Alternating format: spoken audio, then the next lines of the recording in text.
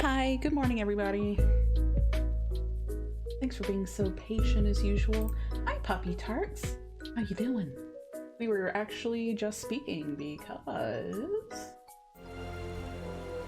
they're here with me now.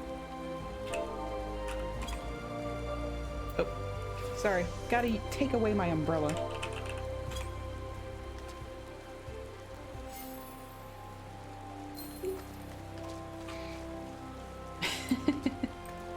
Unfortunately, we will be doing some more MSQ today, so we'll be leaving you behind. But it was good to do stuff with you this morning. Let's see, we're gonna go over to Mordona.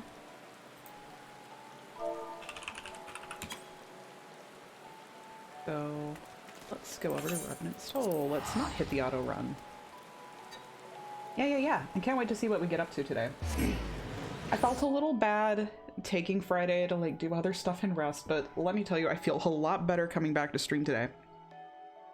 Because on Thursday, I was working off so little sleep. I didn't sleep like really well for like 2 days in a row. But we got some solid Z's in last night and the day before, so it's just kind of good to be hopping back into it with a little bit more energy.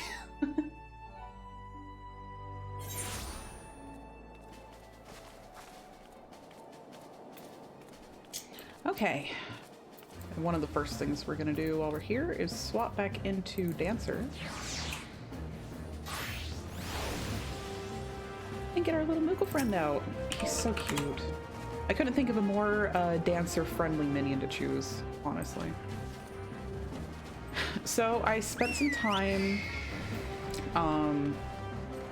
off stream working on Dancer and Red Mage, so we're actually going to be poking at both again today, and I will redeem how badly I played them last time when I first grabbed them.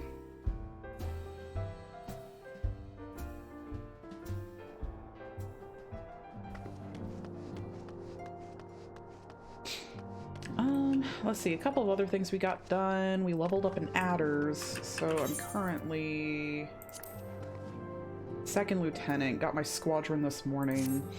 We got a little emblem for our free company. Wanted to keep it nice and simple, but I felt like a little golden bird worked perfectly fine. I didn't really like the banner behind it because it would look more clashy, especially when we start adding it to gear. I think it's a cute feature anyway, at least I'll try adding it.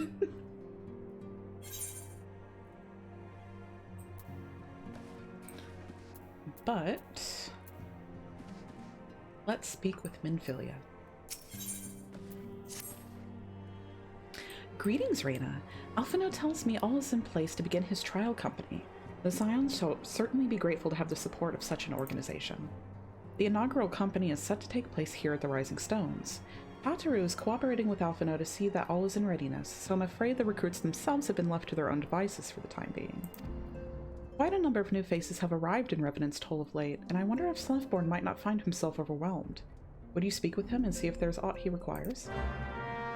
Yeah, we can definitely do that.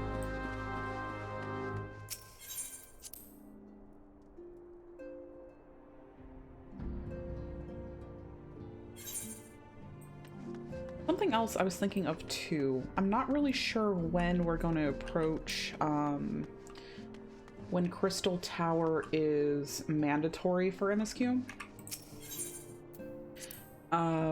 So if we don't get to that, if we don't get to that by next Saturday, I was thinking we might as well just like preemptively go do it. Ooh, dragon. Cool. Super duper cool. Sorry, I got distracted by the dragon. But I figured we would go ahead and just do that on Saturday, maybe make a plan to get that done. Dragon liker? Yeah. Oh yeah, it's Green Endeavor. What can I do for you, Reyna? I thought you'd have your hands full helping out with this new arm of the Scions. I barely noticed your recruits arrive, which was barely a trickle compared to the flood of treasure hunters we have pass here through every day. Green Dipper. While I appreciate your offer of aid to smore your burden that concerns me, I'm told this trial company will answer directly to the antecedent, so I trust that means less work for you in the long run. Slaftborn, the shipment. We couldn't.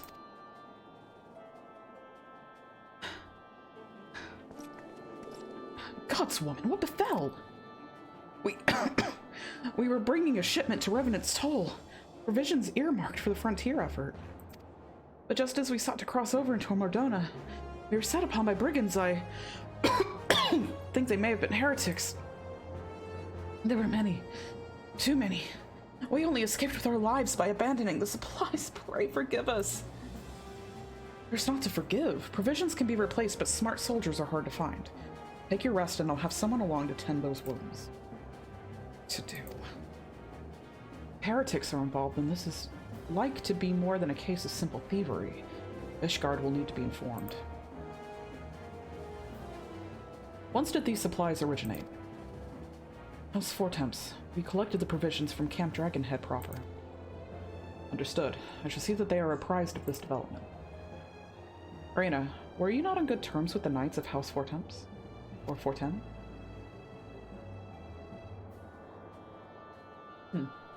I will be sending them a missive immediately, of course, but I would also have you travel there and offer your considerable talents. Yes, I realize I contradict my earlier hopes to lighten your load, but I need someone who can help bring this incident to a satisfactory conclusion. Our favorable relations with Ishgard are far too important to risk half measures. Or tall. Oh. My French pronunciations are just down the drain.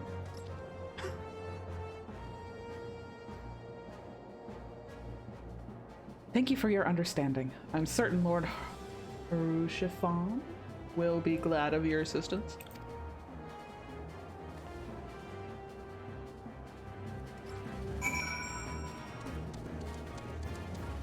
Yeah, like half the letters in the French language don't exist, so... Orchifon. Orchifon. Thank God we have the French in chat.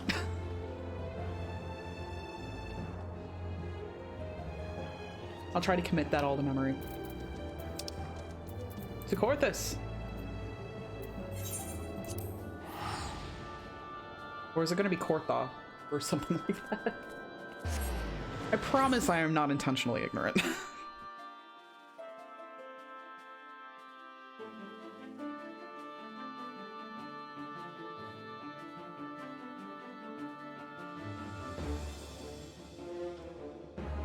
It's Cortha.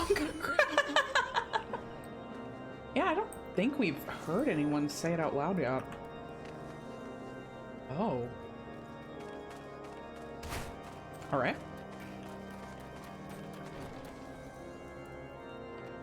I'm gonna hop up at this table, it's fine. Hello, Orchifon. Well, well, if it isn't my fine friend, Reina Vogel. Would you care for a plate of roast caracul? Some mulled wine? Some mulled wine sounds pretty good, actually. No? I see you've not come to my hall merely to escape the biting cold. I was, in fact, on the verge of opening an urgent missive from Revenant's Toll, and I suspect the timing of your arrival is no coincidence.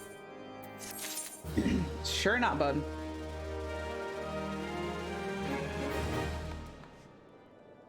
Looks like it's a popular location today, though.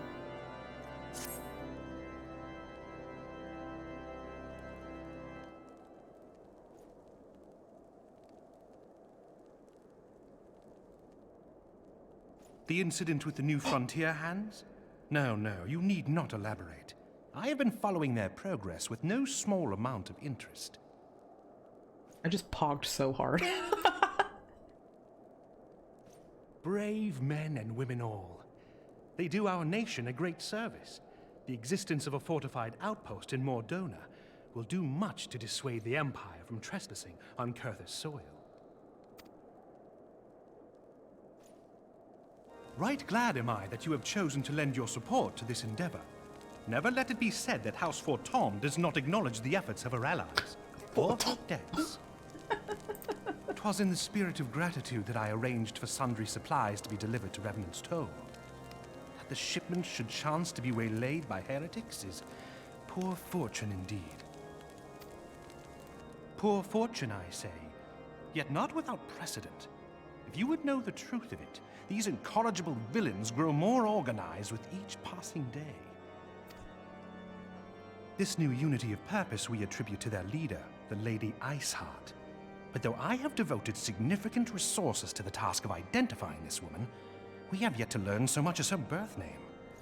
What we do know is that the heretics speak of Iceheart in reverent tones, and would gladly embrace death rather than betray her. Such loyalty is rare indeed, and I fear to imagine what so committed a collective might achieve. The brigands have not yet been so brazen as to risk direct confrontation here in Dragonhead. Some few of their number have, however, been sighted not far to the west of here, and with ever-increasing regularity. A visit to Whitebrim Front may bring you the answers you seek. Will you brave the snows, knowing what implacable foes may lie in wait? Yeah, sure. Halone's blessings be upon you. Though I take no pride in the admission, many of mine own countrymen are not so well suited as you adventurers to dealing with such foes. Were they dragons, it might be otherwise. But truly, I could not wish for a finer ally.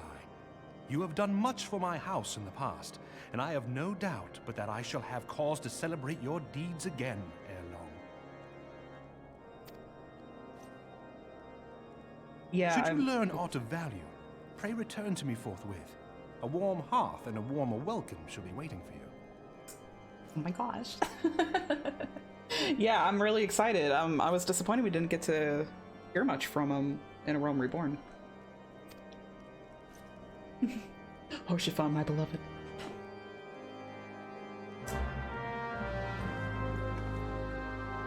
Might be one of those days I need my glasses. Let me just reach for those really fast. Exposing myself as a bad peeper, Zandy.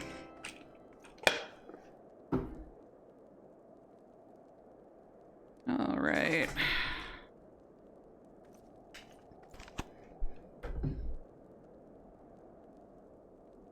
Are you saying you don't have a jar of pickled vegetables on your desk? He's sitting at his desk all day. He needs snackies.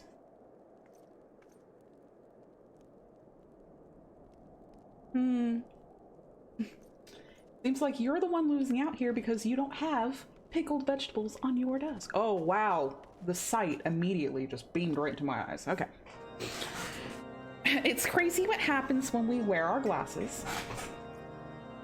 Let's see, as far as desk snacks and other various foods go.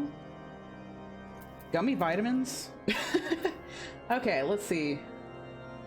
On my desk, I currently have also gummy vitamins, 2 mandarin oranges, 1 protein waffle, a party-sized bag of white cheddar popcorn, and jasmine pearl tea. I don't think Pepto-Bismol counts as that, though. A snack. I'm pretty sure. Throw my waffle. Yeah, I'm working on it. I'm just leisurely chewing my little faux oranges. Pepto is not a snack. You won't even take it as a medication. I'm gonna expose you publicly.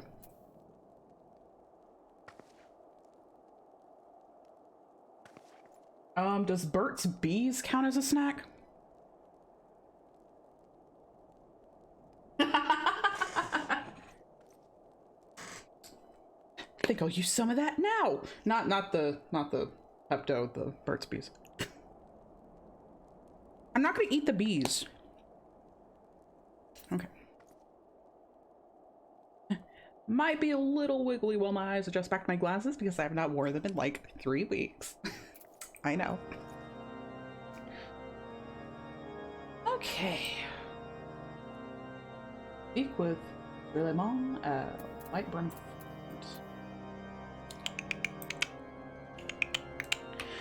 Not too far from here. All right. Time to get our insulated bongo. The cold has done a number on him. In the interest of preventing our bongos from freezing in the cold, we have added new incentivizers. We love insulated bongo. Unfortunately, insulated bongo is not available for petting, but we can pet normal bongo still. Who actually isn't out? What a terrible, terrible misfortune.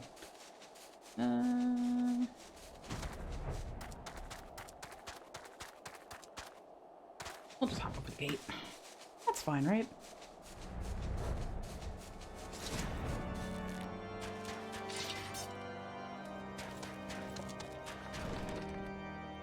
Let's just bring the bongo inside.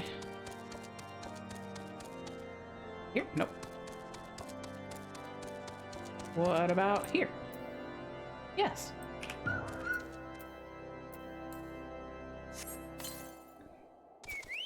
Here we go. Normal bongo.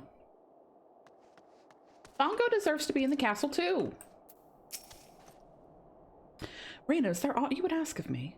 Ray, speak plainly. I am a man of action and need no honeyed words. On the trail of a band of thieving heretics, you say? By the fury, but you do seem destined to cross paths with those villains.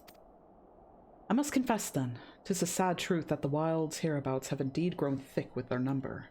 They strike swiftly, without warning, and are canny enough to evade our most able trackers. But 'tis not merely their newfound organization that confounds us. The heretics themselves seem somehow changed. I know not what manner of influence this ice heart wields, but the men we face seem utterly lost in the grip of her righteous fervor. There's an unsettling and unnatural zeal. Perhaps you would care to question one of their recent victims. As fate would have it, your arrival came moments after a traitor was waylaid on the road.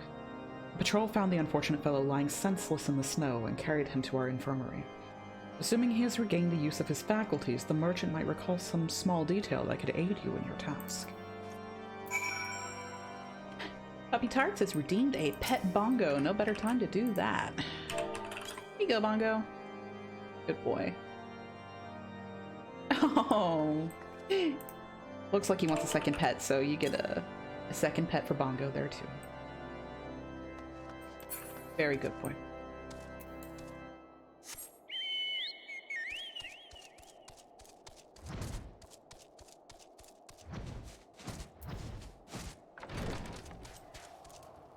Okay.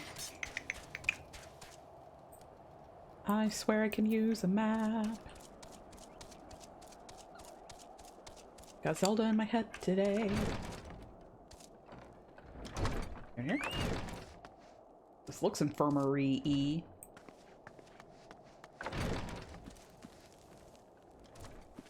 No. Yeah. Oh, stairs! Yes! Tell you what happened? Why, yes, of course. I'm quite recovered enough for that. Anything to help catch these cowardly blackhearts. I was traveling my usual route to Whiteburn Front when a sudden blow sent me reeling. The next thing I knew, I was on the ground and several heretics were rifling through my cargo. Arms, armor, crystals, they were taking everything. 'Twas then that one of them noticed my bleary gaze and stalked over to better acquaint my head with his mace. Before darkness claimed me, however, I distinctly heard the words, "Return to Snowcloak." I dare say that is where they were hauling my goods, but you'll not catch me rushing off in pursuit.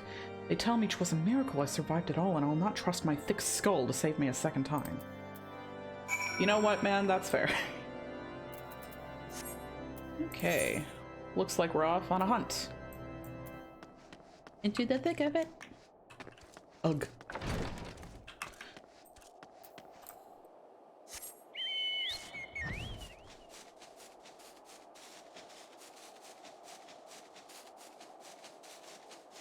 Love Bongo's borbs, his bird orbs.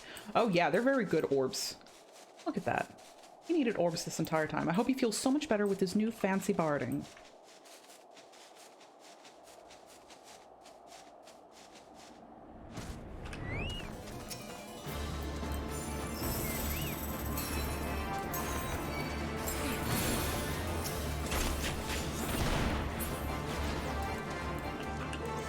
Oh, well, that was quick. I was like, why isn't the ability working? Oh, they're already dead. I love Dancer. It's definitely a lot more fun now that I've gotten more of a hang of it. Oops, didn't mean to sprint. Meant to chocobo. Maybe we can get over there before our cooldown finishes.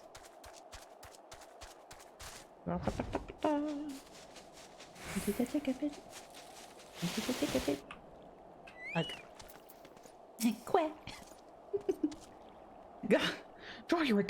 Draw your weapon foul. Wait, I recognize you, adventurer.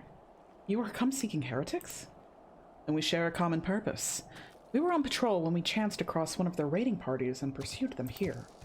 By rights, we should have had them cornered in this ravine, and yet they're gone. Vanished like icy wraiths.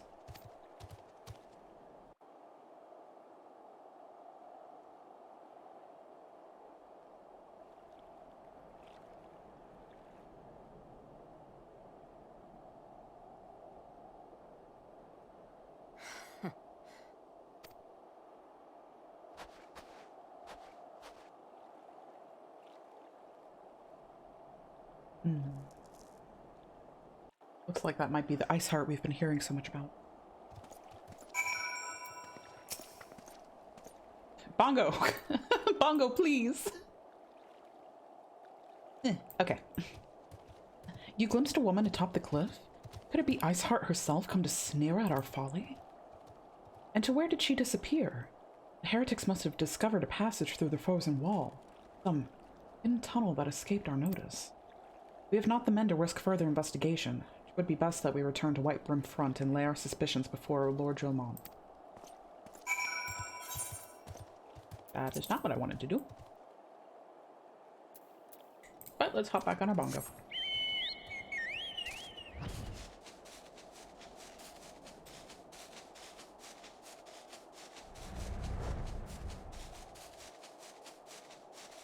The bird orbs are actually navigating tools. They're magnetic, so they're drawn to the pole, so he always knows where he is. Is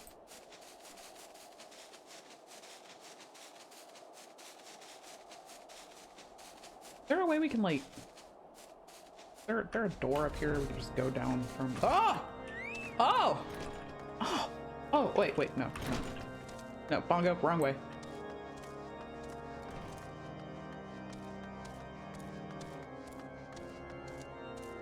Big brain! Big brain! Yeah, just so that we don't, die. There we go. Reyna, it appears I owe you my thanks once again. The surviving knights spared no detail in their report. The men you found near Stokecloak were some of my finest. That they should be bested so handily. I fear I have woefully underestimated the threat these heretics pose. While I understand you might balk at the notion, I must ask that you put aside your mission and consider the stolen provisions lost to us for now. It would be ill-advised to blunder unprepared into what may very well be the very lair of our enemy. Pray, return to Dragonhead and inform Lord Archifon of your discoveries. He will wish to plan contingencies of his own. As for Iceheart and her fanatics, freezing heights of Snowcloak will not shield them from our justice for long. I don't know, a lady named Iceheart might have some kind of a insulation against such things. I'm just throwing that out there.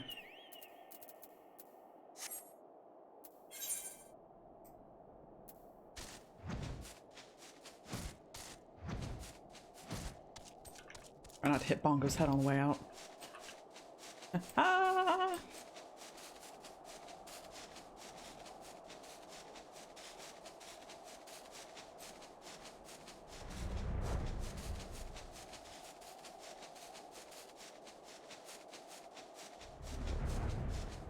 Dancer's outfits are probably not well suited to Korthus, though.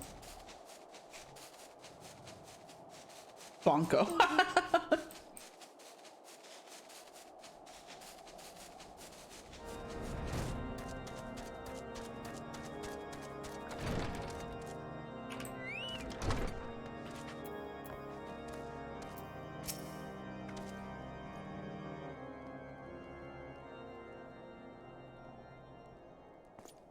Your return is most timely. Of their own accord, my thoughts had turned to your task and the progress thereof. I confess, my imaginings tended toward the grim and bloody.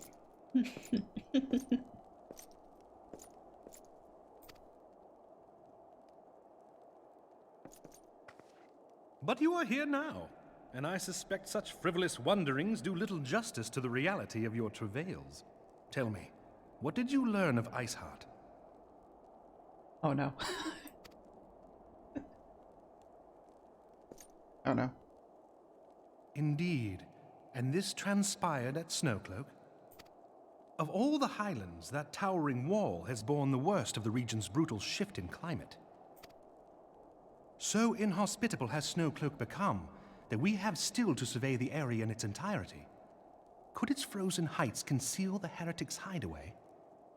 Mayhap a more robust reconnaissance effort is in order. Putting such considerations aside for the moment, we still know far too little of this Iceheart. That she is capable of commanding such a band of fanatics bespeaks natural authority, and no small measure of charisma. Yeah, you wouldn't know anything about that, would you, bud? As much as I would like to fathom this mystery with you, the situation has grown beyond my personal purview. I am bound by duty to inform the Temple Knights and request that they bring this matter to its conclusion. Given the glowing reports the new commander has garnered thus far, I am certain that they can be relied upon to take appropriate action. Though Iceheart's true identity yet eludes us, you have provided us with a point from which to begin. Sometimes it takes but a single stone to prompt an avalanche. Ellison like her Andy. Maybe. On the matter of the stolen provisions, I have already made arrangements for a second shipment to be sent to Revenant's Toll. I could not well allow such an honorable venture to be undermined by one miserable setback.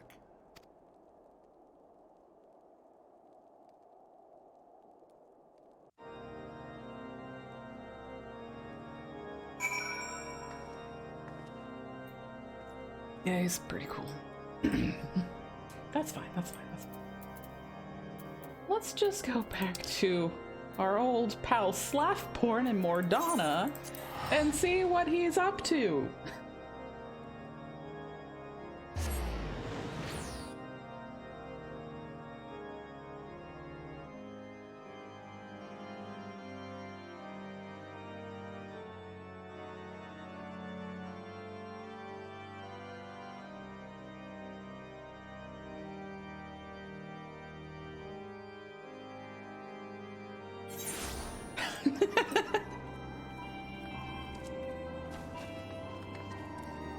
I'm so sorry, and I'm apologizing ahead of time for elf-liker disease. I am so sorry.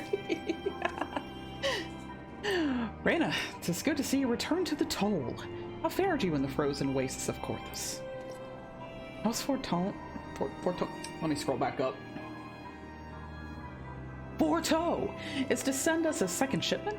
I must send thanks to Lord Archifon for his continued generosity. Yet, even as our town grows in prosperity, I fear it will attract even greater numbers of those who would do us harm in the name of greed or power. All of us, Alphanos new recruits included, must remain vigilant against such threats. Okay, let's see what he got for us. An astromel. Oh, yeah, right. My bad. Can we wear coifs? No.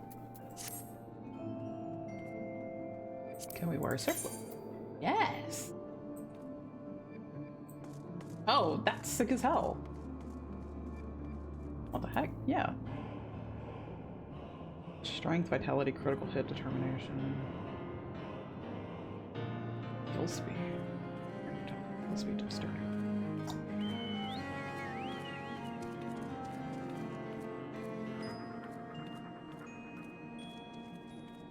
I guess it doesn't super matter which one I choose, honestly. Lancer, Dragoon, Reaper. Yeah, let's get the one we can actually wear. Spent way too much thought on that.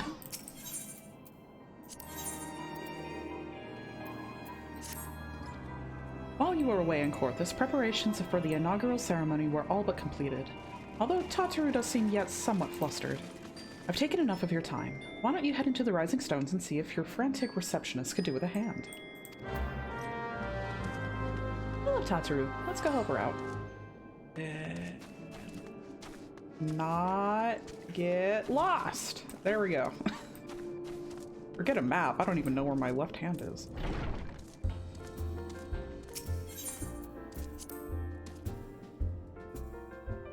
Actually, this might be a good time for, this. Where is it?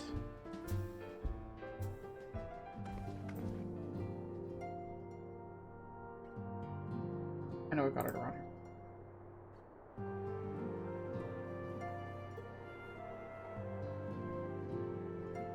Because I made this yesterday while bemoaning my correction.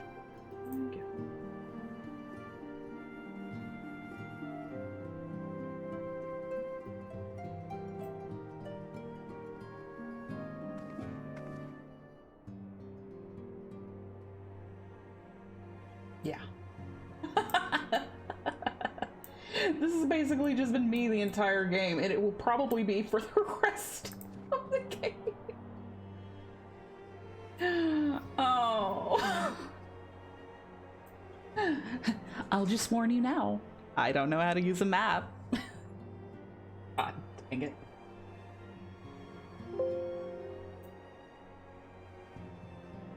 Ugh. Hopefully Tataru doesn't have us use one, because I don't know how well we'll fare. These parchments need to be sorted in these documents. Why are they even here? Oh, I'm sorely tempted to find the lot in my waste paper basket. Ah, Raina, you startled me. You wish to lend a hand? Splendid. Would you be a dear and hand these uniforms to the new recruits? They're scattered about Revenant's Toll, and I haven't the time to track them all down. The recruits know to don their garb immediately and assemble here in the Rising Stones. You'll want to report directly back to Alphino if you don't want to wish to miss the ceremony. I wonder if the Scions will ever have matching uniforms. A well-funded organization is a well-dressed organization, I suppose. That might be fun.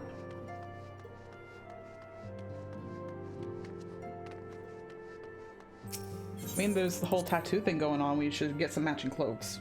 Either that or I should get a tattoo.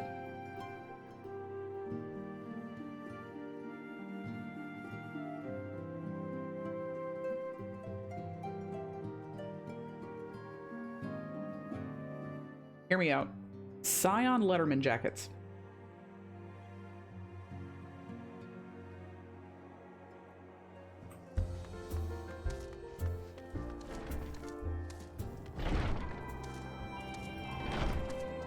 I mean, we technically have the ability to get tattoos. They just need to give us the ability to have the tattoos. Like, in universe, it's theoretically possible. I'm just throwing it out there. Hey, bud. Those who believe this company will see no riches are short-sighted fools. The giving of oneself is an investment in the future. Thus did I sign my name to the cause. Put on this uniform. These uniforms were a splendid idea. Once our organization has made a name for itself, there shall be wealth aplenty in selling replica costumes to the adoring masses. Oh, this dude knows.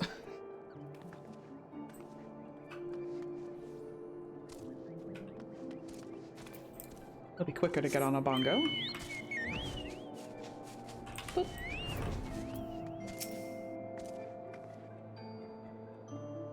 Isildur has at last retired from the adventurer's life. Though I shall miss his wisdom and irrepressible spirit, I'm excited to forge my own path forwards. Ah, yes, the uniform. Thank you. Truth be told, the thought of pledging myself to such a lofty organization is somewhat intimidating. Completely understandable, man.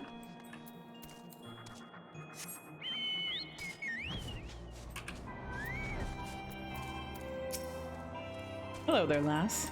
Looking for me, was ya? I'd suggest giving a whistle, but I'm not as sure as I'd hear it amongst all the bustle. Can't stay or I won't get any work done, but hi! Hello, Sleepy. It's good to see you. Hope you get the work done that you need to get done today. But it is good to see you either way. Oh, proper uniforms and all. This thing will cut off the blood in my head. Not to worry though, I'm sure she'll be fine after making a few adjustments. Yes, I love the dancer uniform, and it's perfect colors for her too. I absolutely adore it.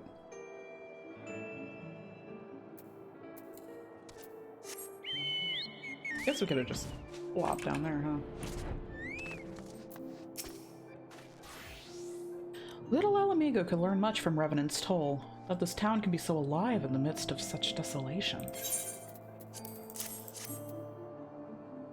I've never worn aught quite so voluminous. Well, I'm sure I'll grow accustomed to the extra cloth in time.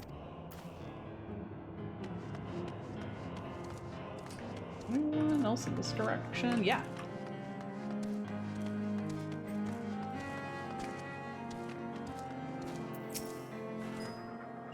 Reina Vogel? Gods, I did not expect to meet you strolling about town.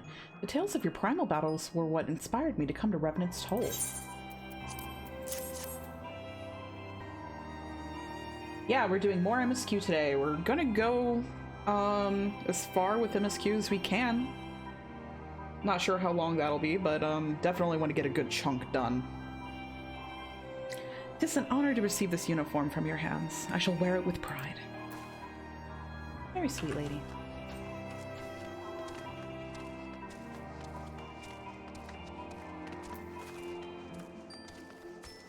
Here, we'll scooch up here and then drop down there, huh?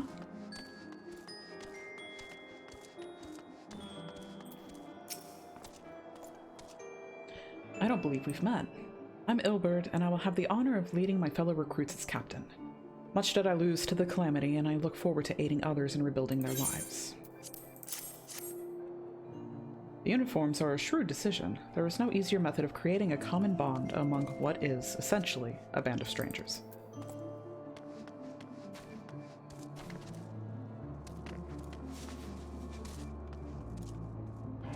I'm not gonna lie, I read that dude's name is Ermungus. I need a moment.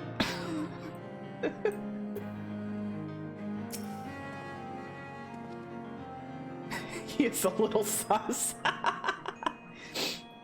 The scarlet garb marks me as a proud member of the Maelstrom and a hardy defender of Limsa Liminsa. Yet in truth, I stand for the betterment of the realm and thought this new company a fine opportunity to contribute on a grander scale. Did you, though? Oh, now that's a striking shade of blue. But alongside my Maelstrom uniform, my wardrobe will certainly not lack for color. I want to see what these uniforms look like!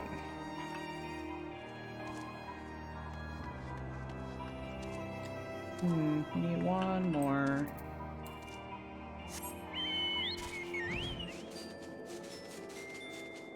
You over yonder? Yes.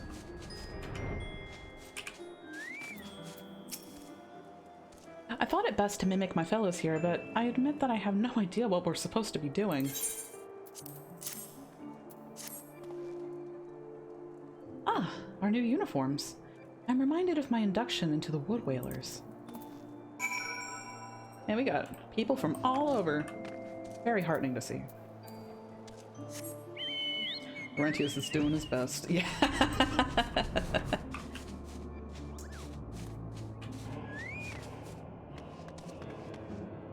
Should we go back into the stones? Yes, no, behind us?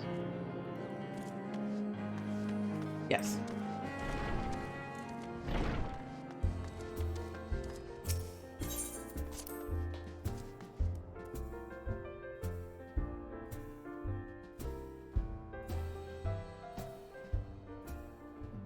Wasn't the bar in Final Fantasy VII called the Seventh Heaven?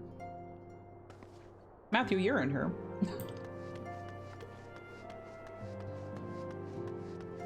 Yeah, I thought it sounded familiar because I did play that little bit of remake. That's pretty cool.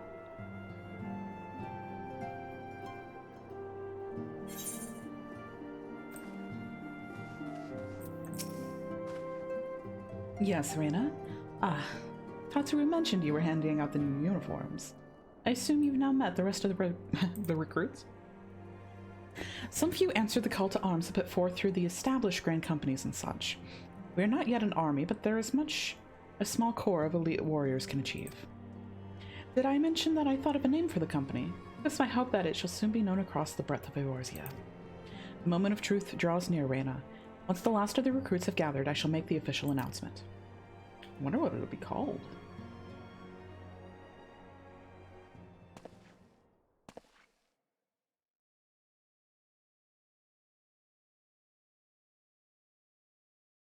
Comrades, your presence here this day signifies the momentous choice that each of you has made. With your strength now pledged to the scions of the Seventh Dawn, you are beholden to no single nation. You stand as the vanguard for a united Eorzea.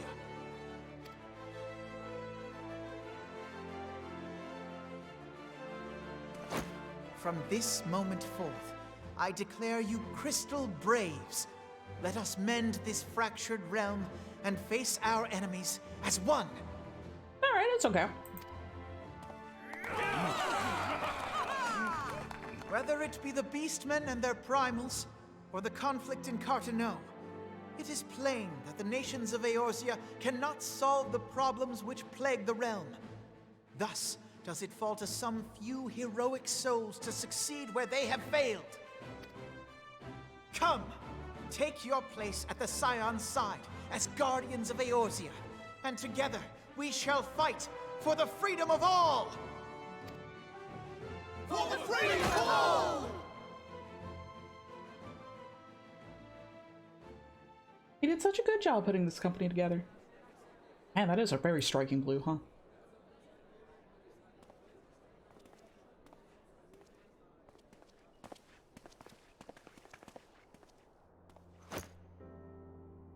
A rousing speech, Alphino.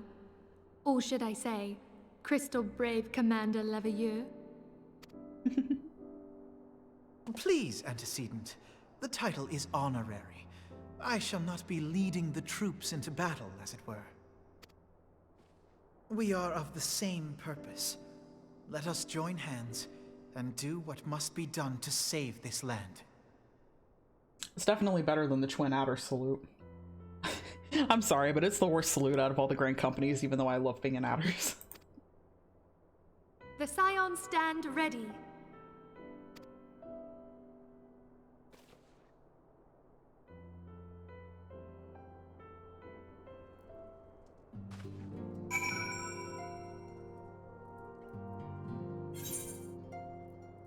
Very good, though.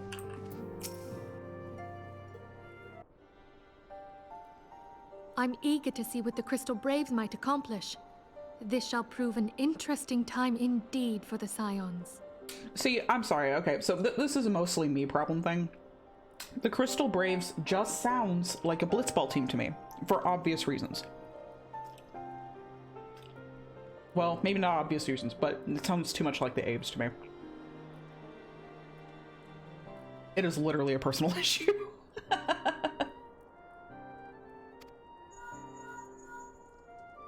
Yes, I'm listening. So our worst fears are confirmed. The entire Isle. Such power defies comprehension. Truly? Kryl is alive? Thank the 12. Kryl? I see. Pray, inform me if her condition changes. Yes, I shall pass on your words to Urianger. My thanks. I shall contact you anon.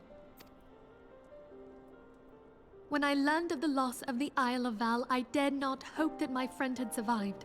Yet, by some miracle, it would seem she has. She's still to regain consciousness, it is true, but better that than death. Putting this happy news to one side, we must now endeavor to make sense of the readings taken by the survey party. It appears the etheric disturbance which accompanied the Isle's destruction is of a magnitude alarmingly close to that of Ultima.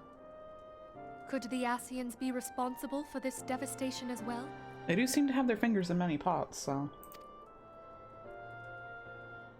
I wonder. Have you heard aught from the Mother Crystal since the battle with the Garleans? No. Then she speaks to neither one of us. Heidelin's silence portends naught but ill, I fear. I mean, considering what happened during the last big battle where she was involved, I'm not super surprised, but it is a little, worrisome. Louisoix, I pray you yet watch over us.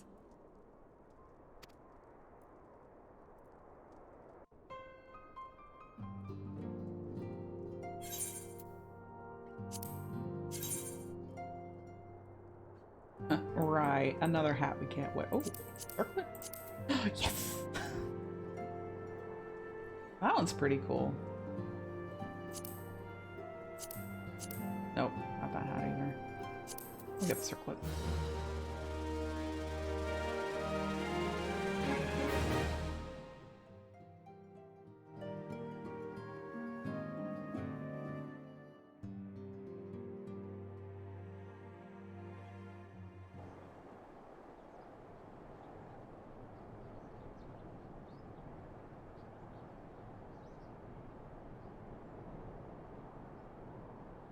Yeah, I'm kind of worried about Heidelin, I'm not gonna lie. I'm not gonna Heidelin. Anyway. Very good. See that the provisions are prepared for transport. Let us hope that the shipment is spared the fate of the last. Boo.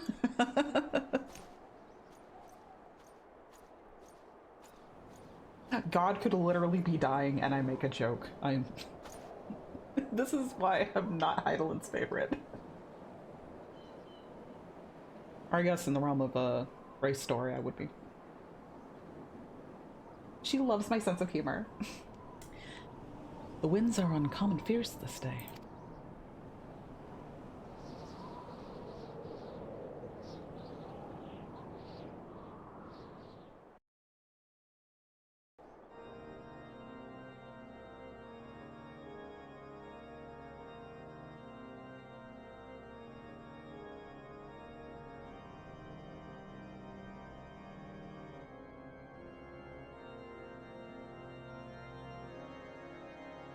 Oh shit, it's the Elf Pope.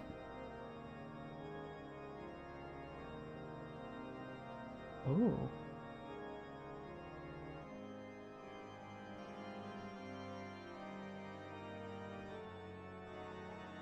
Elf Pope, Elf Pope. Oh no! Ah shit, oh god, oh shit! This is like a very malevolent version of Kronk's two little angel shoulders. Reason number 2, look what I can do.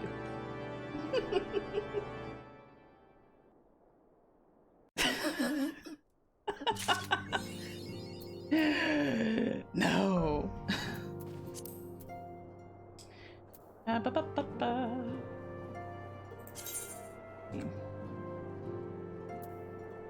Ooh, Defender of Eorzea. Yeah. Well, no, I still kind of like the Heart of the Party one.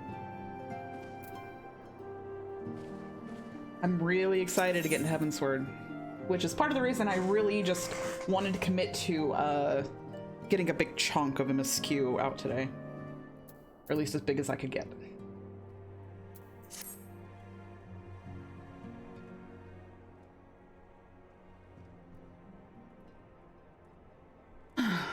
Try as I might, I cannot shake a creeping sense of dark foreboding. But it avails us not to fret about the unknown.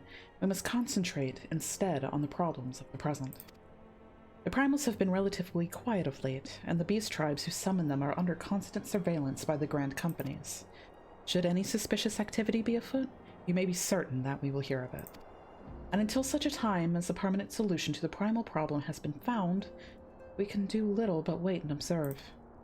As for the Asians, Urianger is wholly dedicated to finding the means by which we may defeat the Dark Beings. Let us pray for good tidings on that front. But all of this you knew already. Let us speak then more of current matters, in particular the state of the Crystal Braves. Alphino did well to found the organization, but ensuring its smooth operation is another matter entirely. Though I doubt not that he is doing his best, I felt that a helping hand or two may not go astray. To this end, I offered to send one of the Archons to assist him, but he declined. You know how he can be, independent to a fault and singularly loath to accept help. Save, of course, when that help comes from you. Alphino has entrusted countless matters of import to your care in the past, and I believe he would not hesitate to do so again, were you to offer.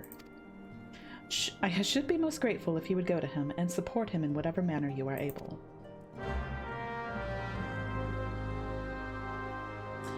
Yeah, I always try to sit myself down for big chunks when I'm plugging through between 2 X-Packs and SQ2. Yeah, it's been nice because I feel like it's been really good pacing. It teaches how to kill.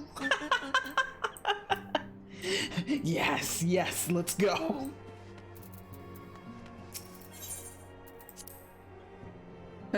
Come a moire.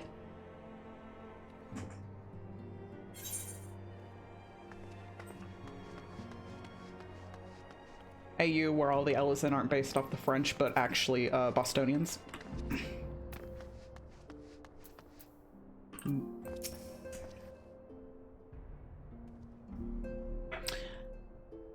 What is it, Reyna? And do be concise, I am rather busy.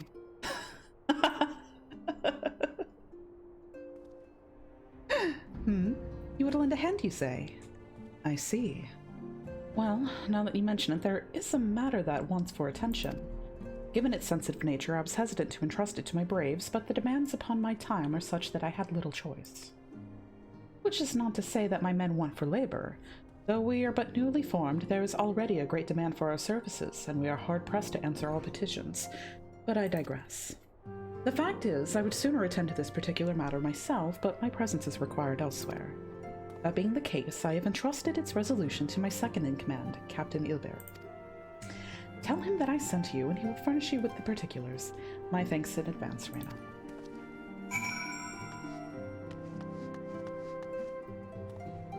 I know where to go. Okay. Oh, well, that's just delightful. You having fun, Thancred? A dazzling floral arrangement, each blossom a peerless beauty in her own right. Ah, the blessing and the burden of an overactive imagination. He's just out here being horny all the time.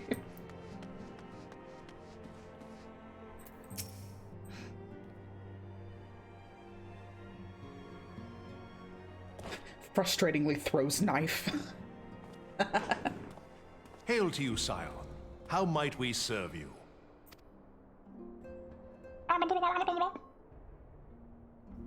Commander Leveilleur bade you serve us? These are welcome tidings indeed. Given the sensitive nature of the task, I could not rely on one of my own.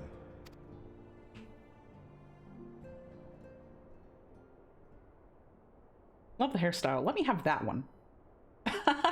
That's quite a look. That which I'm about to tell you, I tell you in the strictest confidence.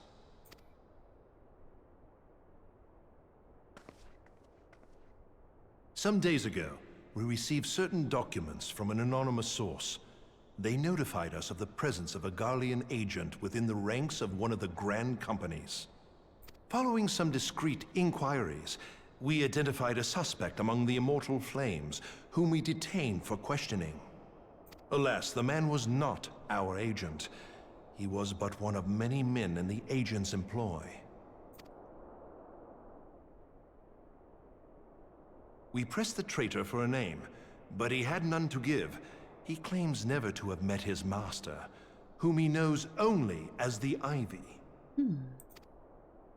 He was, however, certain that this Ivy had coiled itself around every part of the Immortal Flames. It would seem our quarry joined the company some time ago, and gradually recruited others to his cause. These conspirators are the vines by which he learns our secrets, all without exposing himself. It won't be easy to identify the Ivy amidst this tangled mass of subterfuge. But we have a tendril in our hands, and we shall follow it all the way to the gnarled root. This guy's cool. I like him. Now, much as I would prefer to proceed with due discretion, circumstances demand that this matter be settled post-haste. Garlemald's War of Succession nears its end. and it is feared that the Empire will soon resume its march on Eorzea. When it does, we can ill afford to have traitors in our midst. The ivy must be rooted out now. Are those Tal'Tarir's flowers? That's very precious.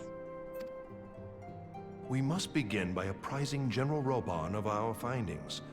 I would ask that you accompany me to the Hall of Flames and remain on hand to see that things go smoothly. Assuming the Ivy's tendrils are as widespread as we believe, he will be aware that an investigation is underway. And if that is the case, he may well move against us. We must be prepared for anything, while taking care not to betray our purposes by seeming prepared. A simple enough task for a one-woman army like you.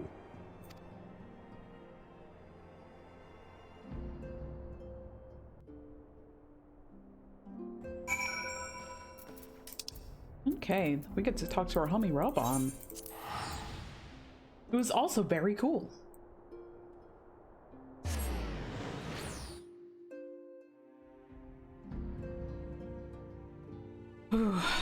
Man, remember the last time we saw him with him and Nanamo kind of sharing that moment? That still gets me. I think about that occasionally.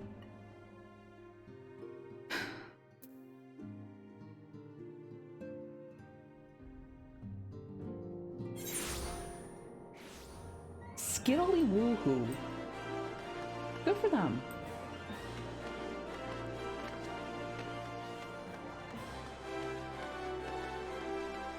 Ooh, looking forward to it.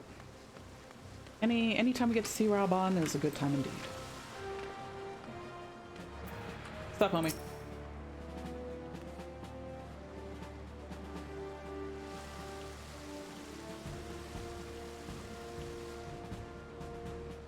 Well, well. What brings you here, my friend?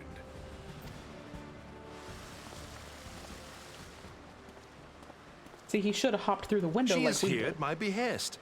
Greetings, Reborn. It has been a while. He might have got here on time.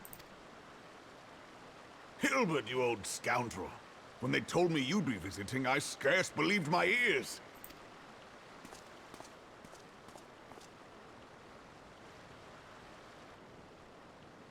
But look at you! The honored captain of the Crystal Bloody Braves. Who'd have imagined, eh? Not many, but fewer still would have imagined your destiny lay in politics, old friend. Aye. We've both come far, have we not?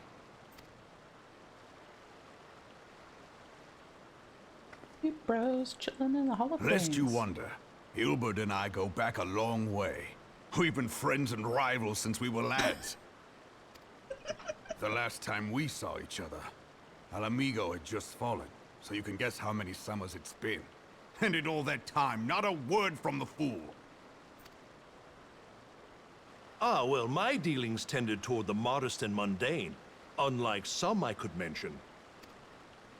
As I hear it, no sooner did you reach Thanalan than the brass blades clapped you in irons and dragged you off to die on the blood sands. Being a stubborn sort, you won 1,000 matches and earned yourself a place in the people's hearts while you were about it. He was so hard. Then, with your mountain of prize money, you bought the Colosseum and secured a seat on the Syndicate. Those balls, brother! Rags to riches does not do it justice. You're a hero to the common man. Ha! Spare me. I am no hero. If anyone is worthy of that title, it's our friend here. Next to her, I'm little more than a glorified butcher. It was precious. He looked a little flushed there for a moment. But you, Ilbert, you sell yourself short.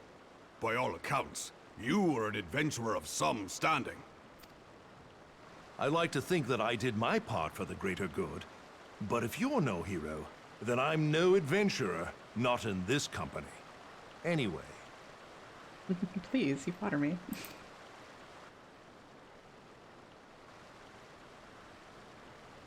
I have tidings. So there has been progress. I've let it be known that this meeting is a reunion between old friends. None will give your visit a second thought. To convene elsewhere would only attract attention, Let us speak here, in plain view of all.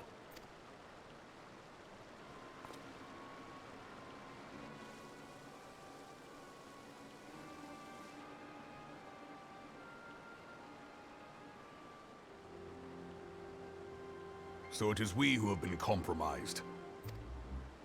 Teleji Adeleji's machinations have shaken Ul'dah to her foundations. In such uncertain times, a man's loyalty may be bought for a fistful of gil. But if this snake has truly been in our midst for as long as you say, we must needs consider a far graver possibility. Conspiracy. Could it be that the Monitarists have been in league with the Empire from the first? Well, they do call themselves the Monitarists. I'm just throwing that out there. Very well. I will have my most trusted men investigate the matter. Continue your inquiries in the meantime. It does me well to see you again, old friend. When next we meet, let it be over a flagon of ale. I look forward to it. Let us reminisce of bygone days, and drink to the future of our homeland.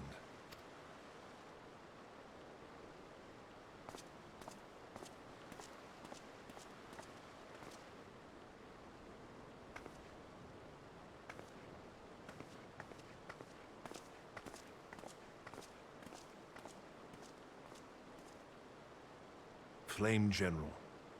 You wear the mantle well, old friend. I must work hard if I'm to keep up. Well, it would seem your services were not required after all. I dare say we have Reborn's prudence to thank for that. Still, I was glad of your presence. My thanks, Scion.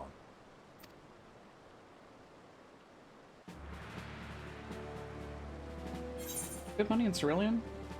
I'm thinking more on the sense of like the play on monetary, kind of one goal, hour game.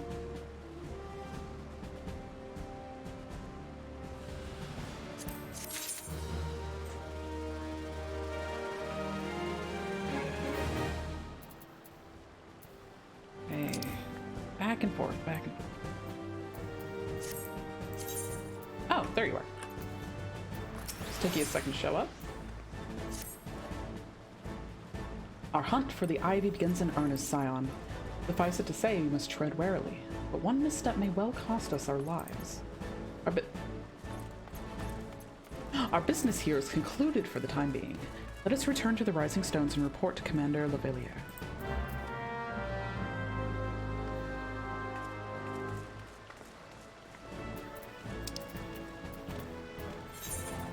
So glad I made Revenant's Toll a favorite destination.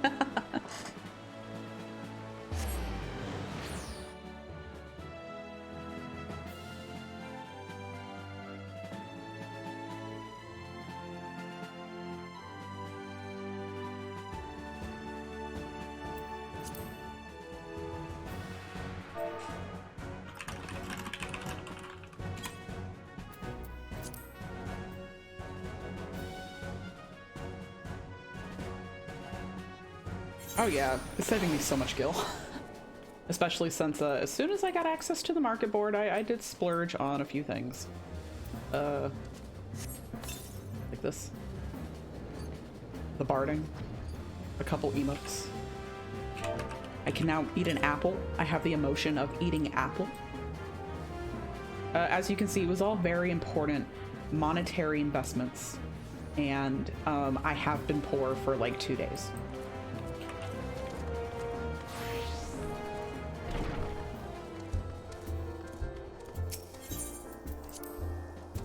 Eating apples absolutely an emotion. Oh yeah, you get it. You get it.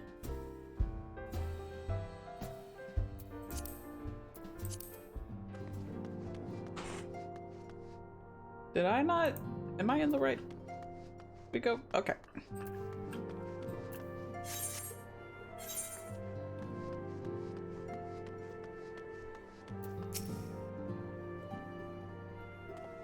Oh yeah.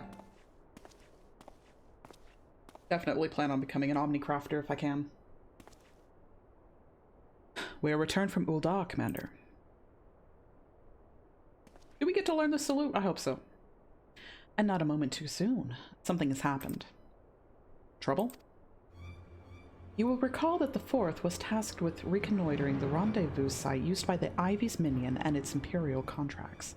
Soon after you left, we received word that the unit was ambushed en route to its destination. God damn it. God damn it. Does anyone... I've been looking for this, like, voice line of some... I don't know if it's like a Duke Nukem voice line or like a fan-made thing, but he just goes, God damn it. And I can't friggin' find it. I've been looking on and off over the course of a few months. I cannot find it. It's driving me insane. Ugh. According to the report, one of ours has been taken captive. The Garleans are not wont to treat their foemen with dignity, and I have grave fears for her safety. We must dispatch a rescue.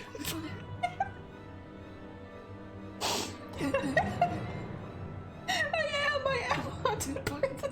It's driving me insane.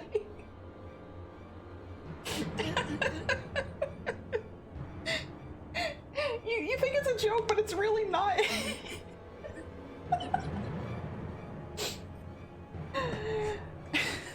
Like, I've been looking for months and I can't find it.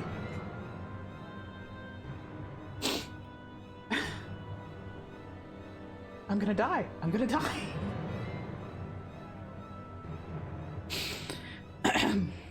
We must dispatch a rescue party at once. Recall those braves who are afield. Begging your pardons, Commander, but we have not the time. I'm afraid I must ask for your aid once more, Scion. An ill-prepared rescue party will only serve to provide Garleans with more captives, yet time is of the essence. Simply put, you are the best chance we have. Captain Ilbert has the right of it. I trust you are willing, but of course you are. Now, Aliana of the Fourth lies in wait in the Tangle near the entrance to Castrum Sentry. Seek her out, and she will apprise you of the situation.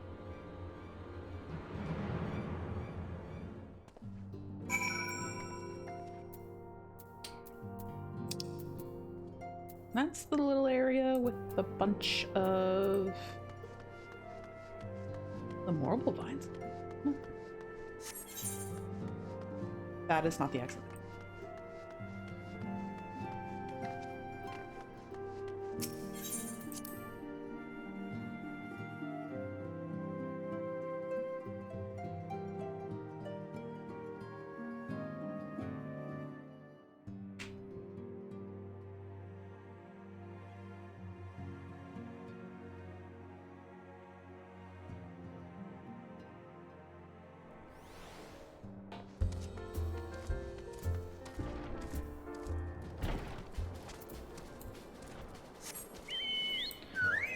Okay.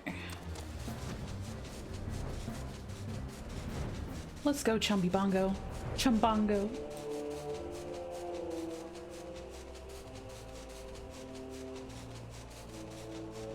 Pet Bongo?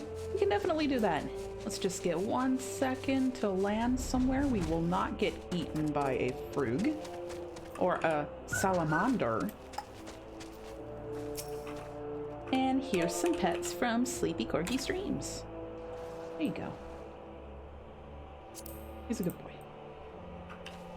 Bongo appreciates all the love. Oh, these guys are literally over here. Oh, you're not part of these guys. You're a rando. I hope you got your spell, Blue Rando. Yeah, I love this barding. It was the one on the market board that I just absolutely had to have. And a hydrate. Thank you, Puppy Tarts. I will hydrate right now. Which, good timing, because I just realized all I had today to nourish my body with liquid was a single cup of coffee. It's 12:48 p.m.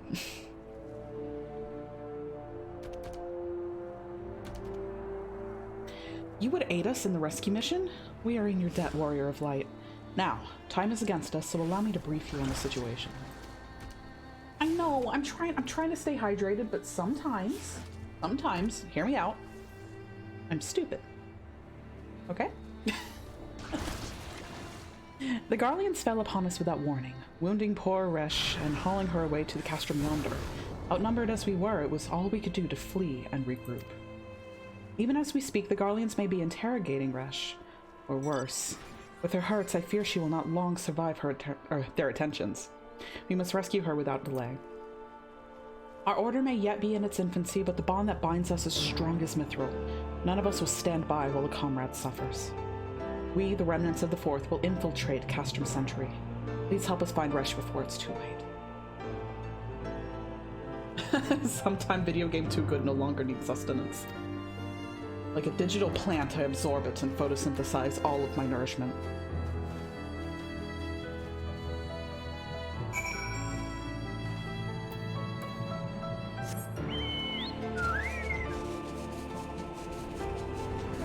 We're gonna take the most inconspicuous minion, mount, and just kind of infiltrate this one little area. They'll totally... You're not looking, you're not looking. You are not looking.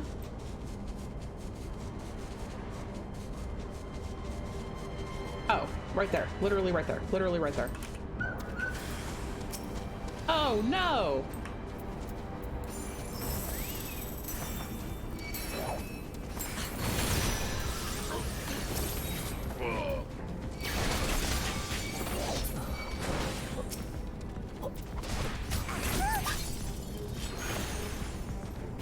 Anyone else?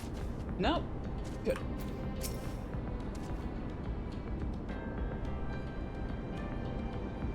Well, we didn't get caught, did we?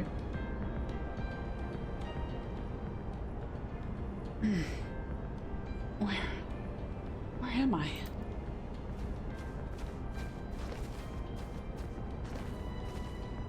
Resh, thank the gods we found you. And thank you, warrior of light. Now to quit this accursed place. Resh cannot move with these wounds. She will need to be carried out. I believe a diversion is in order. Might we trouble you to provide one? Given your reputation, I suspect the Garleans will only be too happy to grant you their undivided attention. If you were to create a commotion within the castrum, we should be able to steal away unnoticed. Let us speak again once we are safely outside these walls. I'm sure I can get someone's attention. I got some shiny moves now. Let's start here.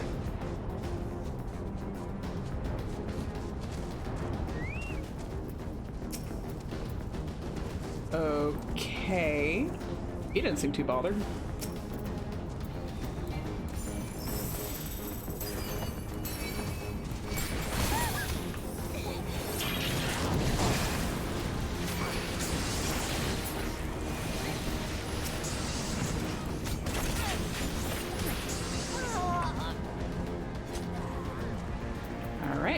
One down, 2 to go. We're not gonna bother with the small fries.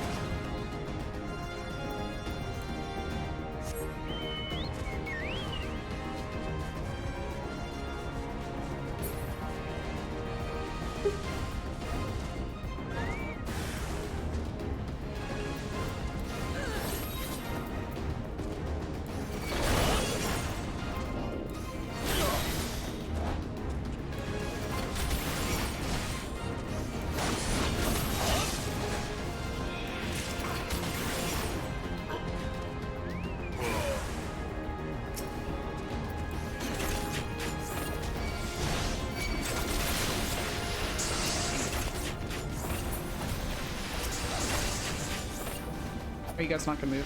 Okay. Kinda hoping to get the rest of you with like a move, but doesn't super matter. Let's head over to the tangle. Hope we don't get tangled up in some nonsense.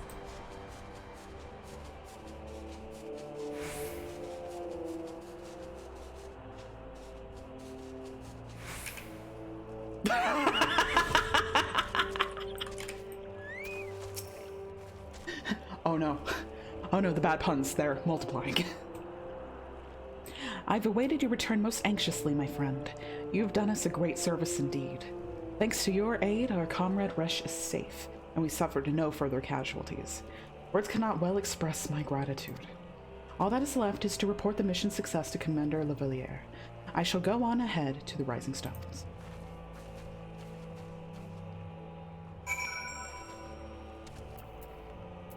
What?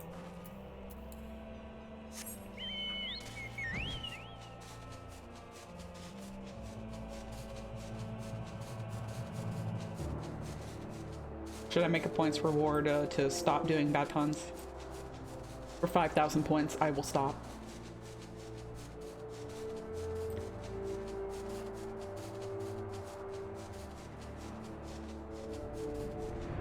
But only for like 5 minutes. I don't know if I can commit to anything further than that. It would be a little pointless.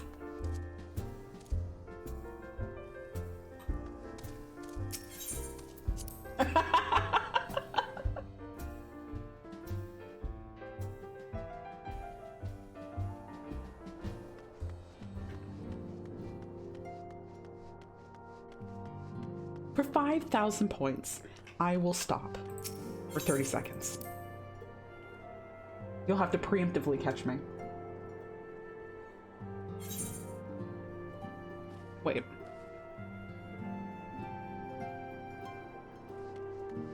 Force of habit, force of habit.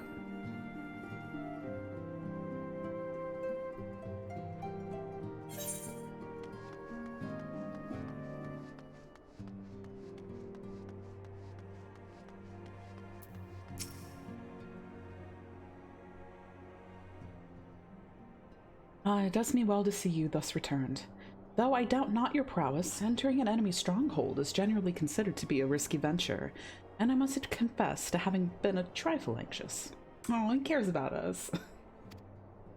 But here you are, hale and whole, having succeeded in your mission as is your wont. Lest you wonder, the woman you rescued is being cared for by the Domans. Thanks to their expert ministrations, the danger is past. You have my gratitude, Reyna.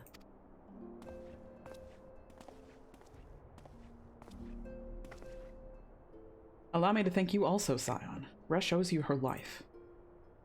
We escaped with minimal casualties this time, but we can ill afford to be caught off guard again. The Empire is not an opponent to be trifled with. As you say, Commander, I will see to it that the men keep their wits about them. And it may yet take time, but I will not rest until we have identified and apprehended the Ivy. I have every confidence that you will succeed, Captain. As for you, Reyna, I realize you have scarce caught your breath, but I'm afraid that there is no rest for the weary. I require that you accompany me to Korthus. I've been granted an audience with an Ishgardian dignitary, you see, and the men expressly requested your presence. Oh, do not look so surprised. You should be familiar with the trappings of fame by now. We shall depart as soon as you are ready.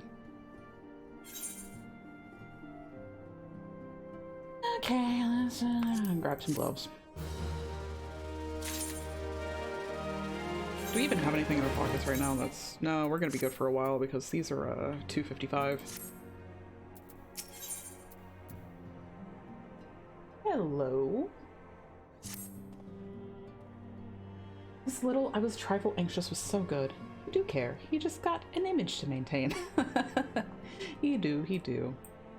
It's good to see him opening up a little bit by little bit, though. We've been blessed with a rare opportunity, Reyna, an audience with an ambassador of the Holy See of Ishgard. We are to treat with Ser Emmerich, Lord Commander of the Temple Knights and Camp Dragonhead. It is considered a great honor to serve the Holy See directly as a Temple Knight. Needless to say, their leader wields tremendous political influence. We would be wise to court his favor. For that reason, I consider your attendance essential. Sir Emmerich wishes to meet the woman behind the legend. I would not deny him the pleasure of your company. The antecedent should see the wisdom of this plan when you request her permission to accompany me to Korthus. Mayhap you feel this to be a waste of your talents, which could doubtless be put to nobler use. If so, I should remind you that more good can be accomplished with the stroke of a pen than the thrust of a sword. No, I think it's a great idea. I do think our social relations are incredibly important. Especially with something as monumentous as the Holy See.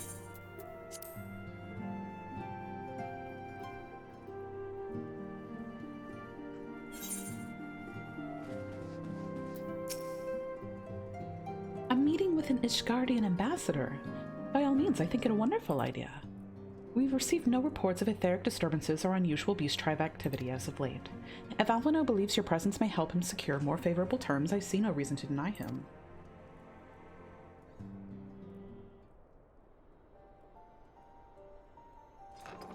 It's great that we get to see him. Antecedent. I take it Reyna has explained the situation. She has. Yet welcome though these overtures are, I cannot help but wonder what prompted them. The Ishgardians have spurned all contact with the other city-states for decades. Why reach out now? Would that I knew. The question of their motives is one to which I have given no small amount of thought. Alas, I know no more than is generally known. The notoriously reclusive nation of Ishgard is situated at the center of Abeletha's spine. Ruled by the Ishgardian Orthodox Church, at the head of which presides the Archbishop. Members of the original Eorzean Alliance formed in the wake of Alamigo's fall some 2 decades ago. Friends of convenience who withdrew from the Alliance as soon as the Imperial fleet was routed at the Battle of Silver Tear Skies.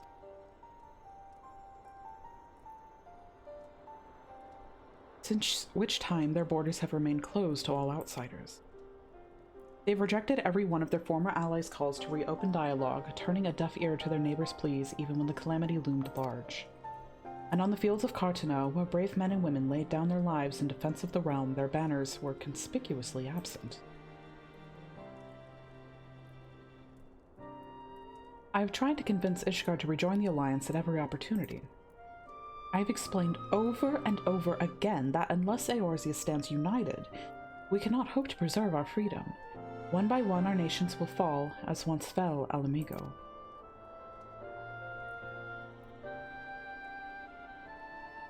And what have mine efforts yielded? Why not? Surely this can be considered a step in the right direction? I should hope so. Rather than the lowly messengers we have been fobbed off with the past, this time we shall meet with a man of genuine influence. Of course, I am not so naive as to think that they come to us from out of the goodness of their own hearts. We have something they desire, though I have yet to find out what. Such is the nature of diplomacy. They will bring their agendas to the negotiating table, and so will I, along with a handful of incontrovertible truths. The Empire will soon be at our doorstep once more. Indeed, you may be assured that I will expound upon this point and others. Let us depart for Camp Dragonhead, Reyna. Our old friend, Lord Orchiffon, is expecting. Since our quest to recover the Enterprise, I understand you have further ingratiated yourself with the man. Excellent work. His fondness may prove useful to our cause.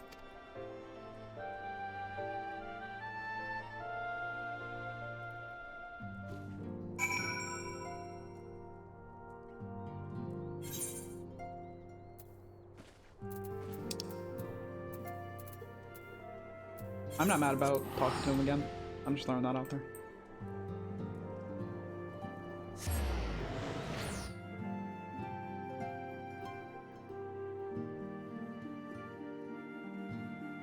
I'll bet you're not.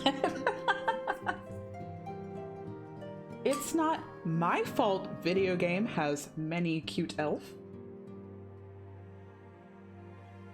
And he's so charming. How can I, you know? How can I not be happy about that?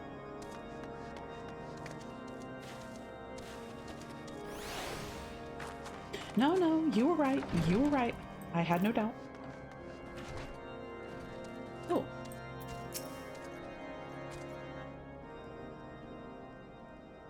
Ah, Reyna, ever a welcome sight. Our hearths have been stoked to a blazing in preparation for your arrival. It would not do for such a distinguished personage to catch cold whilst enjoying our hospitality. The gesture is much appreciated. I fear I shall ever struggle in cold climates. Ah, good Master Alphino. An honor as always. Likewise, Lord Ashifon. Forgive us yet another imposition. I fear we have relied overmuch on your aid since you so generously assisted us in locating the Enterprise. Nonsense. Any debts incurred have long since been repaid. Besides, who am I to say what the future may bring? Us, Photon, may even seek the aid of your newly formed Crystal Braves. In any case, I am simply delighted that the Holy See is at last willing to grant you an audience. No doubt your discoveries at Snowcloak help to justify the decision. This recent resurgence in heretical activity is a grave concern to us all. But to the matter at hand. Sir Emmerich arrived in Camp Dragonhead earlier, and I am told he is eager to meet with you at first convenience. You are doubtless weary from your journey and desirous to rest a while by the warmth of our hearth. But if you are willing to forego such comforts, pray inform the night station outside the intercessory. He will grant you entrance and send word to the other attendees. As inviting as your hearth sounds, I think it best we proceed to the intercessory forthwith.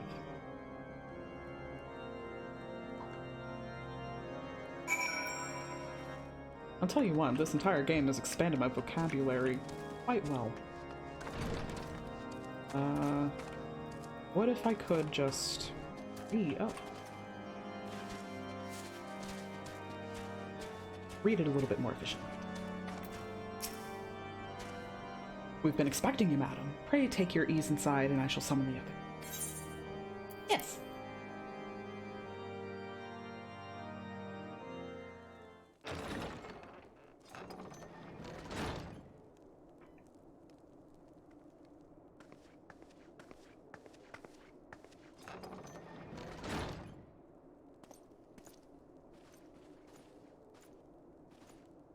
Have faith, my friend. You need only state your case with confidence and clarity.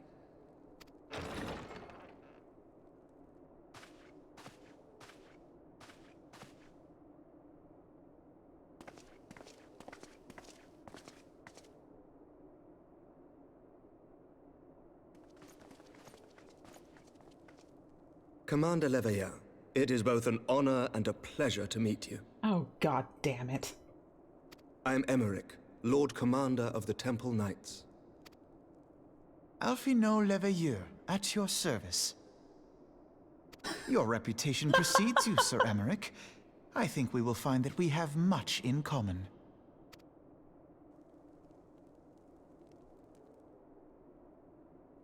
Speaking of reputations, yours towers over us all. Does it not? It does indeed, Lord Commander.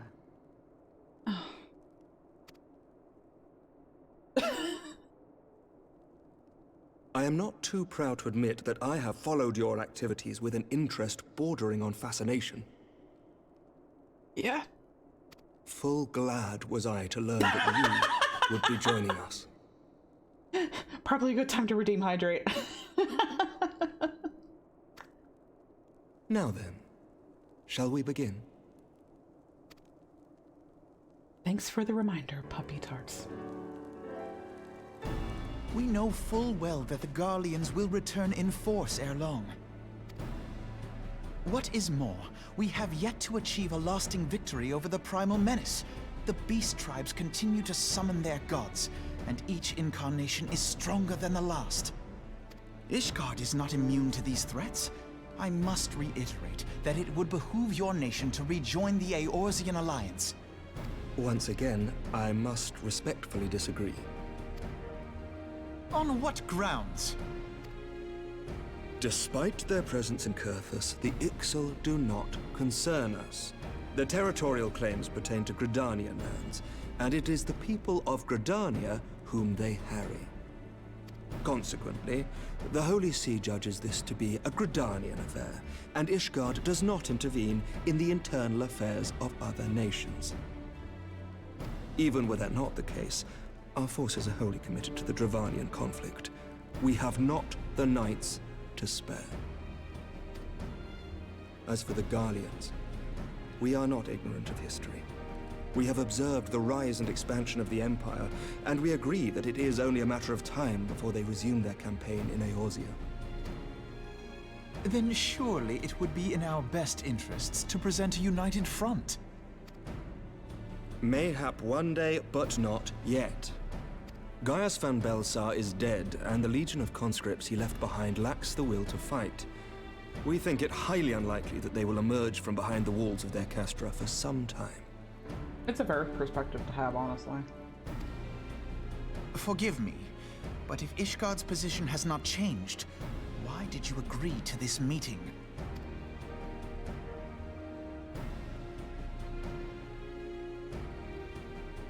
It was not only as a representative of Ishgard that I came here. Pardon? It is not within my power to change Ishgardian policy, regardless of my personal feelings. There is, however, one area in which I may exert a measure of influence. Concerns have been raised over the supplies House Fortin has offered to Revenant's Toll. These have led to calls for restrictions on the provision of aid to foreign powers. I can ensure that the shipments continue unabated. Sir Emmerich, we would be in your debt. No, you would not, for I require something in exchange.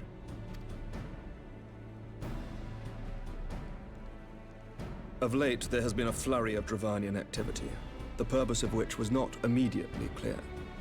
However, our astrologians have since observed alarming changes in the heavens. The dragon star waxes unnaturally bright, and there are whispers that it portends the resurrection of Midgard-Sorma. The fallen guardian of Silvertear Falls? That's absurd. Full many times have I gazed upon the dragon's corpse still wound around the Agrius, and wondered how different our world might be if it yet lived to plague the skies. Wait a minute, is that the dragon's body that we saw at the bottom of the ravine? Hold on, I think I've got a screenshot from my folder.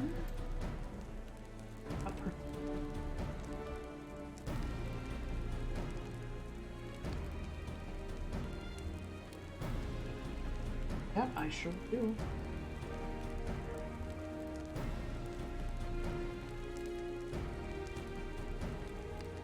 This one.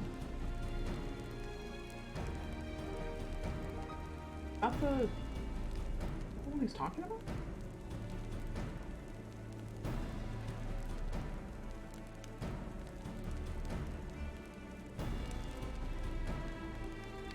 The only one I've seen.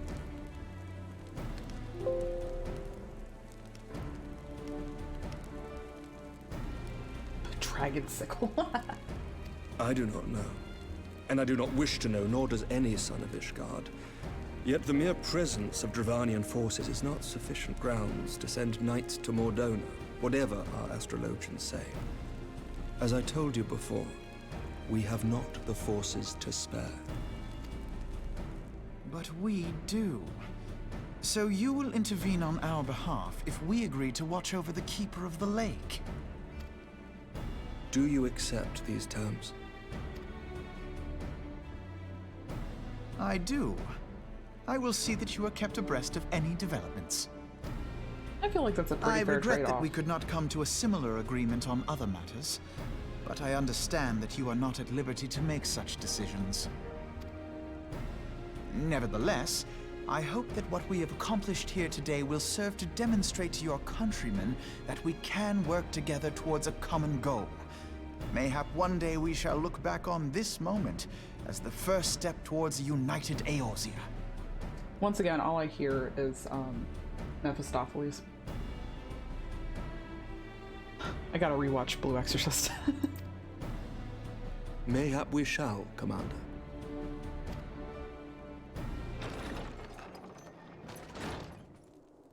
What is the meaning of this? The caravan, my lord. It's been attacked. It was Iceheart, my lord. Oh, no. What? By the Fury! All our precautions were for naught?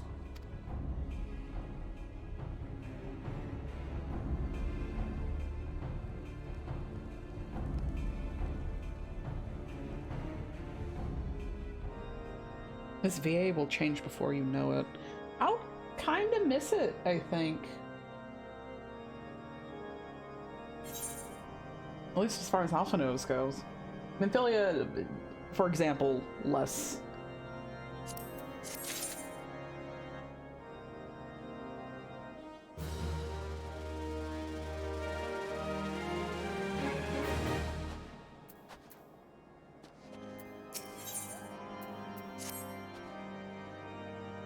Just when we were starting to make progress. And to make matters worse, the caravan they spoke of was bound for Revenant's Toll of all places. Honestly, were I so inclined, I should think that the gods were conspiring against us. Happily, however, I am not. I would know more of this attack. Let us speak with Lord Archifon and find out what he has learned.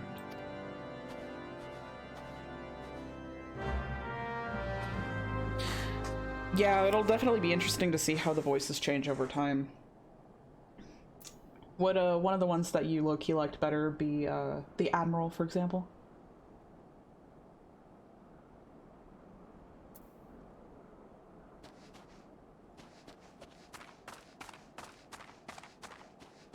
Yeah. That's fair, that's fair.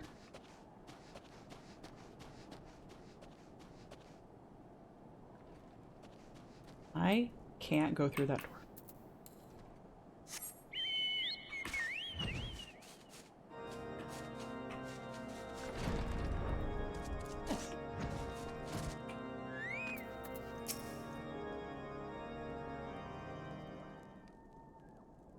My sincerest apologies for the interruption, my friends, but the situation is such that we must act swiftly. If you would be so kind as to elaborate. Iceheart's heretics fell upon the caravan bound for Revenant's Toll as it was passing through the Boulder Downs. 'Twas an ambush, swift and ruthless. In an instant every knight was slain, every crate seized. Then, as quickly as they had appeared, they were gone. It would be an impossible feat without knowledge of the route, knowledge to which only a select few are privy, I presume.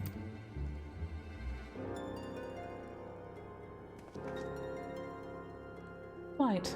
We can pursue that avenue of inquiry in due course. It seems to me that examining the scene of the ambush should be our first concern. The trail is yet warm. We must act swiftly, as Lord Archifon said, lest crucial evidence be lost. You have a knack for discerning hidden truths, Reyna. Why don't you go and inspect the ambush site in person? An excellent idea. Inform my men of your intent upon arrival, and they will gladly share their findings.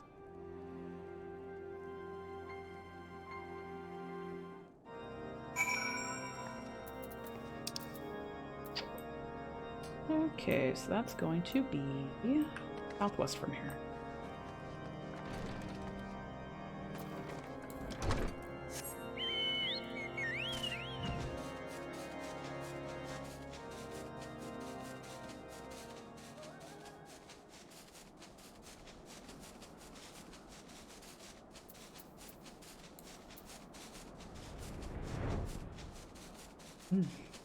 Very cloudy out today. Well, foggy. I mean, fog is just ground clouds anyway, so it kind of still works.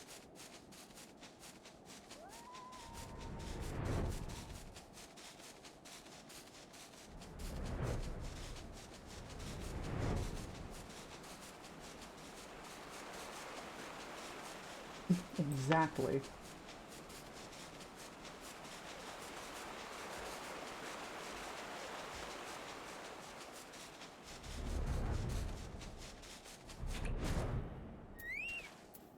We're gonna feed Bongo 2 Gishel Greens.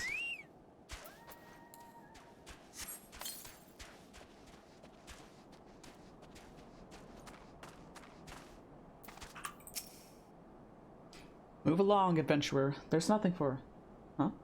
Lord Archifon bids you speak with us? Then you must be... Oh, beg your pardon, Scion. As you can see, they left nary a crate behind. Tipped the wagon for good measure, even. The whole thing's a bit odd, if you ask me. Wouldn't it have been easier just to steal it? Though a damn sight harder to conceal it, I'll allow. Reckon they came prepared, probably with wagons of their own hidden away off. But pay no heed to my ramblings. Absent of proof, 'tis naught but speculation. Might be as the squire receiving care at the observatorium could tell you something more factual. That is, if he's awake. Unlike myself, he was there during the attack. Not that his presence amounted to much.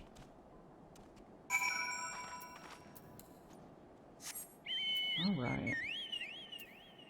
Yeah, when I Fantasia'd, the first thing I noticed was Bongo had a growth spurt. And that he just looked so huge compared to what I was used to.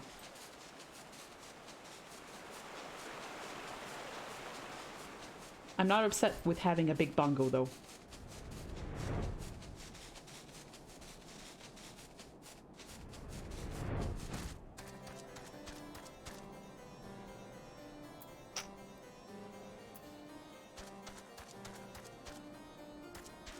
Up here? Yes? No? No. In here? Yes? No. No. Yes. Eh? No.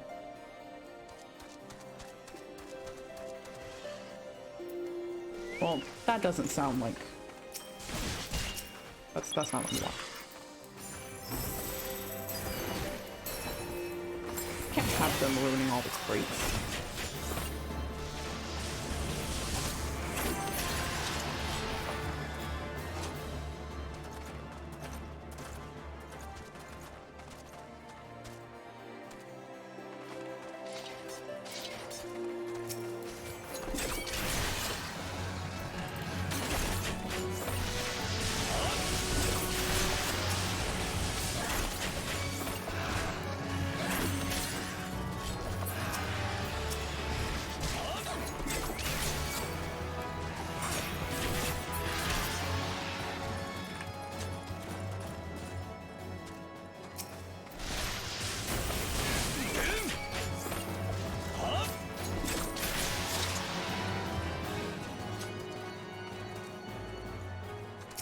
The chocobos for Lalafels are really just walking chicken nuggets.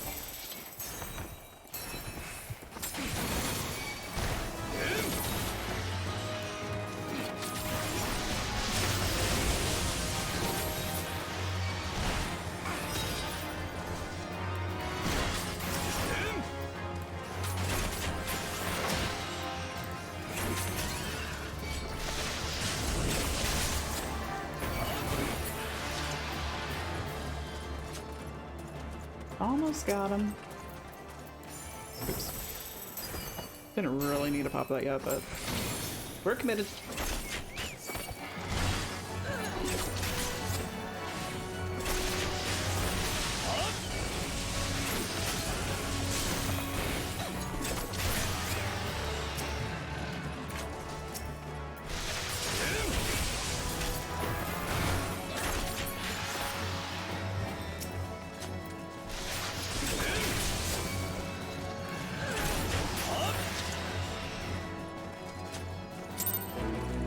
Hooray! Very good. Now back to business. Wherever that business technically is. Zoom. Looks like it was supposed to be here. Mayhap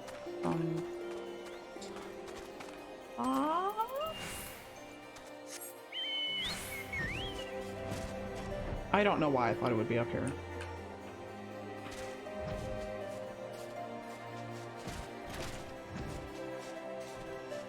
This? Oh, the door does open, actually. Never mind.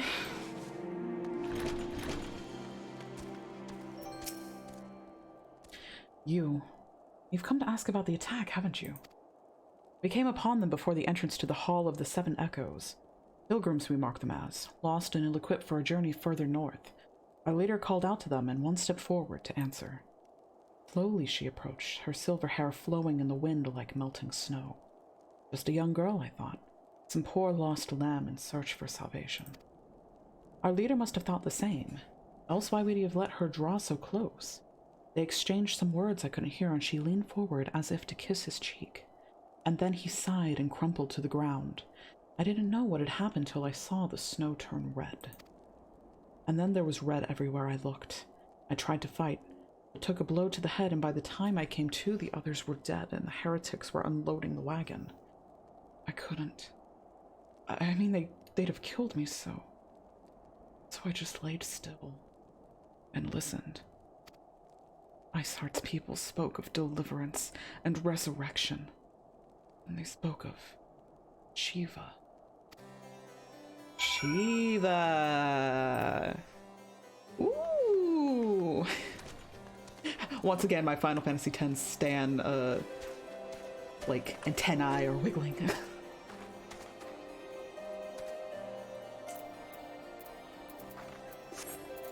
Ain't mad to hear that name, I'll tell you what. That's not the thing we wanted to open.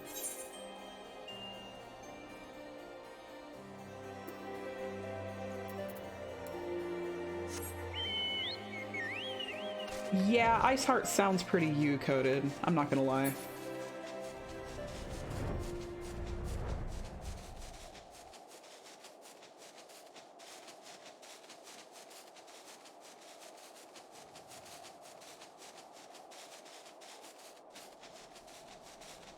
For real and for truth?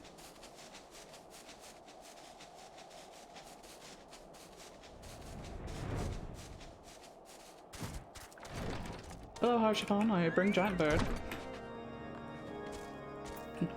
You two often up. Bongo, don't walk on the table. That's so rude. I am so sorry, everybody. Ah, you've returned. What news have you for us? It seems the Lady Iceheart does not scruple to sully her hands with blood. Who is this Shiva the heretics spoke of? Definitely gonna be a new primal. Definitely gonna be a new primal. Have you not read a single line of the Enchiridion, Master Alphino? Shiva was a traitor to kith and kin, an apostate who lay down with dragons. Good for her! Now, we cannot expect all foreigners to know Ishgardian scripture so well, particularly when it concerns the patron saints of heretics. Wait, you say she is the patron saint? Oh no, it all makes sense now. Lord Archiphon, what was the caravan's cargo?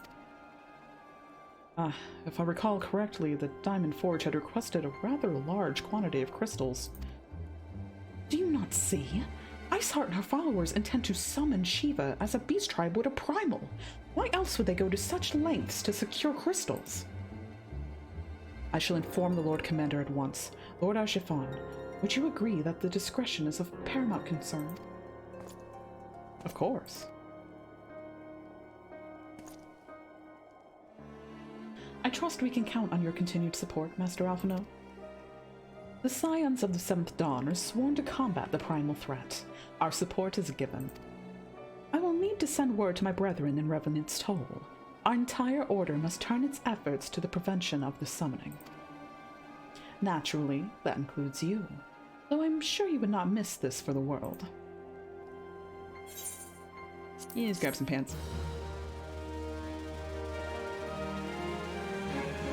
Yeah, I wouldn't miss seeing Shiva for the world. I absolutely would not. Bongo! Shaking my damn head. The persistent attacks on our caravan seemed a little more than a nuisance at first. The heretics were a problem to be sure, but a relatively minor one. That was before I discerned the purpose behind their attacks, of course.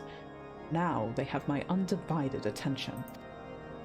After apprising Minfilia of the situation, I shall summon a unit of Crystal Braves to assist us. As for you, Reyna, pray join me in Whitebrim Front. Since the incident at Snowcloak, the Knights at House Dulinaire have redoubled their reconnaissance efforts in the region. It is my hope that they have information which may help us to determine precisely where the heretics are hiding. Given our mutual enemy, Lord Dramon should be eager to oblige us. I shall see you there, then. Good.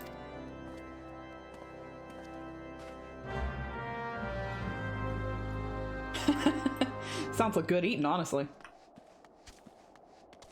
Chocobo. So sorry you had to hear that, Bongo. It's like, what?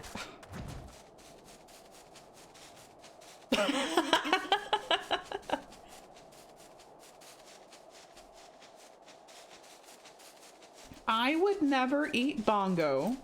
I would never eat bongo with a very nice marinade or roasted over a big fire. I would never eat bongo. I would never eat bongo. I would never eat bongo with a delicious seared char.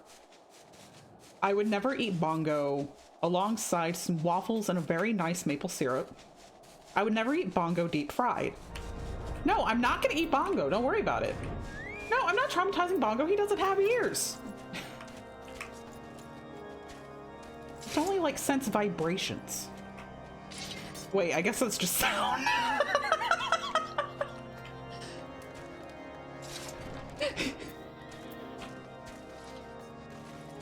No, look at him. Do you see an ear? Point on the bongo where the ears are.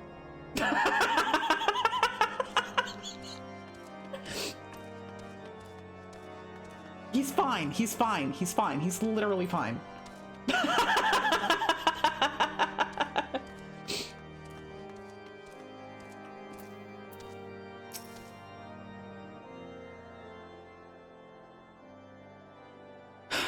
Scions of the Seventh Dawn wish to join the hunt for Iceheart? Your assistance is more than welcome, my friends.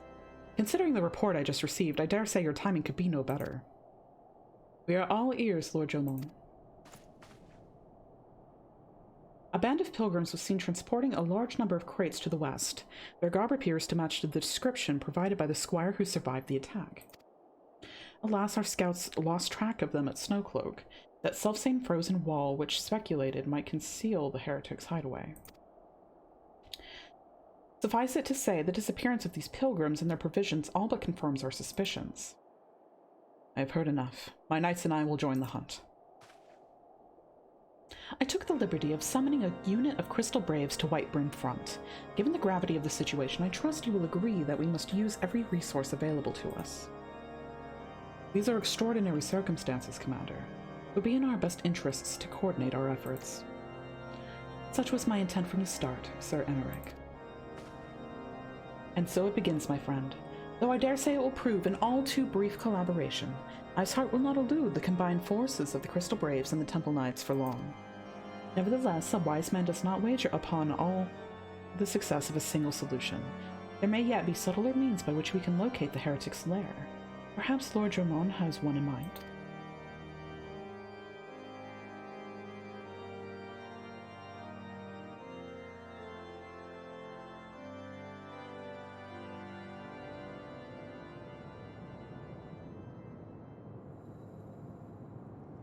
Bet you 500 gil this is Iceheart's lair.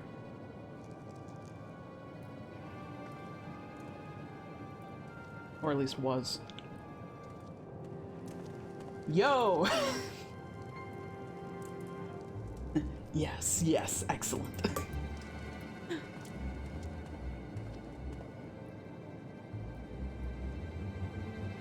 My lady, everything has been accounted for. If there is aught else you would have us do, pray speak and it shall be done.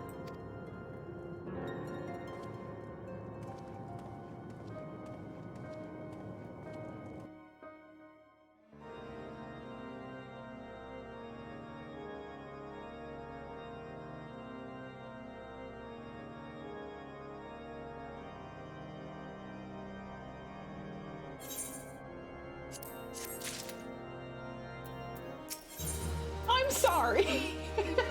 I don't try to. It seems as though we are always one step behind, our quarry ever just beyond our reach. Though I would like to believe that the tables are about to turn, I must confess to having certain doubts. A joint effort may succeed where others have failed, but it could yet yield the self-same result. Fortunately, we are not without other options. I trust you haven't forgotten Inquisitor Guillam? We have not. The mystery of how the heretic remained undiscovered for so long has been much in our thoughts, as has the question of what steps may be taken to prevent a similar breach of security in the future. Yeah, they're all high-quality elves. Thank you, Sleepy. Thank you so much. Accordingly, we conducted an exhaustive and covert evaluation of everyone in Whitebrim Front. Though some were found to have committed certain minor transgressions, we identified only one possible heretic. If this man has pledged himself to Iceheart's cause, he will have taken note of the movements of the Temple Knights and the Crystal Braves, and upon recognizing their intent, he may attempt to warn the heretics. The man's watch is to end soon, at which point he must report to Sir Dondremont in the yard. I would have you keep an eye on him. If he ventures beyond the walls, follow him discreetly. Should he meet with a heretic, do not interfere. Simply watch and listen. I have seen to it that the suspect knows nothing which could endanger our plans. That's an intense look.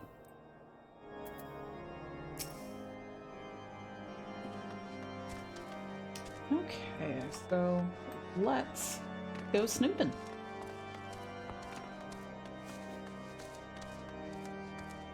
Tin Man looking. Yellow brick road traveling looking. No, I'm not gonna bully him. The character's fine. Pompadour it elicits a presence that no other hairstyle will.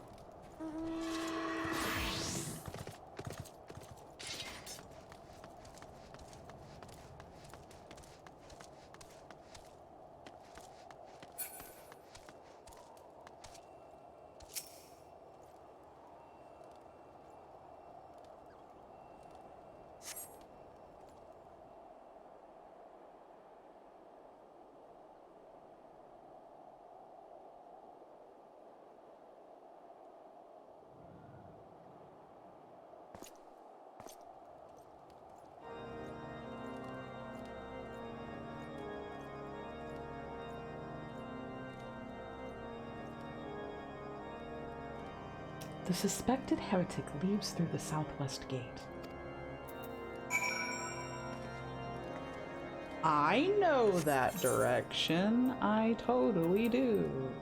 There we go.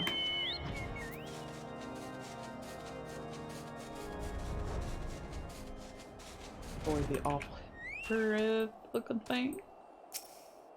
Are they literally called hippocurfs? Oh my god.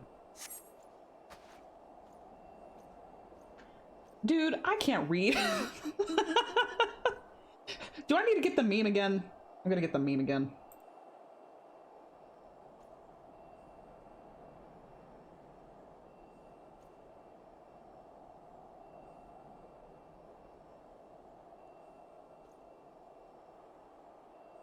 I'll just warn you now. I don't know how to use a map. Hot girls don't know how to use maps. I've been saying this for the past day.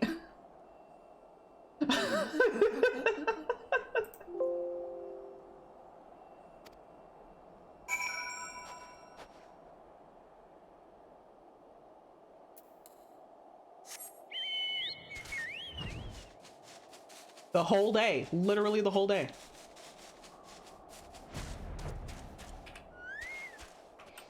Yeah, this is your fault.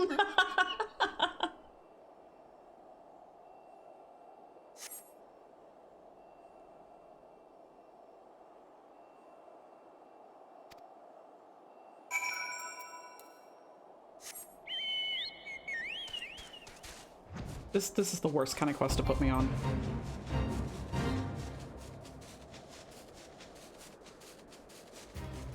How can video game expect me to find anything?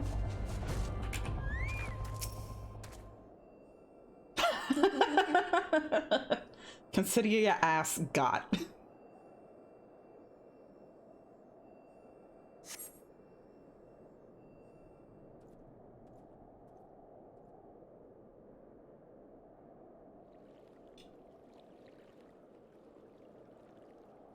Hey, hey, where in the seven hells are you? I'm freezing my bollocks off out here.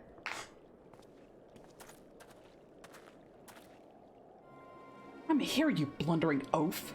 Why are you late? Standing on the wall, why else? I have duties to fulfill, you know? Your sole duty is to the... Huh? Bloody echo. Lower your voice or they'll hear us on the white brim front. Yes, of course. The Temple Knights are... in Snowcloak. This is what you bring to me? We already knew about. Our comrades in Boulder Downs will use the dead before they knew what's happening. Nevertheless, if you waste my time again, is that clear? Can people do that? Can they just go on the internet and say balls?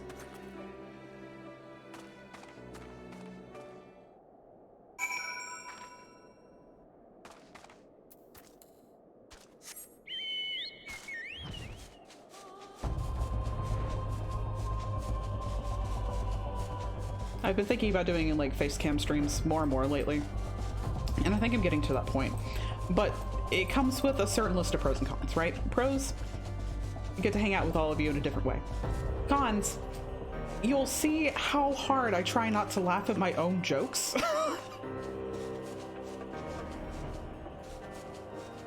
Which people have got my ass for that in the past, but my stance on it is if you can't make yourself laugh, then it's probably not funny. And if it's not funny to anybody else, at least you got to laugh, right?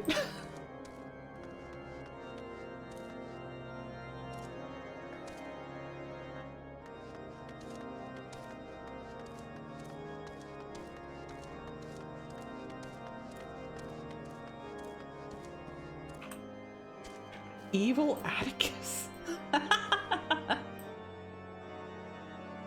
Funny.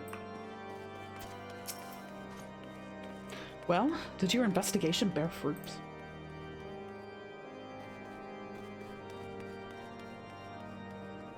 I see. I shall have the man detained at once. His guilt is plain.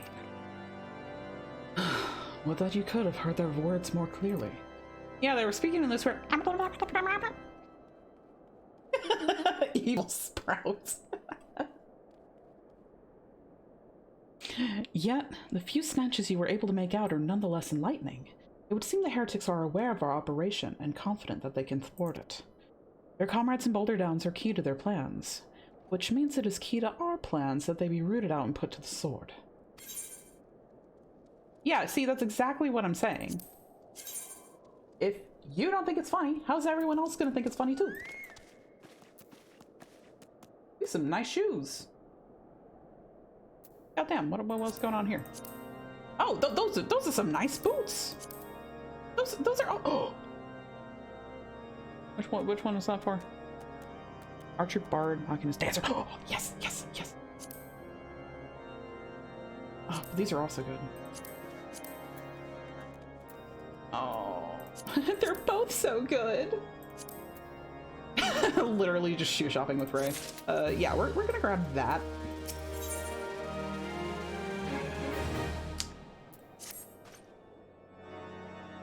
We have long suspected that the heretics use a network of secret tunnels to traverse the highlands undetected. Given what you overheard, I fear that Snowcloak may be riddled with such passageways, and that the heretics in Boulder Downs are planning to use them to take our forces unawares. Needless to say, we cannot allow that to happen. A contingent of House Dunenair Knights are on patrol in the area, and I shall order them to begin searching for the heretics at once. But knowing nothing of our enemy's numbers or readiness, I cannot say for sure that they will be sufficient. It would put my mind at ease if you could consent to assist my knights with the search. I know that they would take courage from the presence of so storied a warrior. Pray, rendezvous with them at Boulder Downs. Alone is kind, we may catch these heretics before their plans come to fruition. Show them no mercy, Reyna. The lives of our allies are at stake.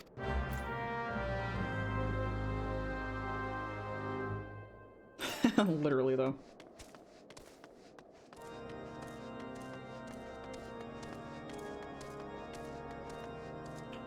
Y'all ever see those little, like, ant farms made of gel? I heard they're, like, not so great for the ants. But visually, they just look really mesmerizing. Don't feed your ants the blue goo.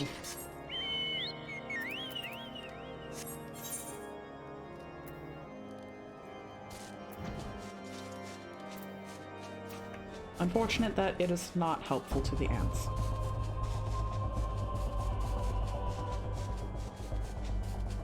Can Bongo go higher?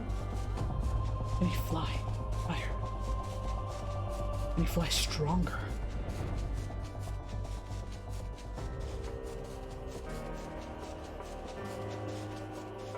Yeah, for sure, for sure. It's interesting to be able to see the tunneling, but, you know, at what cost?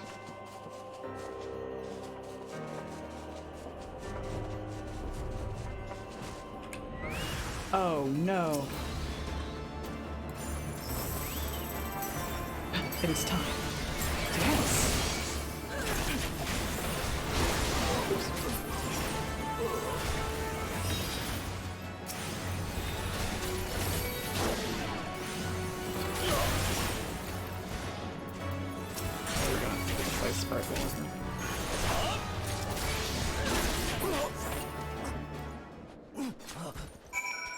My dance was too strong and too powerful, I see.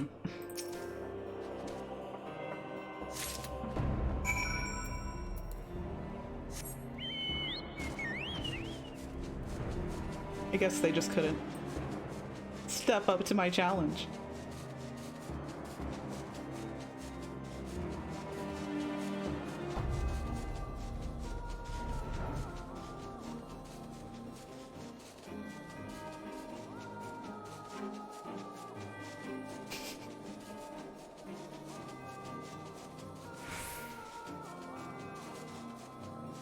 Dancer's like really chill to play right now, and it does pretty decent damage, so I have been enjoying it for sure.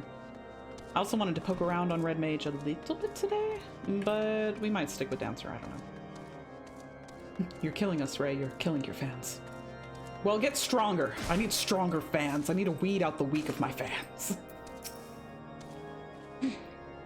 My knights sent no word of your coming, Reyna.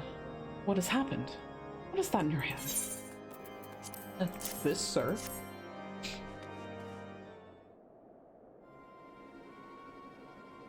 Watching you is kind of making me want to get on and play it myself. Good, my plan is working.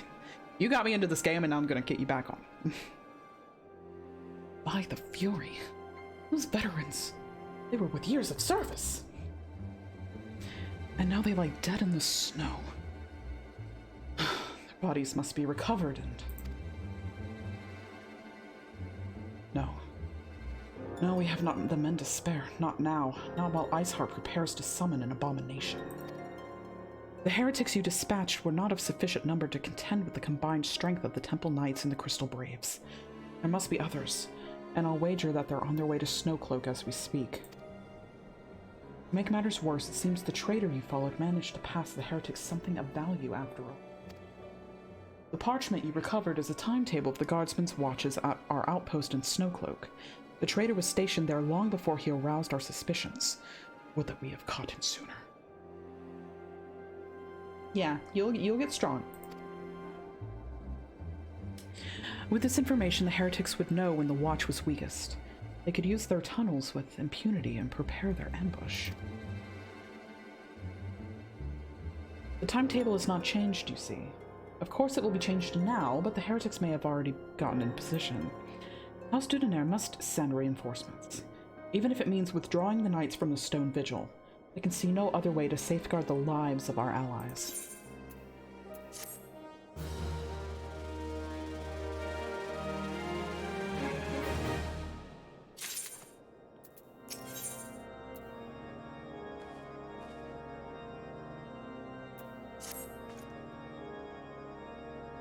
Time is of the essence, Reyna.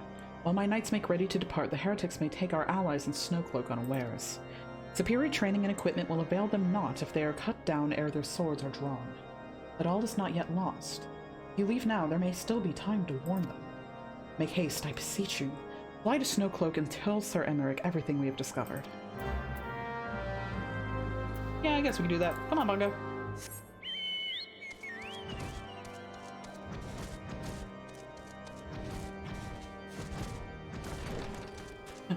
Leaving that just looked really chaotic.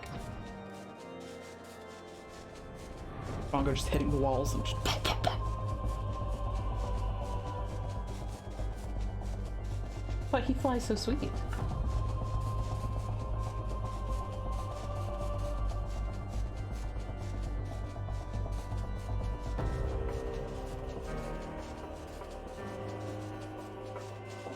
Are you tenderizing your bongo on the castle walls?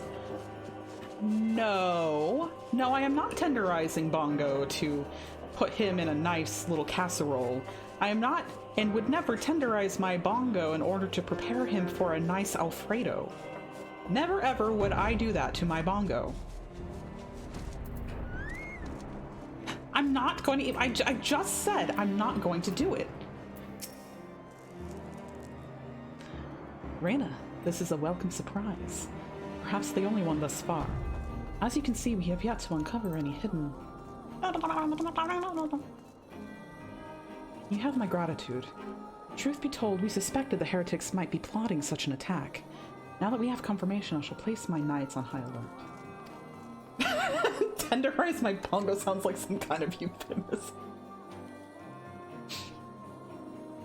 The way you looked at it. Don't worry, Bongo. Don't worry. Don't just shh, shh, shh, shh, shh, shh. Close your vibration sensing holes. As Commander Lavalier been informed, the Braves must be made aware.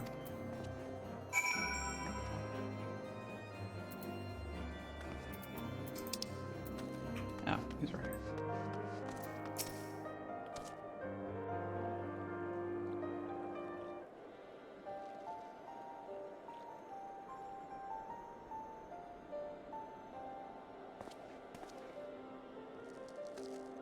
It must be here. I'm certain of it. Why else would they go to such lengths to defend Snowcloak? Tis but a pity that this discovery comes when our enemy has us at such a disadvantage. Forewarned though we be, the heretics know that terrain far better than we. I dare not think about how many are watching us at this very moment. Confound it. This is all wrong. Iceheart has us scrambling to save our own skins when we should be rightly straining every sinew to find her and stop this damnable summoning. There she is! Come here, girl. Ida!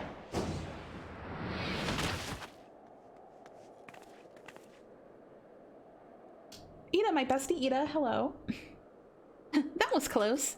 They didn't hurt you, did they? Only my pride, Ida.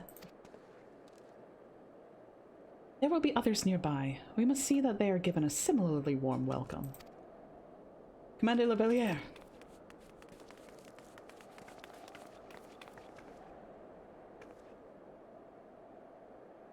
There's been a development, sir. Together with the Temple Knights, we have secured the entrances to some half-dozen tunnels after spotting the enemy breaking the surface. But that is not all, sir. We think that one of them may be important. Certainly the heretics near flung themselves upon our swords to defend it. Aha! Just as I suspected. Amongst this warren of tunnels lies the entrance to Iceheart's lair. Some of the others were going in. A moment, Alphino. The tunnel in question is barely wide enough for 2 men abreast. We cannot say with any certainty where it leads, much less what is waiting for us there.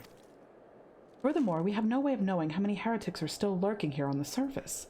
What if they were to converge on this point after we entered the tunnel? For all we know, we could be funneling our forces into a trap. I take your point. If the tunnel is indeed as narrow as you say, greater numbers would make it more a hindrance than a help. Should we encounter difficulty, our own allies would become an obstacle to escape.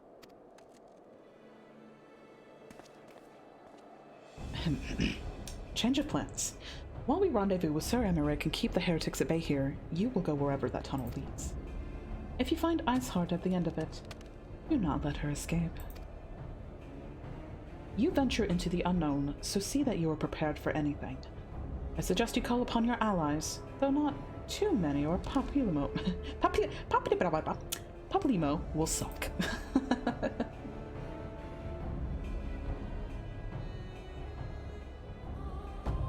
I'm so sorry, Paps. This is part of why I call you Paps.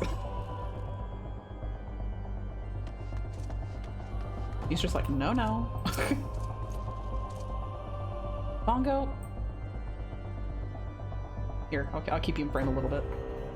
The entrance to the tunnel, madam, is just over here. Had we not seen the heretics breaking the surface, we never would have noticed it. Per Sir Emmerich's orders, we will stand guard outside. Please be aware that even should you encounter significant resistance, we cannot leave our post.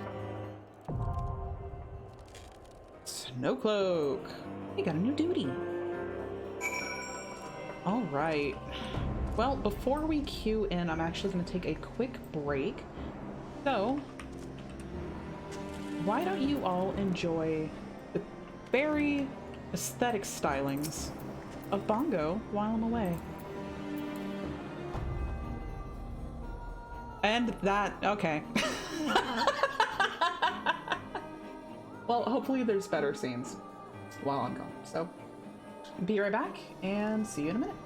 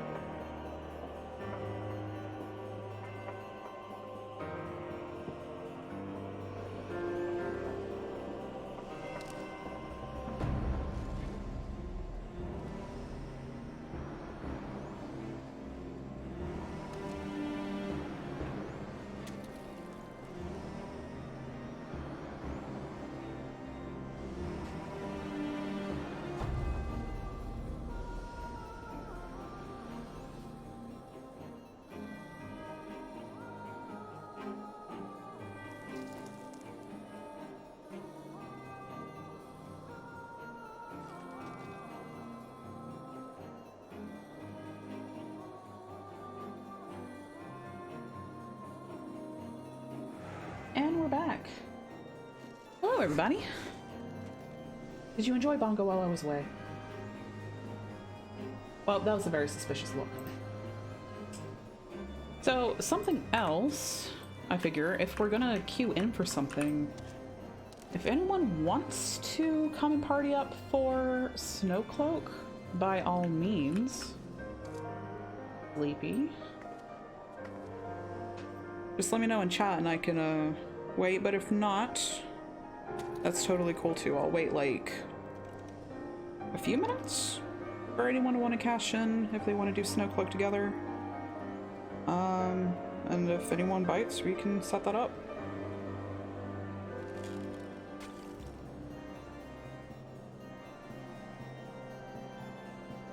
Hello, Bongo. Good Bongo. Good Moogle also. I'll give you a little pat.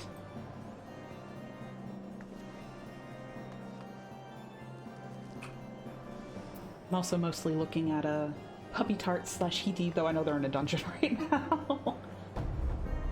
Puppy Tarts is actually my roommate, so I went to go say hi to them while we were on BRB.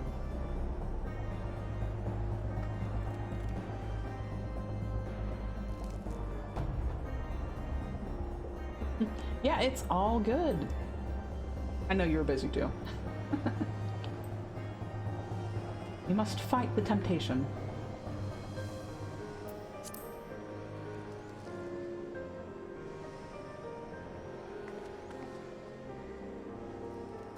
Oh, actually, now that I think about it, I'm not really sure how early ET is in the dungeon. I might as well just queue up. We can queue up for... I'm assuming we're going to do a Shiva fight later.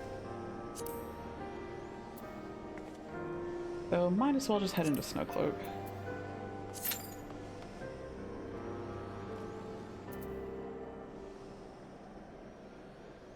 Oh, okay. If you're almost done, then I'll just withdraw from that.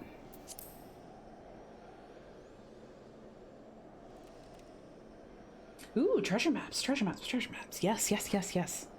Oh, hey. It's a guy.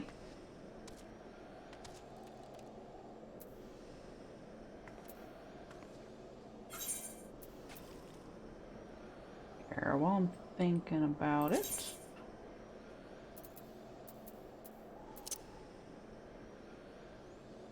Looking for a certain setting.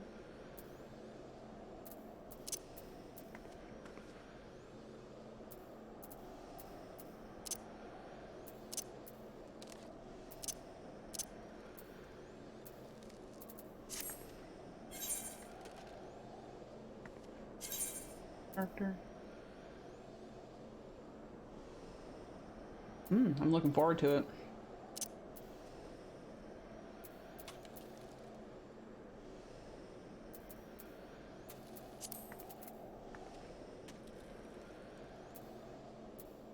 There we go.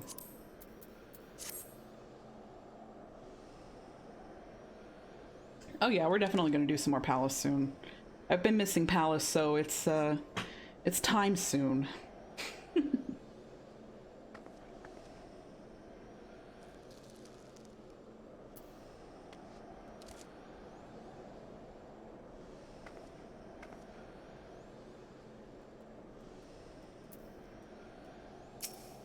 We can just wave to this guy. Hello.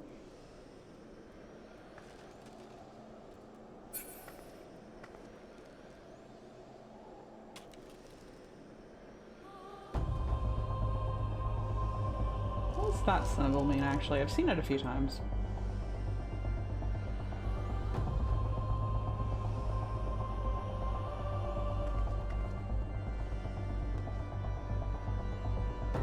Oh no, he DC'd. Oops.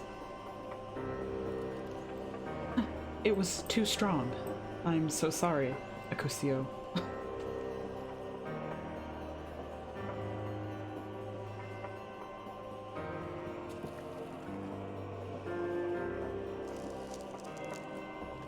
Well, we learned that the most interesting way possible. I waved and I killed him.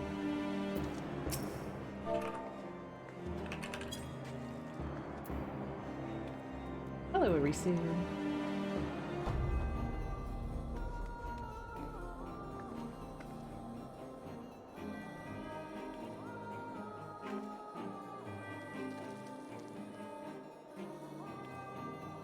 Well, we won't bother them too much there in cutscene.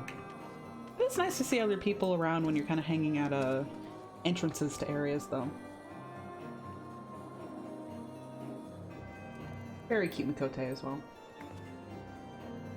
Not a cute Makote, in fact.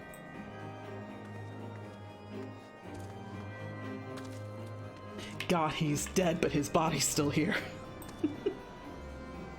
How unfortunate.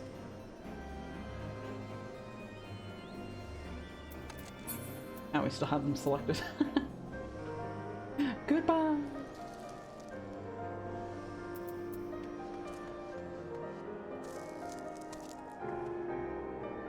For sure. I'm definitely a sucker for Makote, admittedly. Makote, the Elezen, the Vera, the Hur, the Hrothgar, Rogden. Actually, we're just gonna put everybody under that.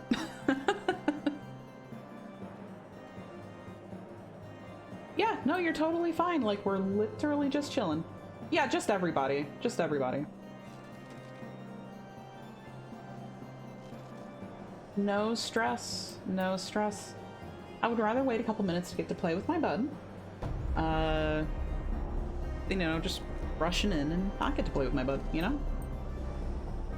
So it is all cool. We can talk to Alphinaud while we're here. We will hold the line, Reyna. You may concentrate on the task at hand. Cool. Short and sweet. Much respect to that. We've established a defensive perimeter. You need not worry about attack from the rear. May the Fury guide and protect you, Reyna.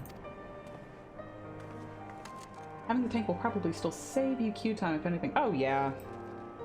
Usually when I'm just queuing in as DPS, it takes me forever to get into queue.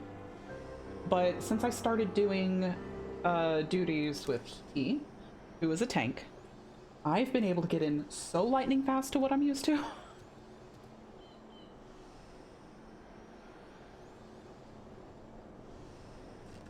So if you think about it, I have some returns here.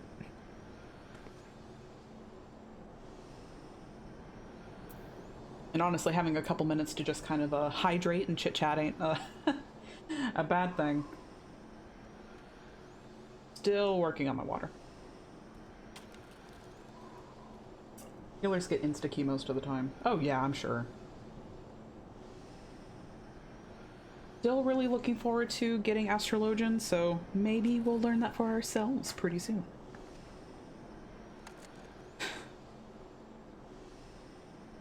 Yeah, come over to Snowcloak.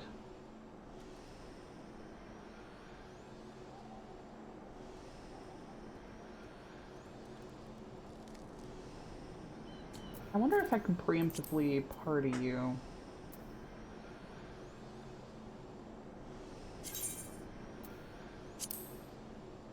Yes.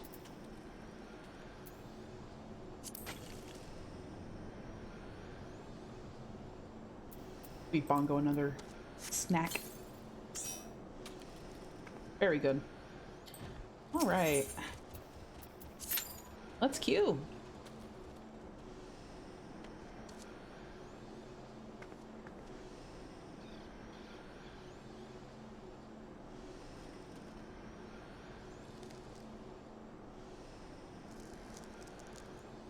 Let's see the Moogle and Bongo getting along. They're very cute. I actually was standing around in Mordona at one point, and someone else had the Moogle minion out, and I saw them dance together for the first time, and it was so precious. It's those little extra tidbits that are very... They just get me really good.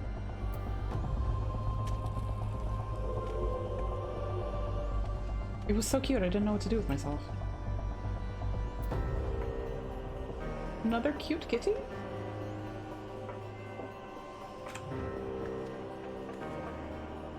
Your warrior of light is adorable. I shall not creep on you too much, though. There's E.T. and Fakey!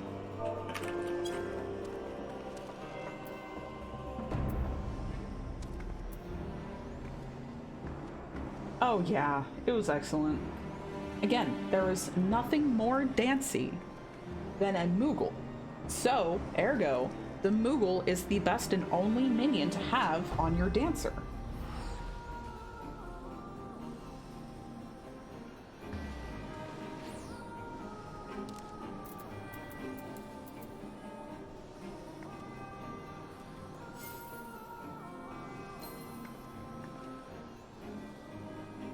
Actually, while we're here,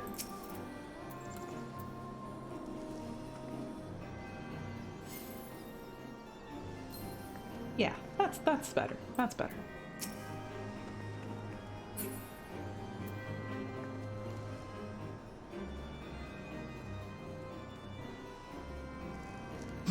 I mean, I can't think of a better one in less than 5 seconds.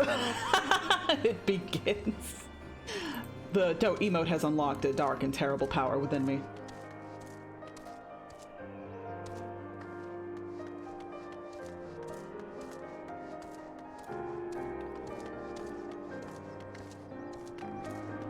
No, no. No, no. No disbelief. We only believe in Hot Elf here.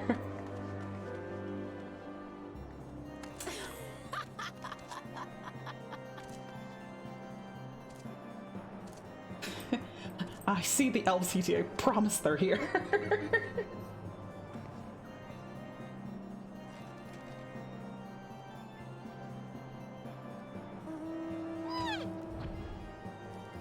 Do you see the flying bears also?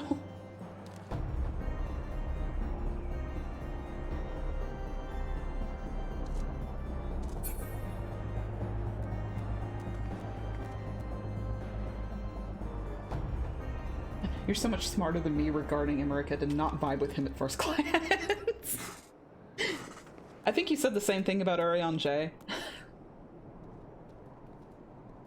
Thank God you can't see the people, but you can still see the bears. I really enjoy Emmerich's voice actor too. That was an unexpected surprise. Appreciation?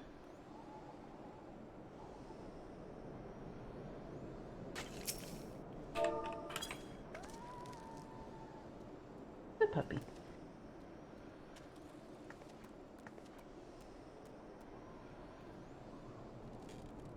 Puppy.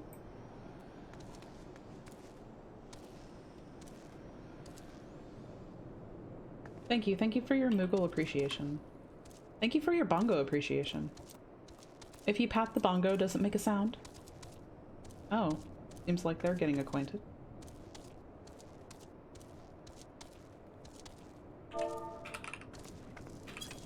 Oops.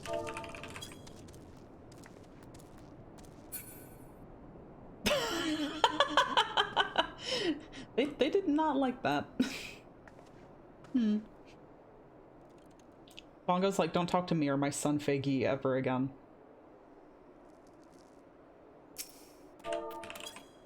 Of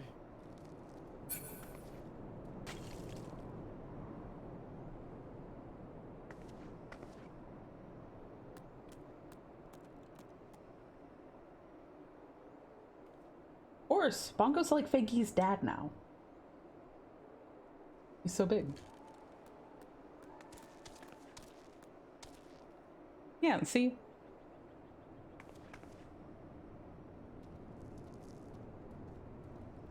He looks at him with such fatherly affection.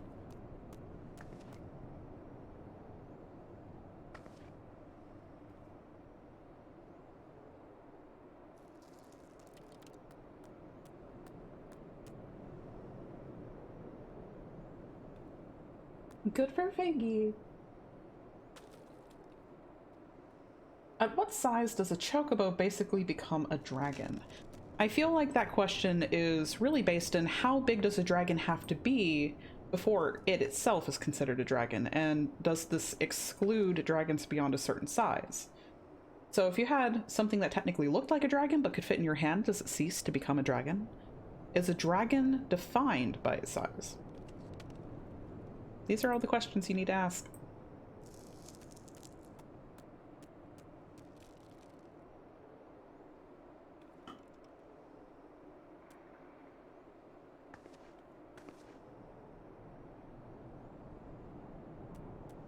E.T., you look so small. Are you smaller? Or have you just always been that small?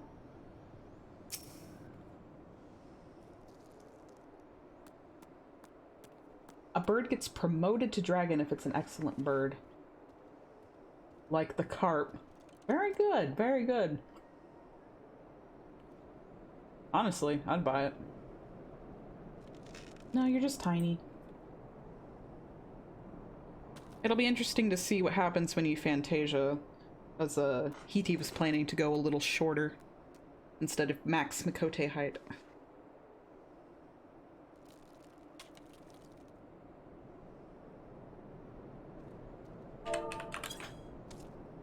Pat pat.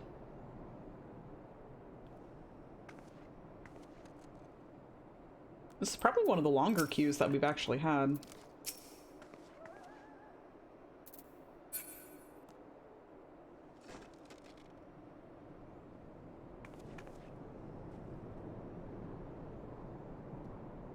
What's up, Bongo?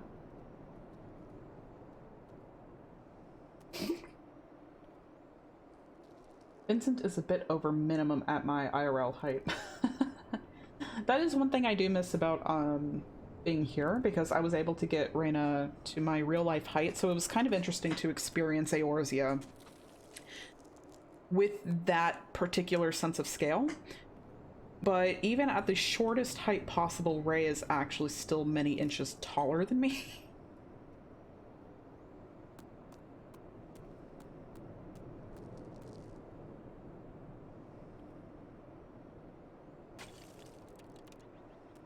I mean, we're technically in queue. We could go somewhere a little bit less, chilly to hang out.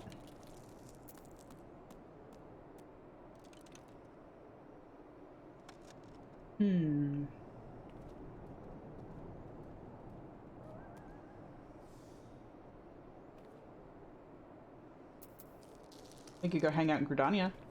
It's a free transport.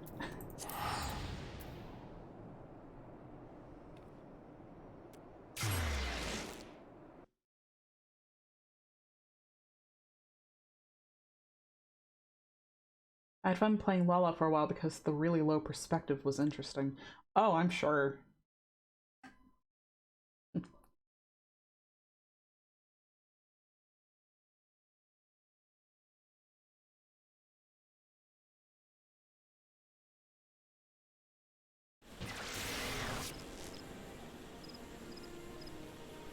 We'll wait for Hiti.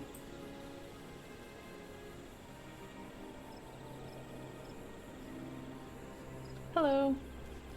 Let's go see what's up at the canopy.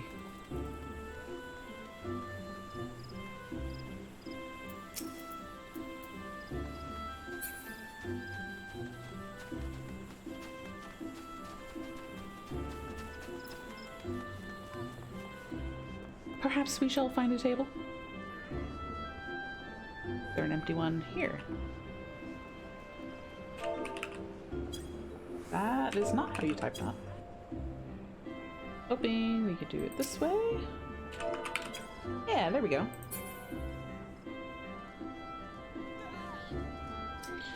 But since the Lalafell are the most popular one on the Japanese servers, at least that's what I'm told, it's maybe the most common perspective. That's a really interesting perspective to have.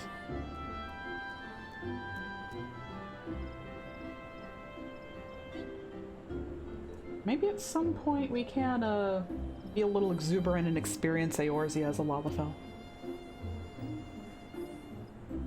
But for a while we got Bunny. There we go. Not a lot of time to rest over at the canopy, huh? Okay, let's do this. It is time.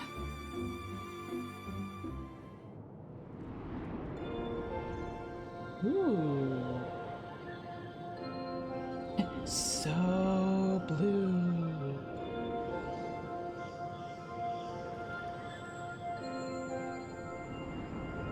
God, this just makes me think of that Home Depot video. The one where it's like every dungeon is like this. I'll have to show it after.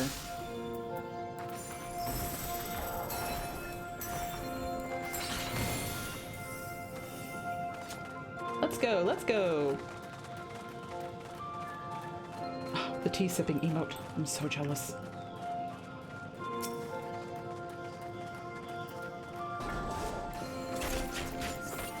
The music for this area is so pretty. Suits it for sure.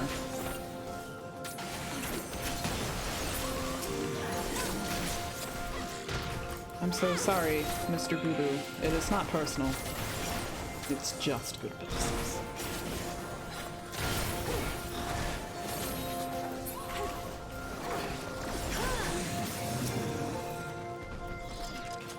Oh no, Spriggans too? Why must I hurt everyone I love?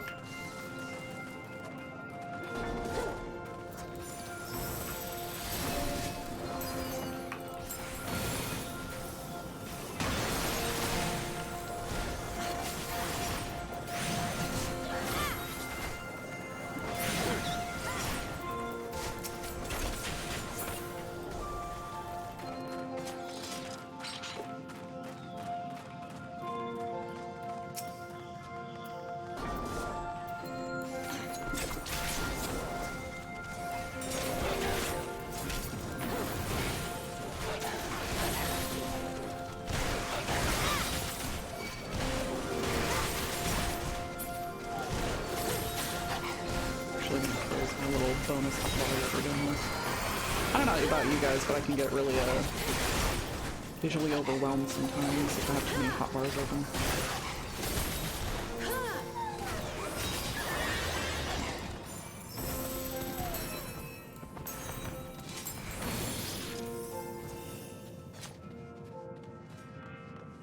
Yeah, every time I even go into like Sylph territory, I really, really do try not to hurt them. I really don't like it. I know that there's like that little bit where they're like, yeah, you can hurt the touched ones, like it's cool. But I don't want to.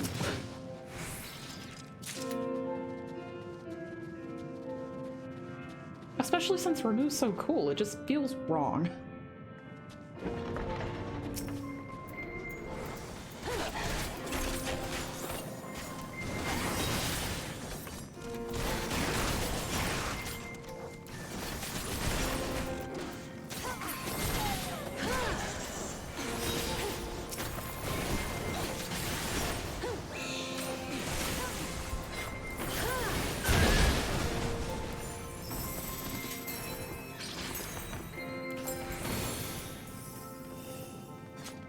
Ooh, first midway boss. Undue. Let's get his ass.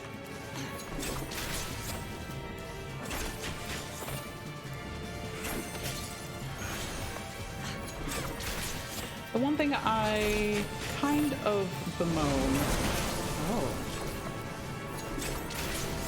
when it comes to doing stuff as Dancer in these level sync dungeons is my buffs aren't granted to me because they're over 50, so I can't choose like a dance partner and stuff like that.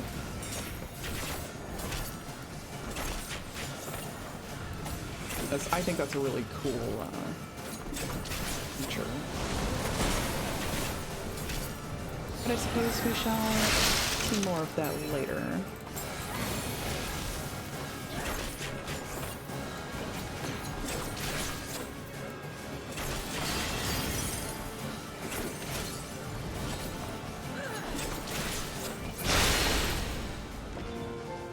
Very clean.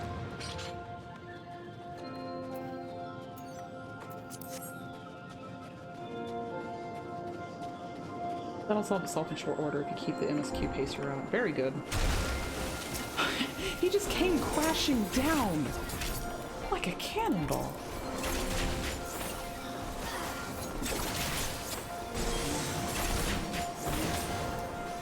I love the goo-goo. I'm pretty sure they're like the first big mob I saw when I started playing the game. I was like, whoa. And they have those tiny little butts. Like rain frog butts.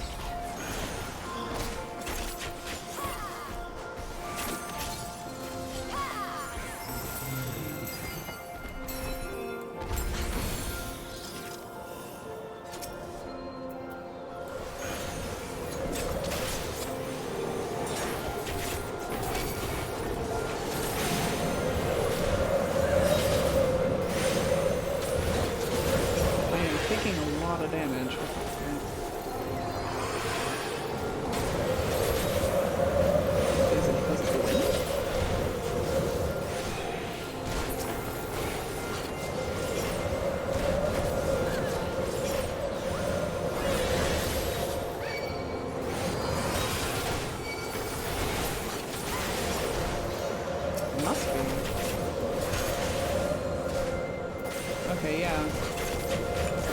Whole section of the battlefield.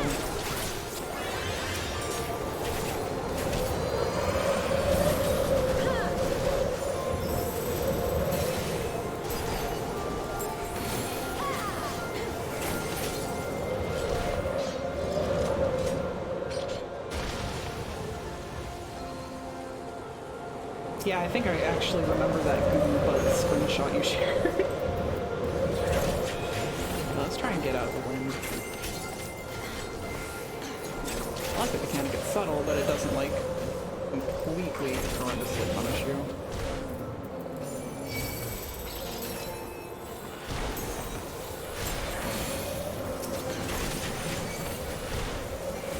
It is not a small amount of damage either. I'm still in it.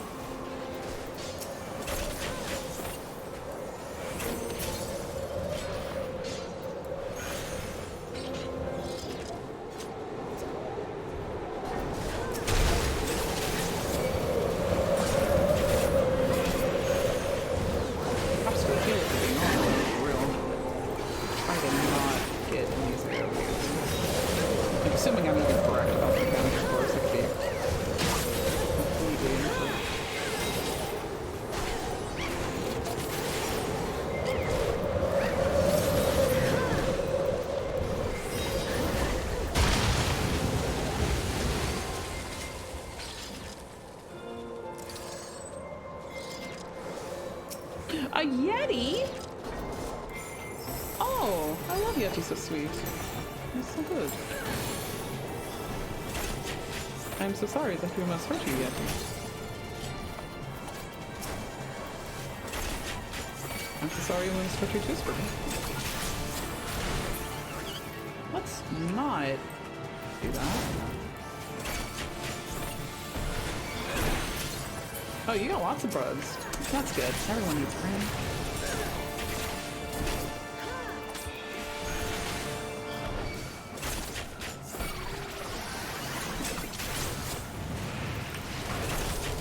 Thanks, healer.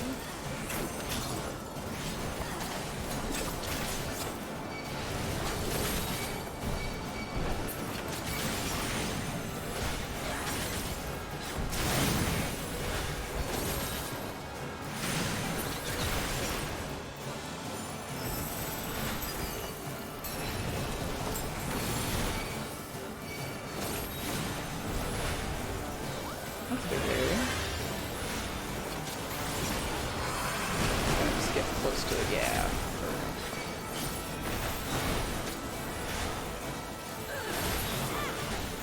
I just noticed my ass is low on potions. That's another reason we should be doing Palace soon.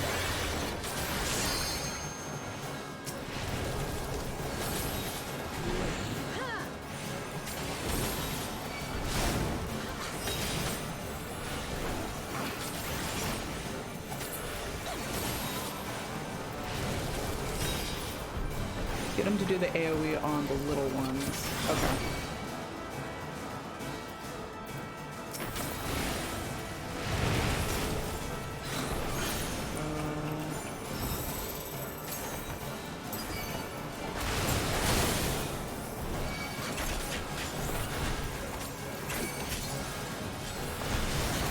boss of the Spriggans so they turn into snowballs. Oh my gosh, that's cute!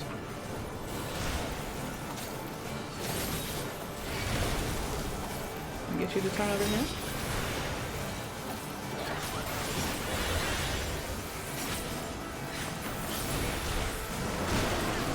Ooh. Second one, second one, second one. Thank you. Thank you so much for healing.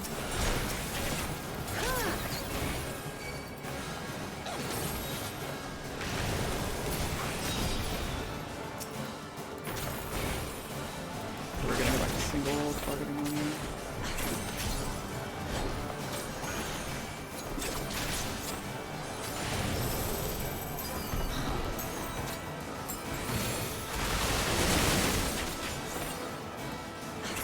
Really focus our damage on this Yeti.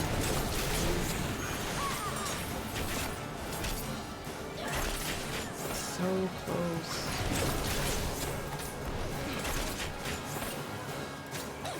Let me tell you, there is a special challenge in trying to kind of poke in and keep up mentally with 2 chats at once. Admittedly, I am prioritizing game chat, so you'll forgive me the temporary lapse in attention. Very good.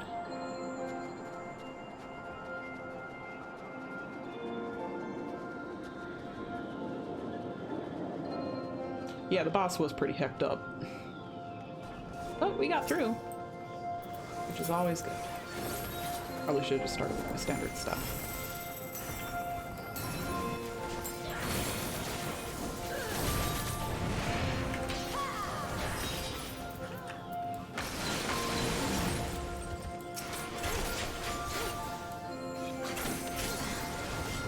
Always a bad day when I have to hurt Spriggans, my best friends, the Spriggans. You're not making noise, I'm just happy to talk to you.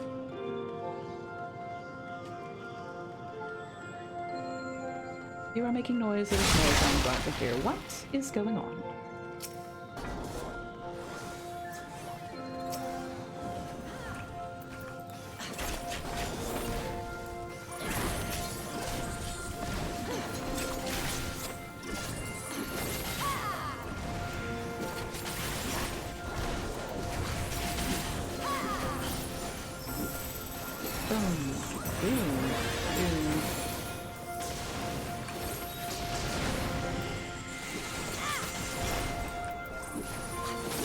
Yeah, I really enjoy playing Dancer, it feels nice.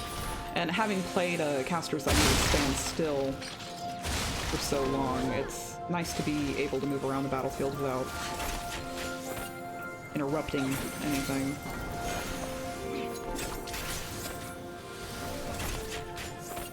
Oh no, it is Crocodile. Hello, Crocodile.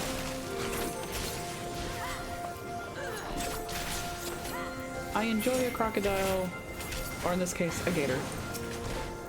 But the way that their face is split open, not so much.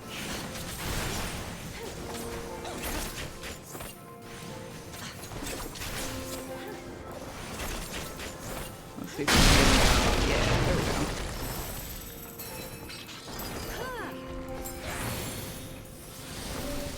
That is a spiky wakey. Not very thrilled to see the spiky wakey.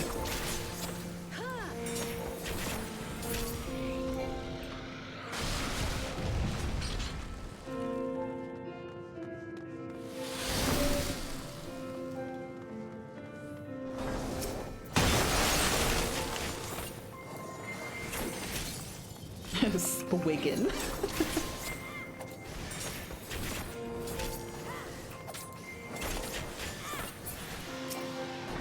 Yeah, Dancer has that ranged DPS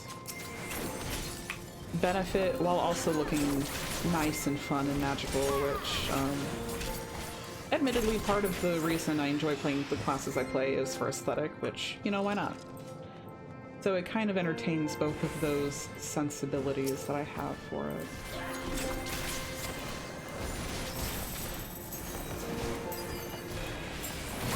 Which is one of the reasons I was super excited to be able to grab it.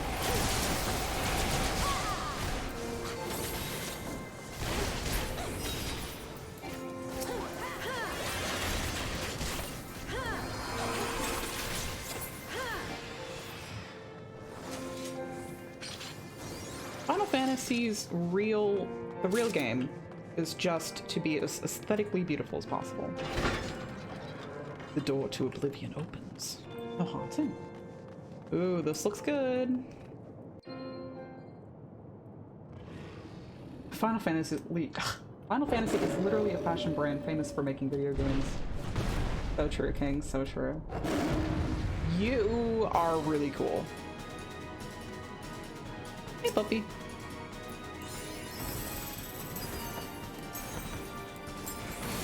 Fenrir.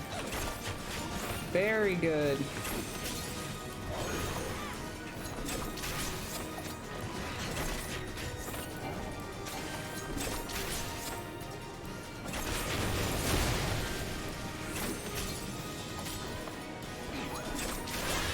I try to stay semi-close to GLS to not make their job any harder.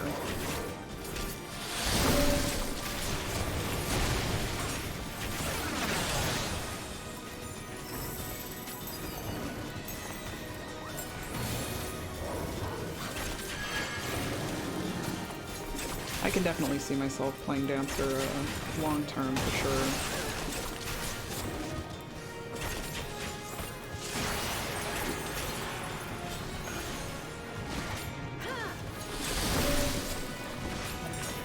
Oh dear. Oh, okay.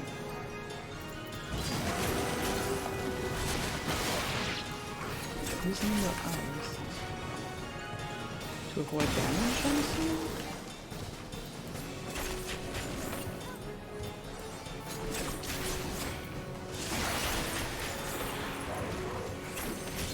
Luckily, he's below half. Question mark. Whoa! Nani the fuck?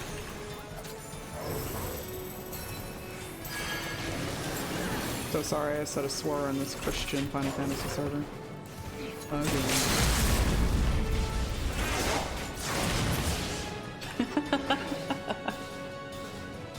This boss was the second time I ever died. Dang. I feel like we got pretty clean. Excellent. Very, very good. Ray looks pleased.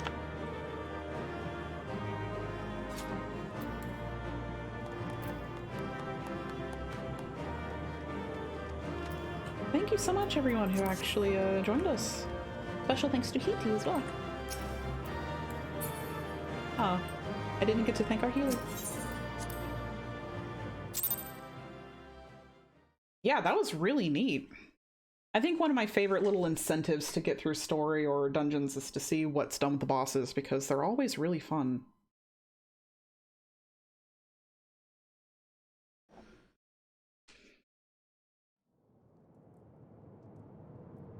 The tales do not do you justice, warrior of light.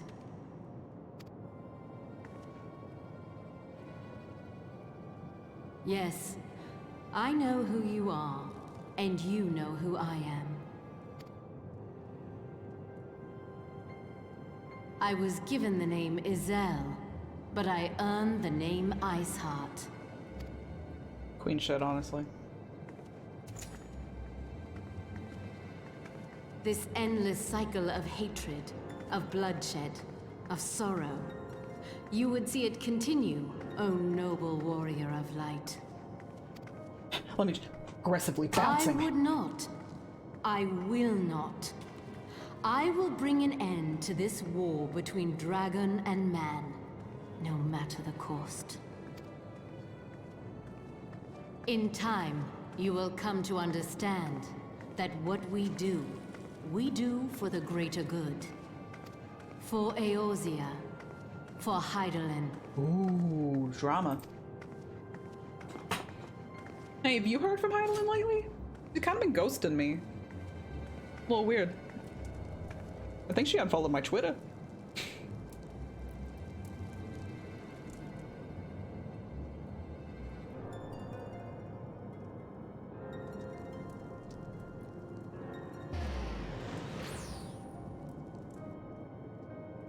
Ma'am?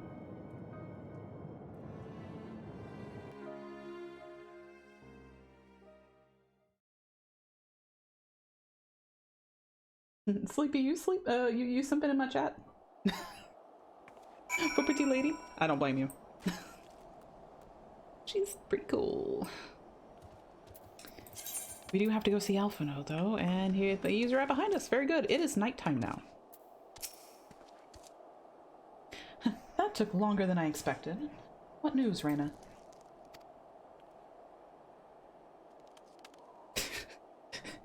Left unread by Mommy God.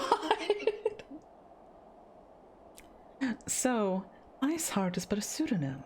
Not that it matters.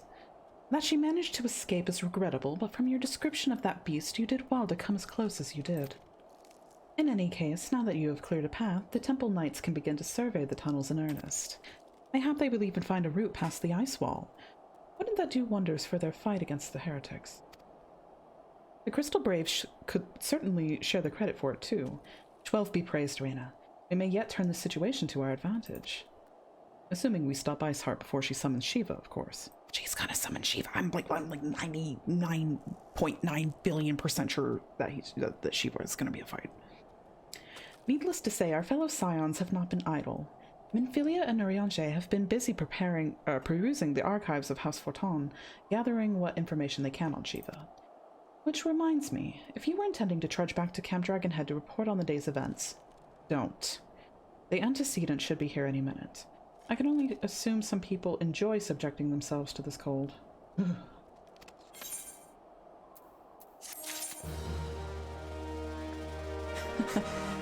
Alphino's not a mountain boy.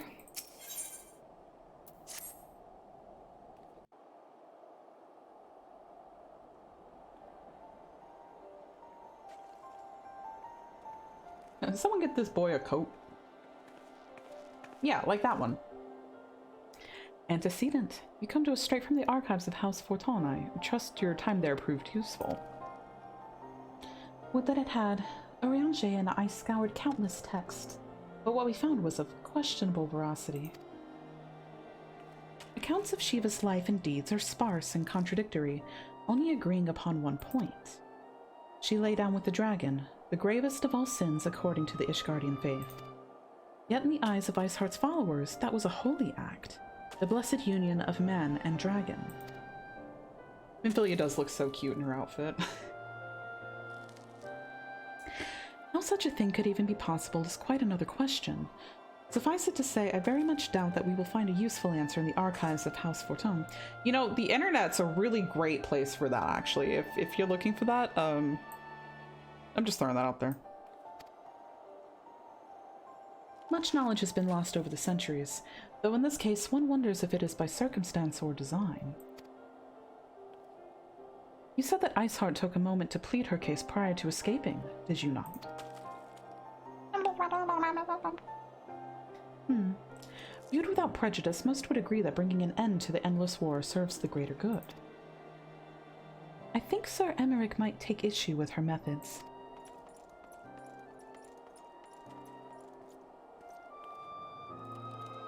I do not care if a few stragglers manage to escape. Until the sappers confirm that a tunnel is safe, the men are not to search it. Yes, Lord Commander. Yeah, I'll put Minfilia on DMing you. Don't worry about it. We'll get the info we need.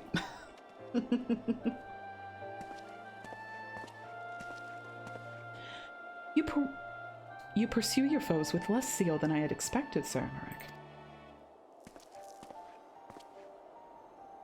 Lest you must understand, I do not deny that our enemy has given us good reason to be prudent. I merely meant, you being a man of faith, that I had expected a certain single-mindedness. After all, it was not by the will of Halone that your ancestors came to this land. Why, they took up arms against the Dravanians.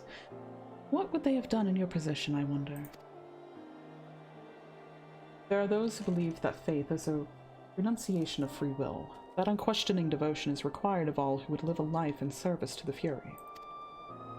Such righteous fervor may well serve a knight on the front line, less so a leader of men. We are all at liberty to interpret the scriptures as we will. I choose to believe that the Fury would value the lives of her followers over the deaths of her enemies. But I would not presume to speak for the Knights of Eld. 'Twas a different time, nay, a different era, and Scripture tells us only so much. Would that it told us more.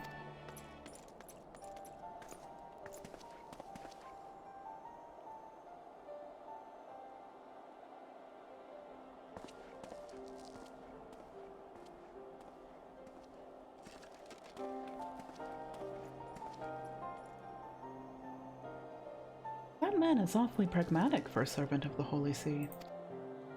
A welcome trait at the negotiating table. A welcome trait at the negotiating table, to be sure. Less so when one's enemies are making ready to harness the power of a god. Mayhap he does not truly believe that Iceheart's plan can succeed. Truth be told, I too remain somewhat skeptical. Shiva was real. A living, breathing woman. Of that there can be no doubt. In this respect, she differs from every other figure to have been summoned, each of whom was worshipped as a god. The sole exception being good King Mogulmog XII. Forever may he reign in his glowly Horus name. The myth made manifest in response to the fervent supplications of the Mogulsguard. Saint Shiva may differ, but what of the heretics?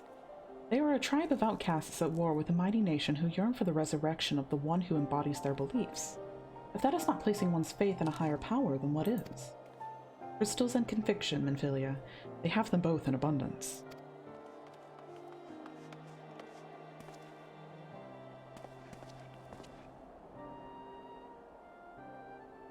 Can that truly be all that is required? I mean, we did see that with Enkidu. My survey team has concluded a preliminary analysis of the Aetheryte Iceheart used to escape. They believe that she teleported to another Aetheryte, somewhere not far to the west. Despite the apparent proximity of the second Aetheryte, however, they have been wholly unable to detect its presence directly. Unless Iceheart has some means to mask its signal, I can only presume she had it destroyed to prevent us from following her. Without the means to teleport as she did, we have no choice but to search for an alternate route. Most likely a tunnel, assuming one exists. Let us not give up on teleportation just yet. One of our colleagues in Charlian may be able to assist us. I pray that you are right. I dare not think how long it will take us to survey the entire tunnel system.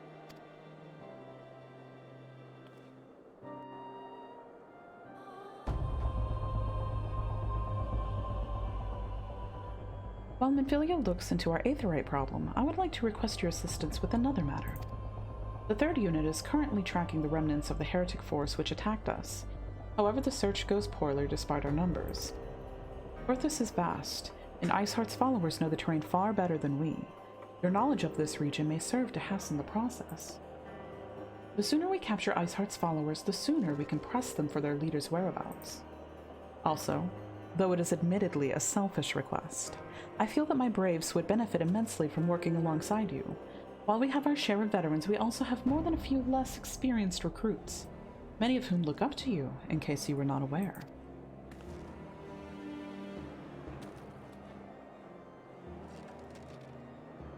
Good. I knew you would understand. Yu Hase can apprise you of the details. When the task is complete, come and find me at the Observatorium. Captain Ilberd and I are meeting there to discuss the latest developments in his investigation. The Temple Knights shall hold Snowcloak in our absence. Let us leave them to their work. Ours is more pressing.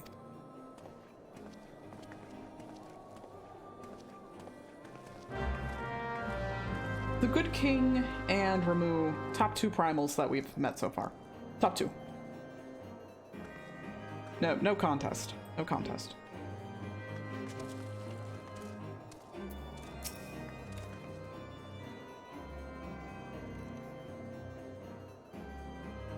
There you are, Reyna. Commander Lavalier instructed me to wait for you. Your assistance is most welcome, believe me. Most of the third hail from Ul'dah, and for a man accustomed to the feel of sand beneath his boots, the crunch of snow can be rather disconcerting. But to the matter at hand. Nary a moment ago, I received word that the heretics we seek have been spotted making for Denifin Pass. My braves are already in pursuit, and I should be grateful if you would join them. I myself shall be taking part in the hunt. Never let it be said that I do not earn my coin. I mean, snow is just wet, crunchy sand. Y'all do just fine. Let's go, Bongo.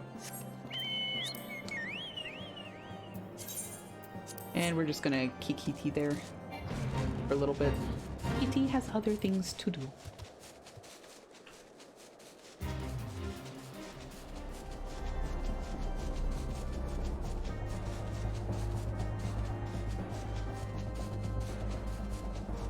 Snow is just the sand of clouds.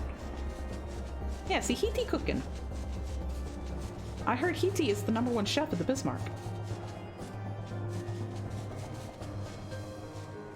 There you are.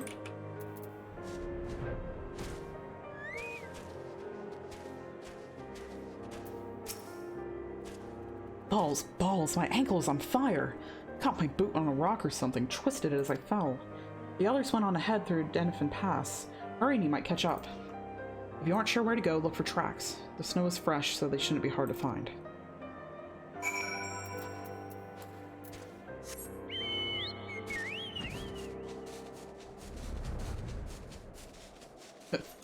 Balls.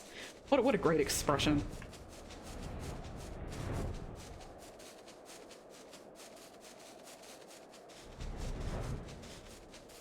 Can we turn on? Yeah, there we go. I swear we wouldn't be able to fly high enough.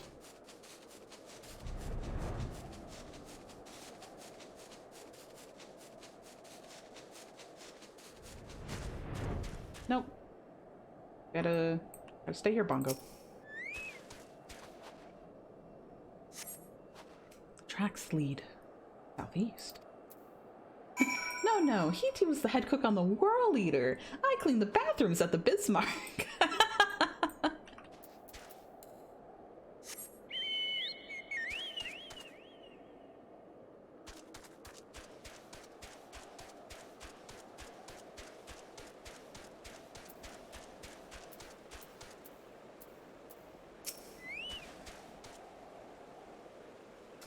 The kind of irreverence really makes people's relationship with the 12 feel like realistic. Oh yeah.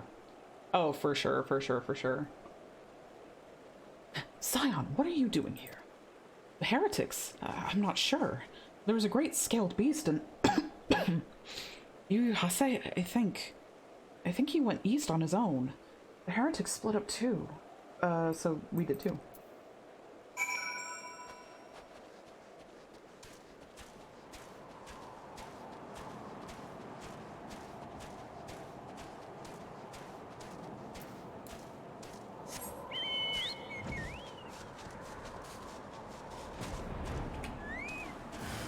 Hostile presence.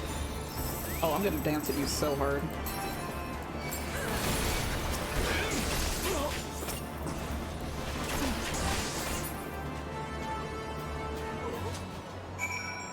Well, that was easy. How embarrassing. I was so intent on following the heretics' tracks that I almost failed to notice that they had doubled back. Almost, mind you. One tried to sneak up from behind me and got a knife in the gut for his troubles. I thought myself alone, so I started searching the dead man's knapsack for anything of interest. And lo and behold, before his friends found me, I came upon this. Withdraw in groups of 3 or less to the observatorium. Give the signal and wait. The merchant will be watching. Be late and be left for dead. Speaks for itself, does it not? They can't possibly mean to rendezvous inside the place, so we should restrict our search to the surrounding areas. Let me rephrase that. You should restrict your search to the wilderness around the observatorium. I will need more than a moment's rest to recover from these wounds. Will do, sir.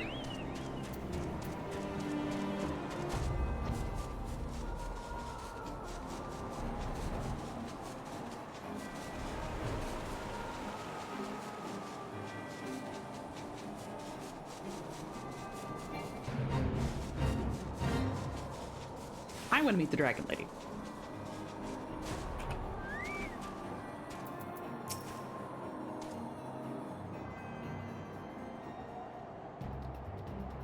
I am through with listening to your excuses. We leave now.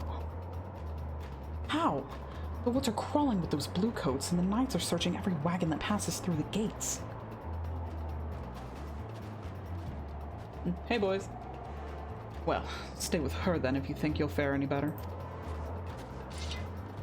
Now, there's no need for that. There are places like this in my homeland, sacred snow-capped peaks where blood must not be shed. Yet your lands ever thirst for the blood of the fallen, and by your deeds it is drunk deep. No, I've done no wrong. None but meet in secret with heretics. Deny it all you will. We shall have the truth from you yet. Inquisitors are not the only ones skilled in the art of interrogation. Damn it all.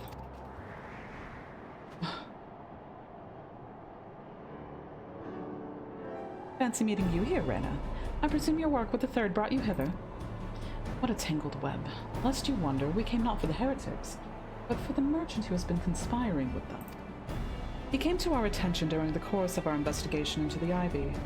It beggars belief, I know, but it seems our favorite Garlean spy may have been providing assistance to Iceheart. Were it not for the efforts of Lady Yugiri and her shinobi, we may have never discovered this connection. Master Alphino is too kind. I fear my people and I have done little to aid your search for this spy. We long to strike back against the Empire and weaken their influence in this land, to prevent the tragedy which befell Doma from reoccurring. The days ahead and the work they promise will require a very particular set of skills. I have a very particular set of skills. Skills which I'm fortunate enough to possess. If you will allow it, I will accompany you until the investigation is complete. That is a most generous offer, Lady Yugiri, and one which I gladly accept. Thank you. Though I may disappear for a time, know that I shall never be far, and shall always be watching. A comforting thought. Come, Rena, let us wait inside for Captain Ober to return and deliver his report.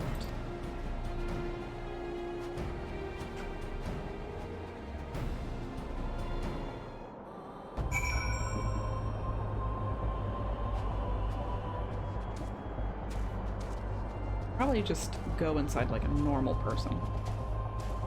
Nope, never mind. Immediately took that back.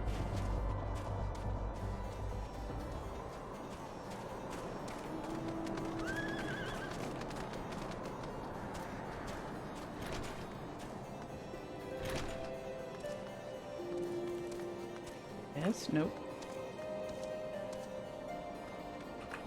Literally not even near where we need to be.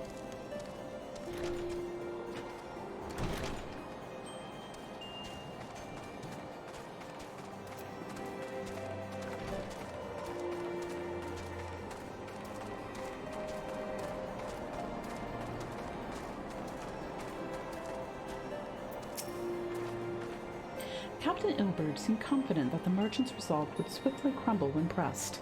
If so, we should have new information ere long. As to whether it will bring us any closer to learning the Ivy's identity, I would rather not say. Given our adversary's cunning, I shall consider us fortunate if we are spared another wild dodo chase. The gods know we have more than enough to accompany or occupy our time as it is.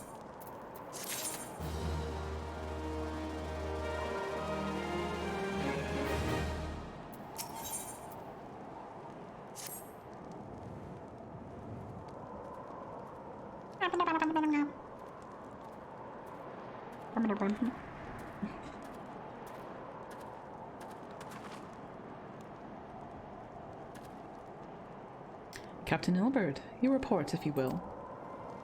Aye, Commander. Firstly, with regard to the heretic we captured, I regret to say that the man could tell us naught that we did not already know of Shiva. We have since handed him over to the Ishgardian authorities. Henceforth, the Holy See will pursue the matter independently. Other inquiries concerning the Ivy, however, have proven more fruitful. We have ascertained the channel by which the heretics acquired their information on the shipment routes. Go on. You will recall the flame we first identified as being in the Ivy's employ. From him, we were able to trace a trail of conspirators, each taking us closer to his master. Alas, the trail came to an abrupt end. Fearing that the investigation had been compromised, we took the necessary step of detaining all suspected of conspiracy. There were 5 on our list, including a flame stationed at Revenant's Toll. The man's primary duty was to keep an inventory of donations from abroad, the particulars of which we would share with benefactors, thereby ensuring that the needs did not go unfulfilled. By virtue of his role, he was privy to the details of all shipments bound for the settlement. Needless to say, that included those originating from House Forton. He knew the precise route the caravan would take, and he sold that information to a merchant. I think I can guess which one. None other. With little encouragement, he soon confessed to the knowingly aiding and abetting the heretics. Well, that's one mystery solved at least. But what of the Ivy? Are we any closer to prizing off his mask? I dare say we are, Commander. A relentless pursuit has forced him to commit a grave error. In a desperate bid to cover his tracks, the Ivy resorted to exercising certain administrative powers available only to high-ranking members of the Immortal Flames. If you consider then that our investigation is known to barely a handful of them, the field of suspects is greatly narrowed. You mean to say that the agent is among Raubon's innermost circle? Someone who has been with him since the Immortal Flames' establishment? This is the most plausible explanation. The infiltration likely occurred during the company's founding, with the groundwork for the act being laid beforehand. To slip into a position of authority unremarked and remain above suspicion all these years.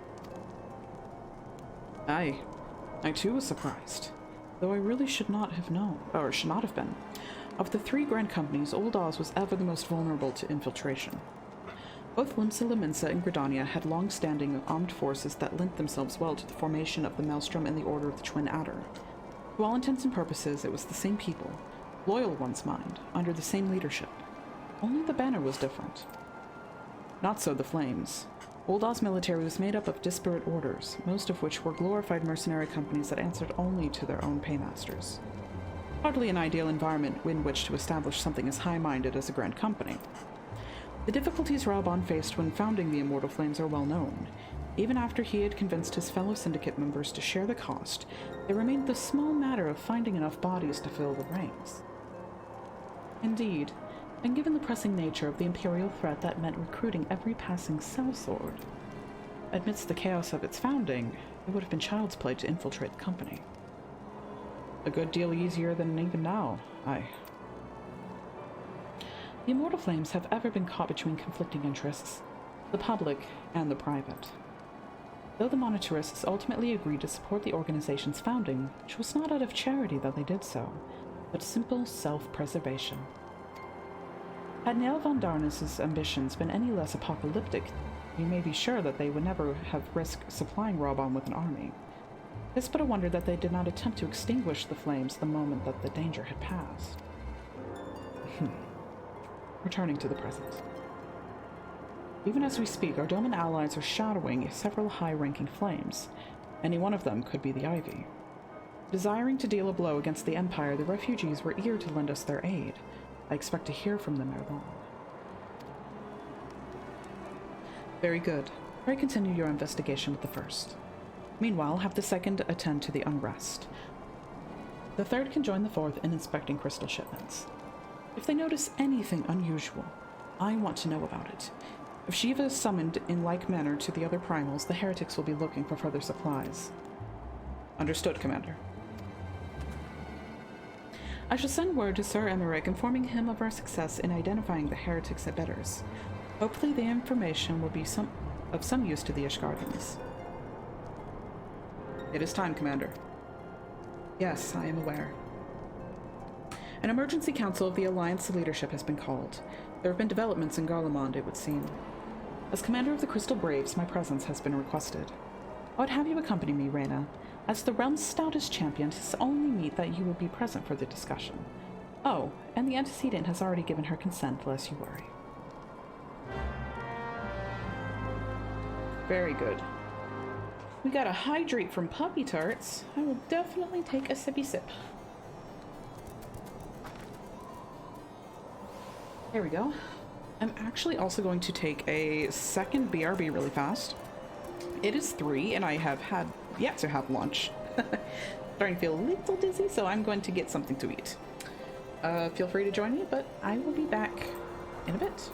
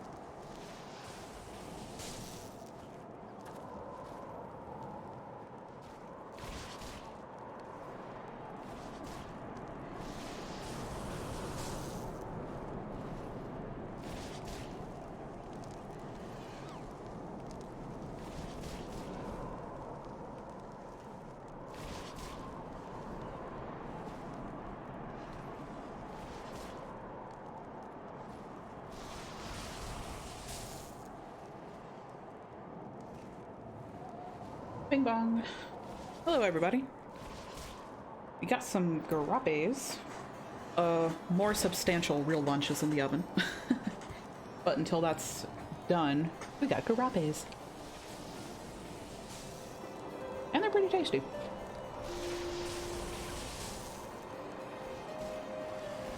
This sure was something that the idle camera? Maybe I need to eat more garapes.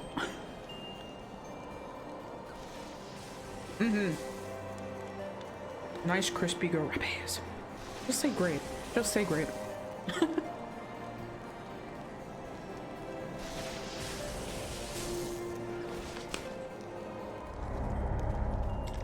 Rip. Sorry, my guy. Oh. Just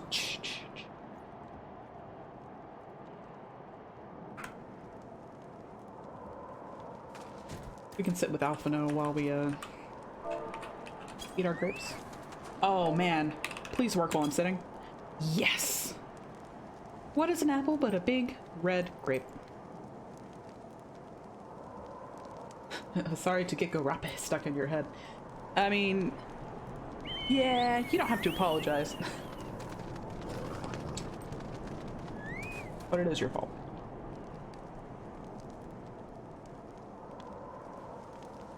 I feel like all Hrothgar are cute on principle, but that's a good Hrothgar.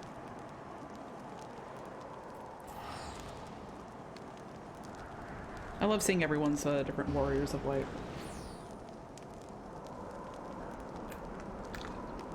Yeah, that's a crispy grape.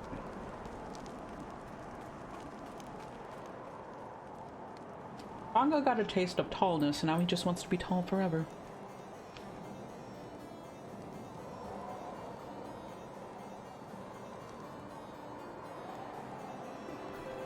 Now one's head must be higher than Bongo's.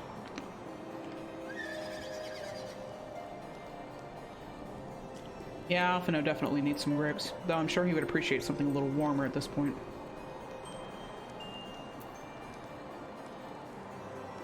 What if we could give him some nice poultry of sorts? Some kind of high-protein bird. One that could be roasted in this fire here, actually.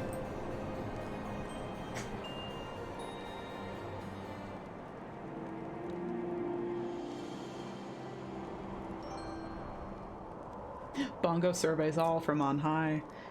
I mean, the new barding kind of gives him the vibes. Kingly Bongo.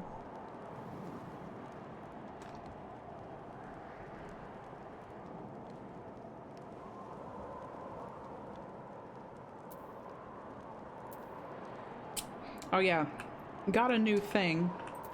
I've been dying to try it out.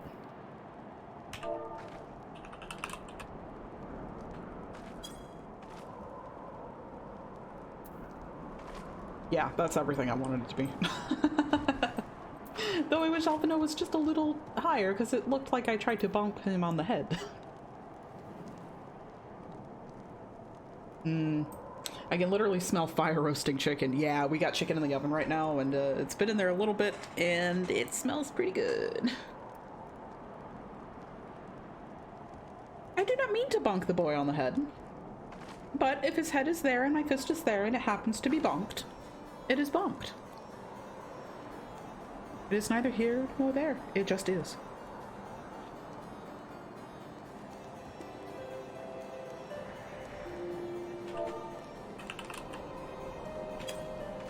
Bonk.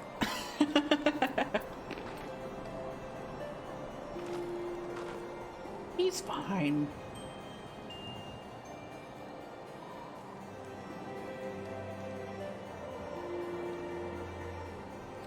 Okay, let's see.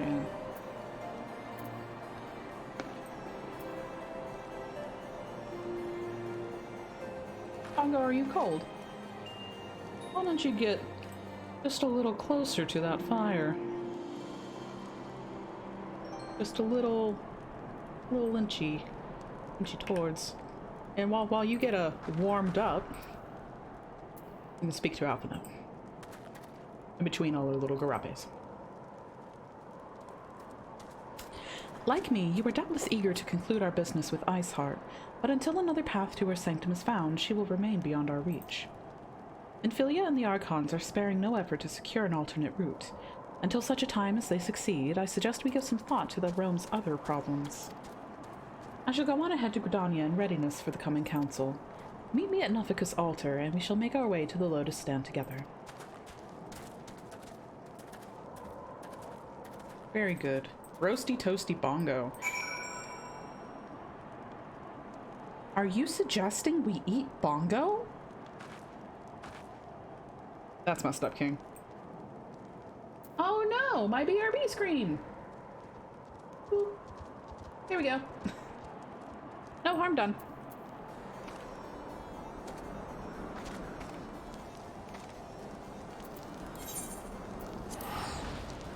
Literally hecked up. Who would want to eat their bongo?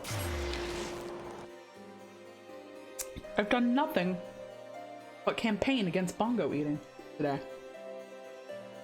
Listen, if y'all are going to talk about eating bongo, I might as well join you. We have not talked about eating bongo. We have talked about not eating bongo. We have talked about not eating bongo with the delicious ranch. We've talked about not eating bongo and frying his skin as a little chip.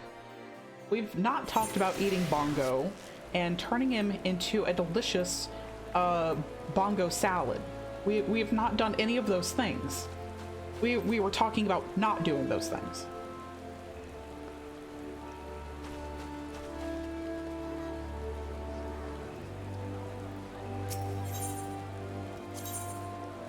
Literally hecked up. I can't believe you'd say that.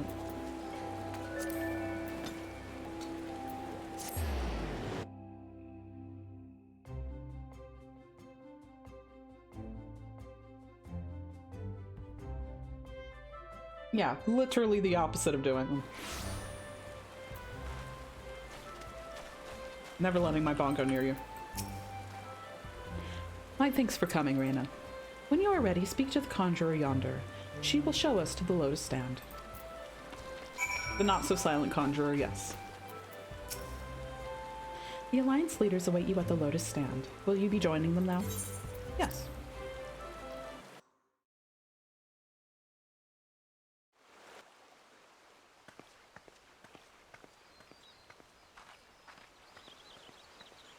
Hey, Mommy's here. Change has come to the Garlean Empire, and we must discuss the implications. Kiss, kiss. The rumors are true, then? The War of Succession is ended? It is. A new emperor reigns in Garlemald. God damn it, not again. Who? Sorry, Heidelin, damn it. Heidel, damn it. Hi, damn it. Yeah, there we go.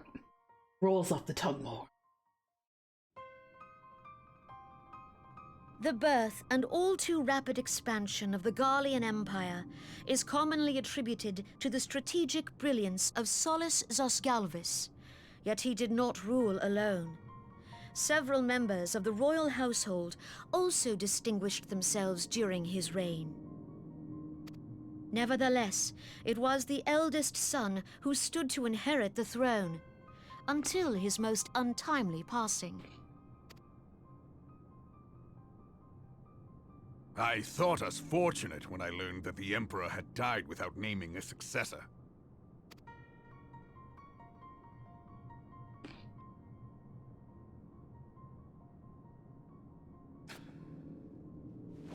Well, that's just rude. Would that the Garlean Empire had died with him.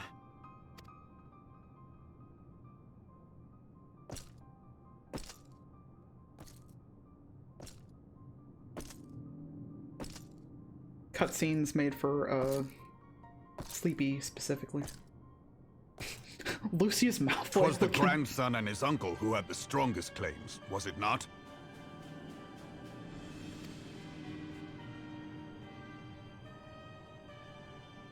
Lucius Malfoy on, like, a really bad day with, like, 30 years added to his life, maybe. Indeed. And hit the Yet gym for a claims year, count yeah. for little without the power to assert them. High Legatus Varus Ye Galvus is a respected military leader. Not so his uncle.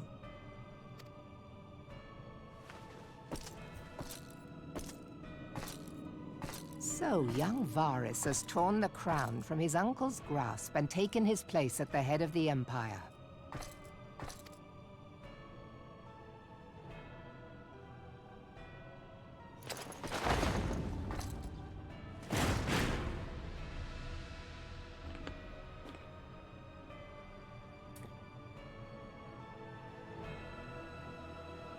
Turn that frown upside down, man. You're leading an empire now.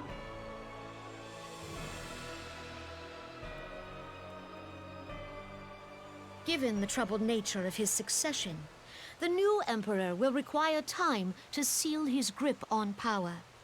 Yet have no doubt but that he shall, for there are none left with strength enough to oppose him. Since the success of Operation Archon, the remnants of the 14th Legion and the forces occupying Alamigo have done naught but fortify their positions. Hey, good for you, buddy. You're leading an empire. Yeah. You gotta look up. Smile a little. But you can be sure they'll be ready to march on us again, if their Emperor gives the word. When, not if. They say this Varus was so set upon Eorzean annexation that he spoke out against the Meteor Project. Plainly, the new emperor's intentions are of great concern to us all.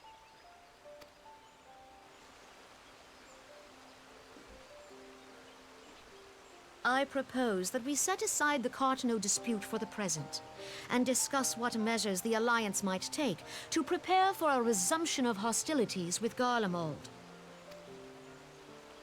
Moreover, I move that we re-examine the question of how our former allies in Ishgard might be persuaded to retake their place at our side.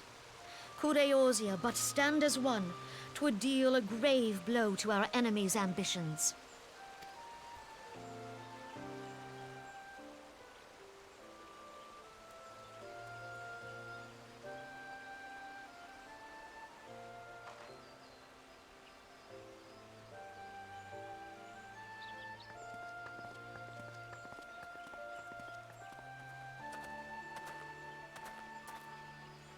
Well, I suppose we should be grateful that they have finally acknowledged the inevitability of Imperial attack. Who knows? They may even do something about it. If only the leaders of Ishgard would follow their example and stop hiding behind their gates, praying for the coming storm to pass them by. But that is a discussion for another time. At present, I am more concerned by the fact that the Alliance's mooted preparations will be made known to the Garleans many moons before their coming. So long as the Ivy eludes our grasp, no secret is safe.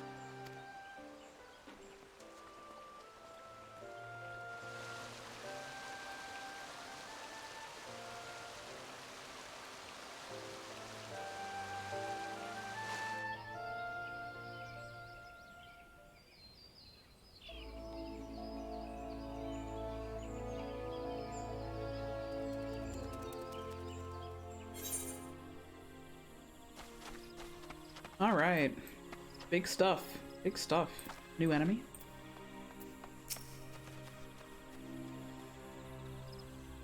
I'd be interested to learn more about this dude. Looks pretty intense.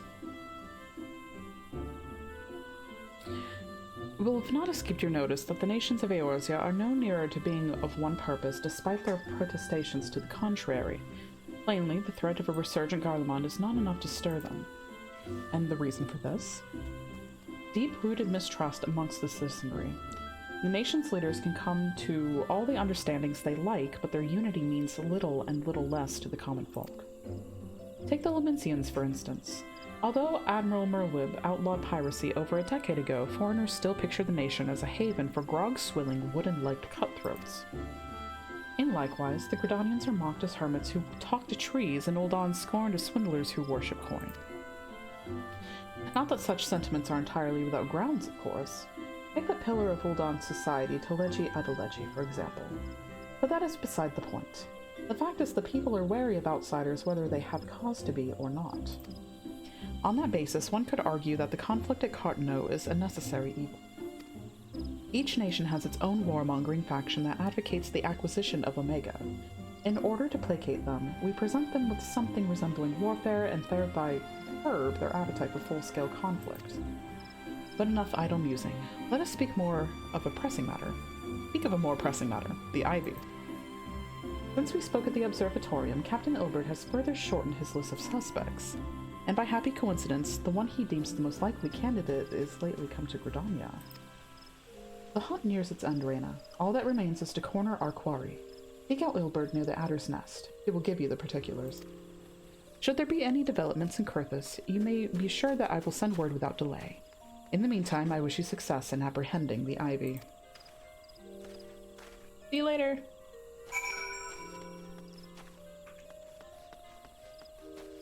Big lips. Good for you.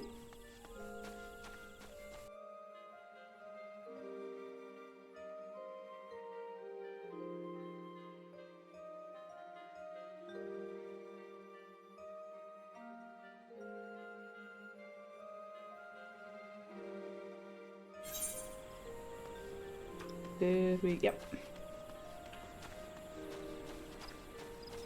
Making sure we're going into the right direction.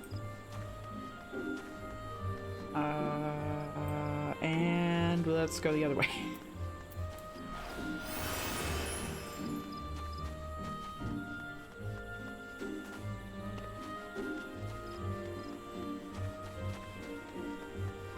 You can really see the, like, fire under this game's ass after the miracle success of the Realm Reborn here in hindsight. Oh, I'm sure. My thanks for coming, Scion. Doubtless the commander has informed you, but we have unmasked the Ivy. From this point on, we must proceed with extreme caution. Try on some stuff. Hello. Ah, there we go. That's pretty cool looking.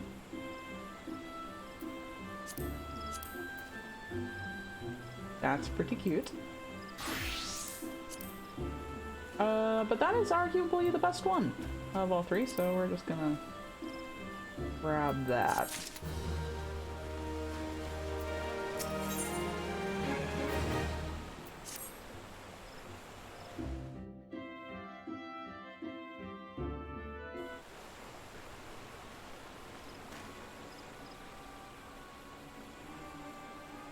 Listen well. The spy we have been seeking all this time is none other than Flame Marshal Elaine Rael, Raubon's second in command. Prior to joining the Immortal Flames, she was a mercenary of no small renown. They say her skill with the polearm had to be seen to be believed. Of Ishgardian birth, she is the highest-ranked foreigner in the Immortal Flames, barring the Flame General himself, of course. When he informed the Grand Company, Raubon chose people based on their worth. Once the Hailed was of no interest. The Monitorists saw things differently, however. Having funded the enterprise, they reserved the right to reject candidates nominated for high-ranking positions. Which was no secret that they did not favor foreigners. Ishgardians especially, after the way the Holy See forsook the Alliance. Yet the Monitorists did not raise so much as a murmur of protest when Royale was appointed to her post. Passing strange, is it not? Could it be that the Ivy has some hold over the Monitorists?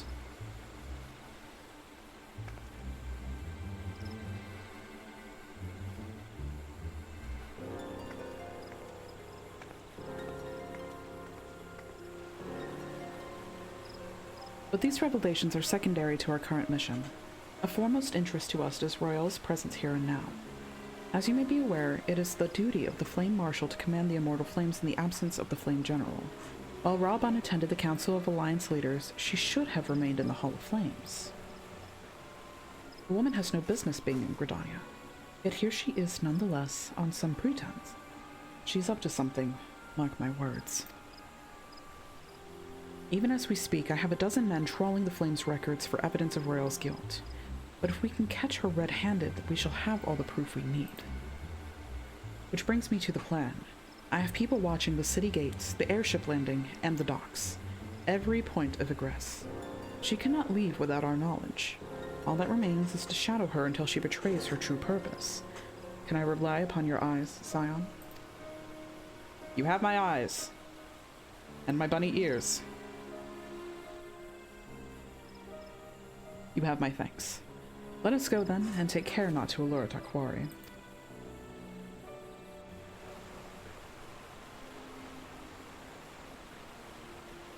Let's see if we can catch this imposter. Am I right, gamers? Where's my cookie? There we are. Actually, like, just leave the stream right now since I made that joke. Just leave the stream. That was awful.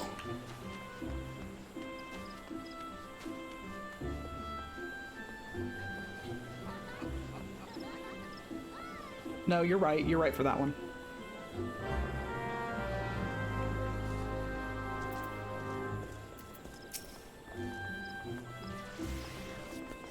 Royale is headed in the direction of the Blue Badger Gate. With me, Scion.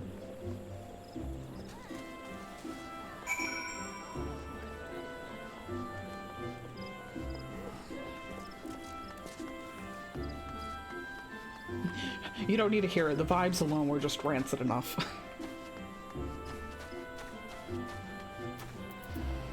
I'm sure you'll feel it in the next room over.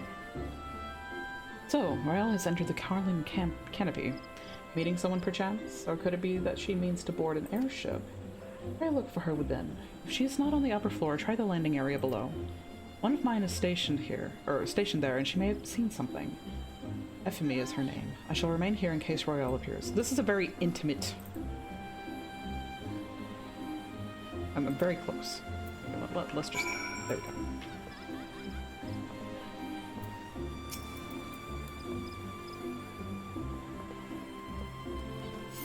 For your time.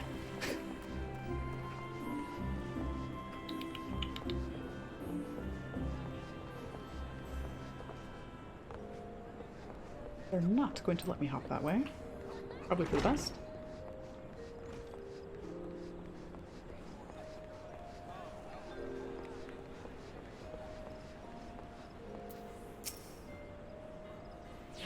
Reina Vogel, such an unexpected pleasure. What brings you here? A social visit, you say? How pleasant. No, she didn't come this way. I've noted every passenger and none bore any resemblance. Well, don't let me keep you.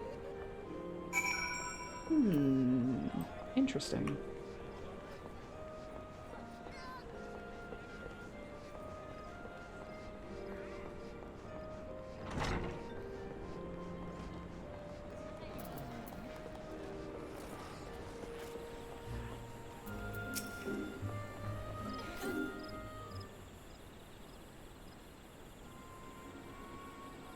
Nowhere to be seen, you say? And you were sure she did not board an airship? She did not come back out either. Where in the seven hells could she have gone? Well, we do exist in a universe where people can just kind of teleport places, right? Is that not an option we considered? The roost! How could I forget?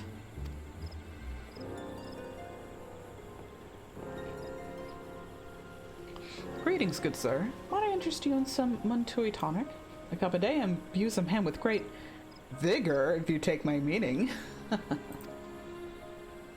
Perhaps another time, friend. Wait. That necklace. You're a shinobi of Doma. The woman you seek has left Gridania by way of West Shore Pier. She was attired as a merchant, but these eyes are not so easily deceived. You may wish to take your search to the East Shroud. Rest assured that we will continue to support you from the shadows.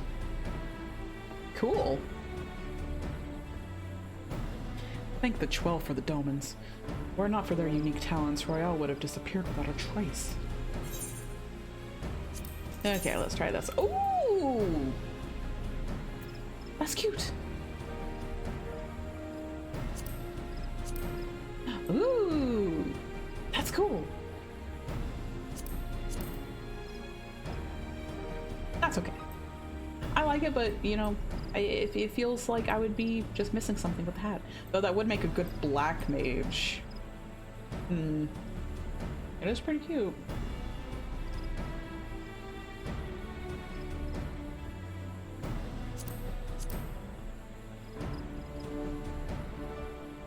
I do like this. Oh, deciding on glam pieces is so hard.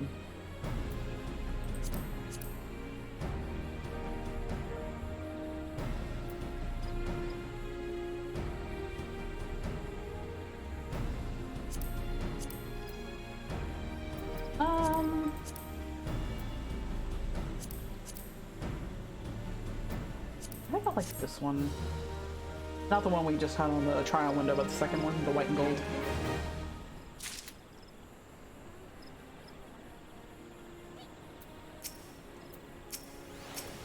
Yellow.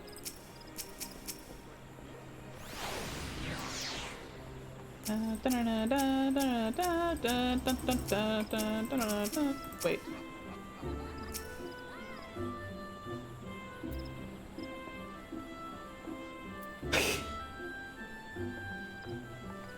I'm feeling like... Okay, there we go. Just taking a second. The game's kind of lagging just a little bit. Elbert is eager to resume the pursuit of Lean Royale. Oh yeah, I'm glad I can at least cash in for seals. I unlocked that in Adders yesterday, which was great.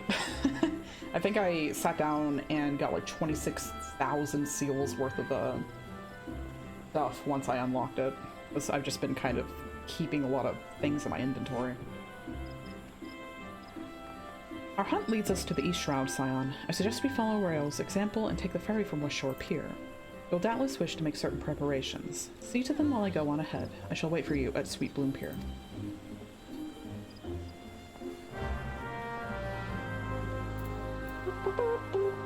Yeah. Alright, let's go. Oh. We're just gonna teleport over there.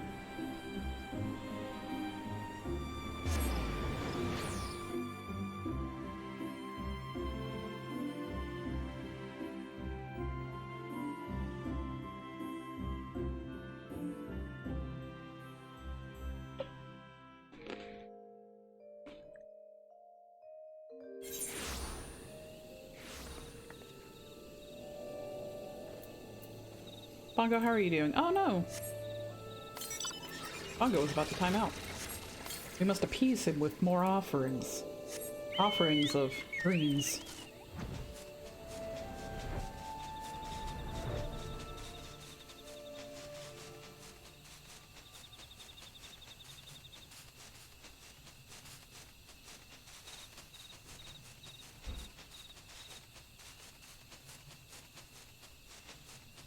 And I'll probably play around with the new pieces we got on glam plates or something later.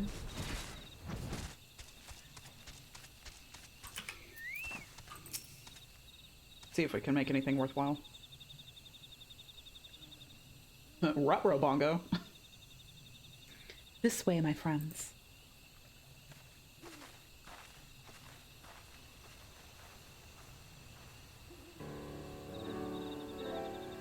Your quarry makes for the Hawthorn Hut. If Royale is truly the one we seek, we can expect that she means to make contact with her Garlean masters there. An explanation is in order. You are no doubt aware that the Garleans have their own method of communicating over great distances. Well, our ingenious friends over at Garland Ironworks have provided us with devices which disrupt these communications, and we've installed them around the city-states. In so doing, we have made it difficult for Imperial agents to correspond with their masters. Royale would thus have no choice but to rendezvous with her Imperial contact directly. Yet, as a well-known face in the Immortal Flames, she cannot move about Thanalan without being recognized. It would only be a matter of time before someone saw through her disguise. It is for this reason, I believe, that she has chosen the Black Shroud for her clandestine meeting.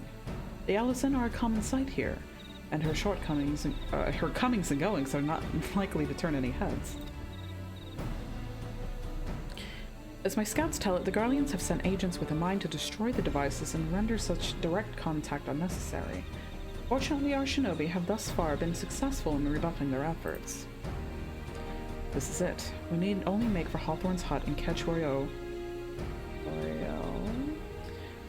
It's the French. It's the French that trips me up. Very beautiful. Know nothing about it to know off the top of my head. If I am pronouncing things correctly, like 90% of the time.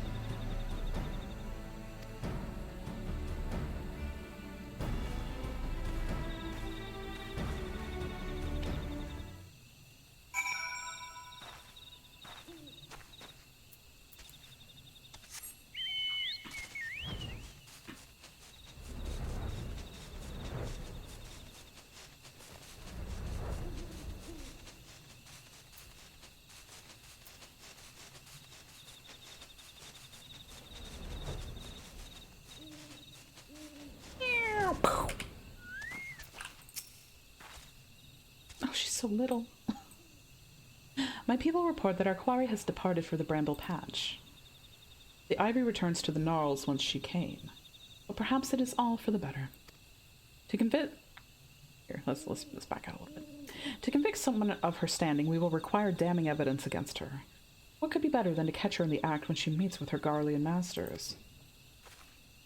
My countrymen and I shall lie in wait in the shadows. Tread warily, my friends.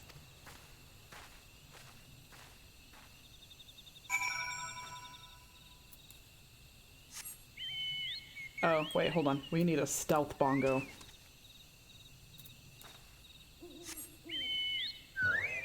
No one will ever see it coming.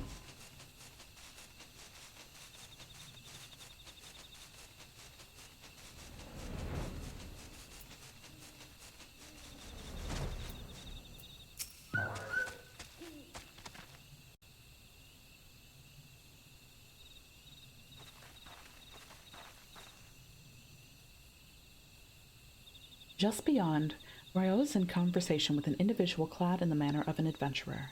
An imperial intermediary, no doubt. This is it, with me.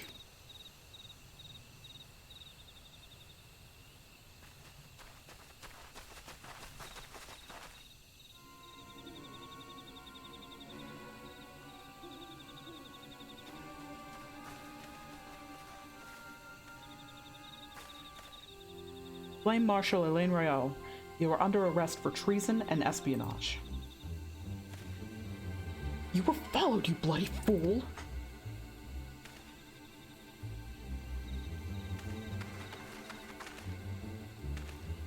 Damnation.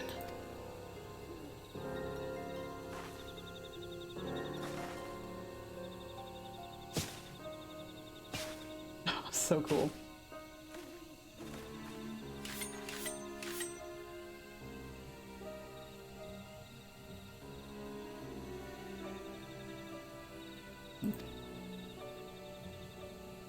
You are unarmed, my lady, and scarcely garbed for battle.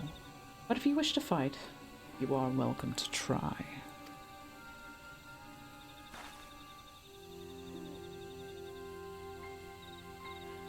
What is the meaning of this, Captain? Did you arrest me for strolling in the Twelveswood? When last I looked, that was no crime, and neither was conversing with passing strangers. You would feign ignorance, then? Very well. If you do not think of something to say, there will be plenty of time to say it later. Now, come quietly or I shall make you wish you had.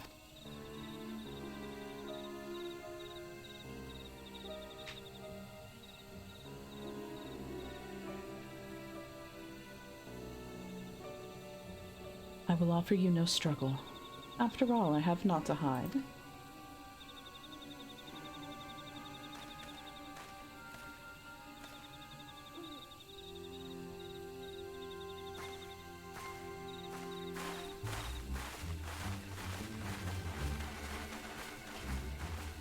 Kind of reaching, man.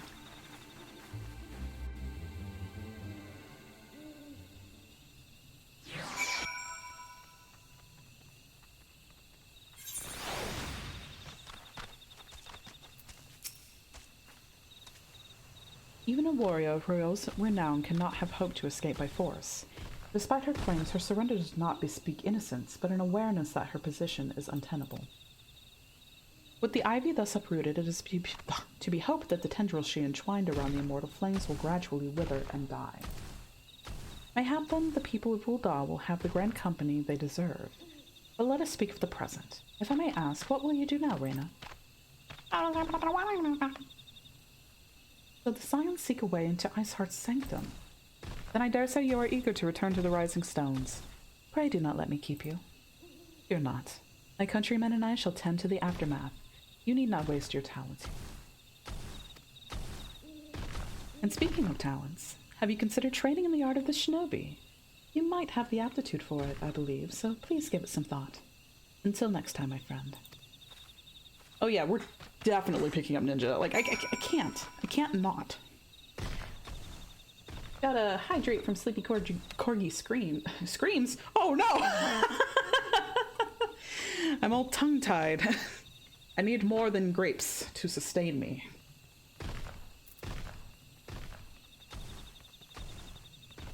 I don't know why he screamed, but I'm going to hydrate. To be fair, there's a lot of reason to scream these days.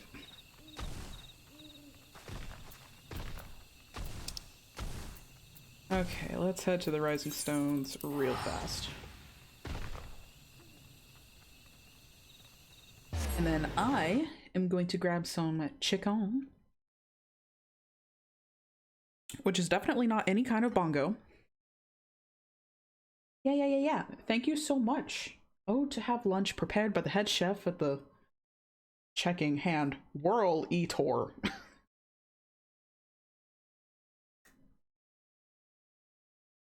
The grapes are pretty good though.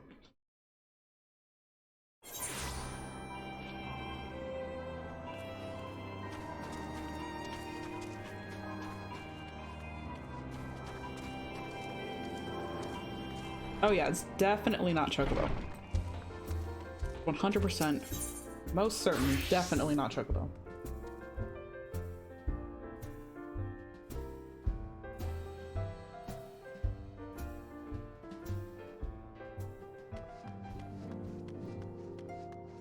Oh no.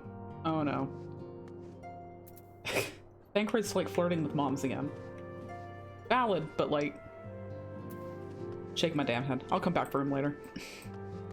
It's been a while since we've checked in on everybody, actually, so it might be a good time to do that.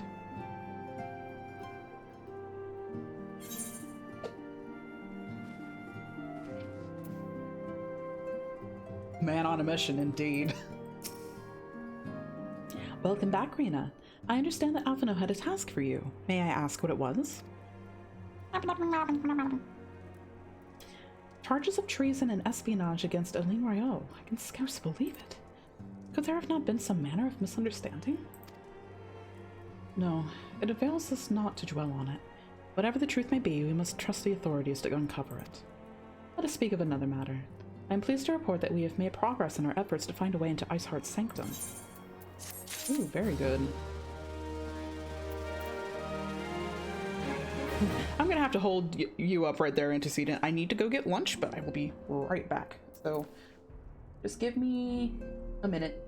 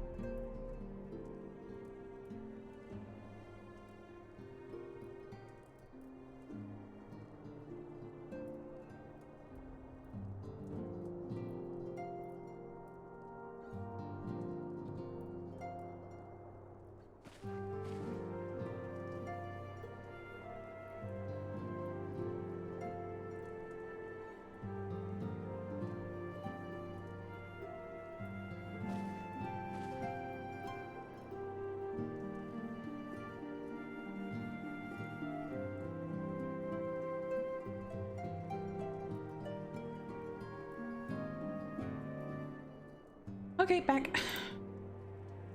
Still have a few grappes, a little chicken, a little bread, a little vegetable. So while I'm munching on this, it might be a good time to kind of chill in the Rising Stones. We'll hear from Minfilia in a minute.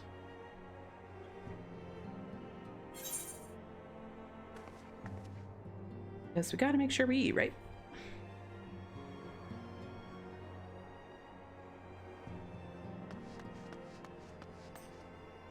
See if there's a good place we can sit. Yeah, we'll cheer here if we can. Yeah, there we go. We'll just relax with Hikari and Philemon. And Thancred trying to get his, you know. Then we can chat with everybody and then go see what Nymphilia has to say for us.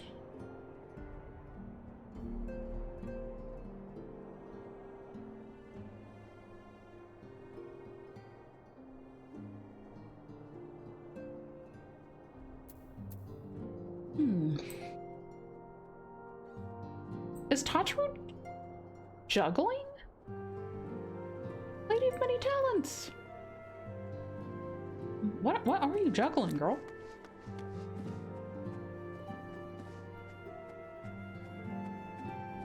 A knife, a hatchet, and a bottle. What a little queen.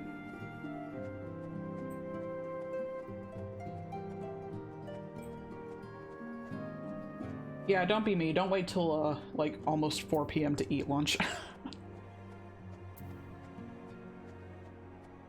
She is so talented. I never would have guessed. I knew she juggled paperwork very well, but I didn't know she juggled other things with equivalent accuracy.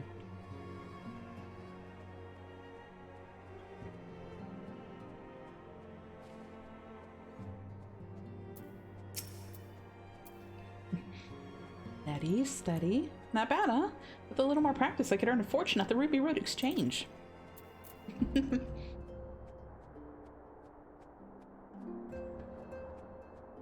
I love Tataru. She's definitely a character I didn't expect to love as much as I do, but I'm glad that I ended up loving her.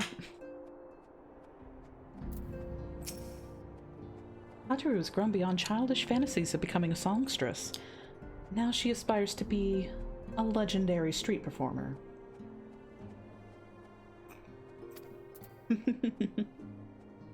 Let her have her dream, Y'shtola. She cannot seriously be considering it. Life as a street performer should be one's last resort, not their first. You don't get it, Papalymo. You don't get it. Okay, let's see what Thancred's doing. Yes, but Hikari, you're missing the point. The individual doesn't matter. It was a team effort, and I was the one who...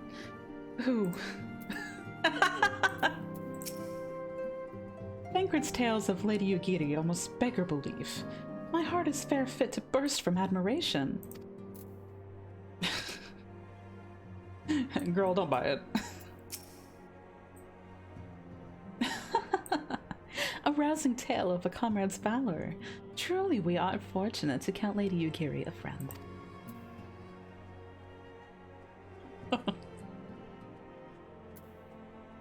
They just be swerving on this dude.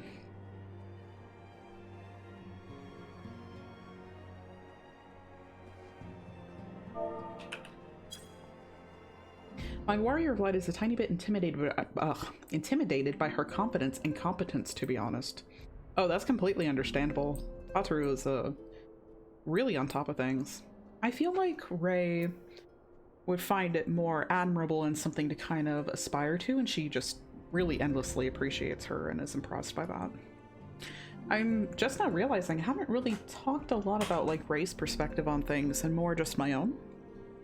Which, I feel like there is a distinction there between, like, player and warrior of light in some cases. Like, regardless of how, you play your character. I think there's gonna be a little discrepancy even if you're trying to, like, play yourself. Which, in this case, I'm not, but I can, put a lot of myself in Rei.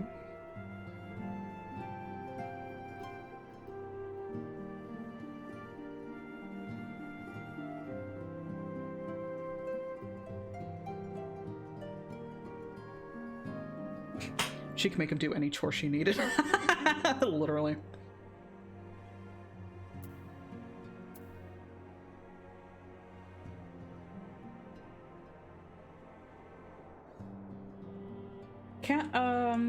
They think Crit isn't working hard. Whether he's successful. Vince is a version of myself, but we feel different about a lot of stuff. Oh yeah, yeah. I think you put it into words better than I did. Just kind of like a facet of the self, but not really the self. I feel that way about Ray a lot. We always put a little bit of ourselves in like characters we make.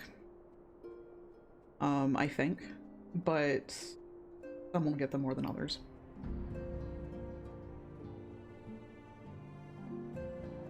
Yeah, he doesn't have the benefit of this stuff being fictional like I do. It definitely changes our perspective. Because we can look at it and be like, oh, like it's just a video game, but if we actually look into the mindset of the characters, it's real for them as far as like story goes. So there's definitely an interesting perspective to be had there. I really should talk about Ray's perspective on things more. Though I feel like it's a little difficult when I'm streaming too, because it's sometimes stuff that I kind of sit and let kind of simmer and try to revisit things through Ray's perspective, especially when I'm streaming, because I'm focused more on my feelings on the situation, like how I'm taking the story, and then kind of retroactively go back and make little mental edits and inputs based on Reyna as a character.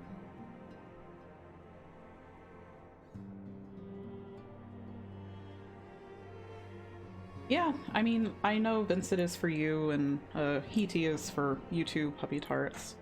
But Reyna is incredibly personal for me, and she... Like, I've played video games where I can, like, put my eyes, like, for a character's. But there's only been a couple that's really, taken me in the same way as Final Fantasy XIV has. You don't have to talk about it until you want to. Yeah, that's fair. It's not necessarily that I feel pressured to, it's just more like I think I need more time to kind of let it sit. Because otherwise I'm just dealing with kind of my initial impact of the story and the things that are happening.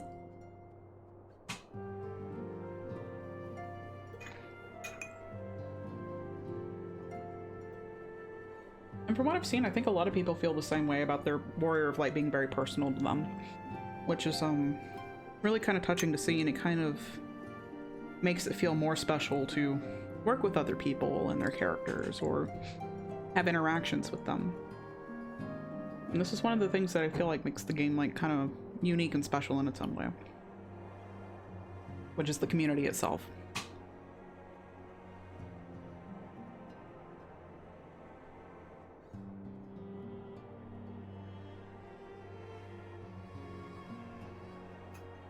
Yeah, for sure. I think they pull off the silent pro tag a lot better than a lot of other games have. Even if they're not like truly actually silent. Though I much prefer the route that they took over a voiced character. Because that's something that like Dragon Age Inquisition and like Dragon Age 2 did. And while it was fine, there was definitely like a difficulty when it came to immersion for me. Because it's kind of a joke that I see sometimes where it's like, you try to choose a certain response, and then they give a response that just feels like wildly out of character with what you intended for them to say. And you're like, oh, well, I guess I'm stuck with that.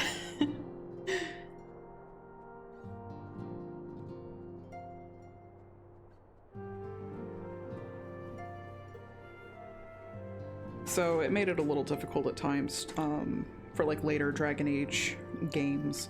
Whereas Origins was a lot more friendly in the sense that you already had all of the responses kind of typed out, so you saw them in whole and knew exactly what you were saying.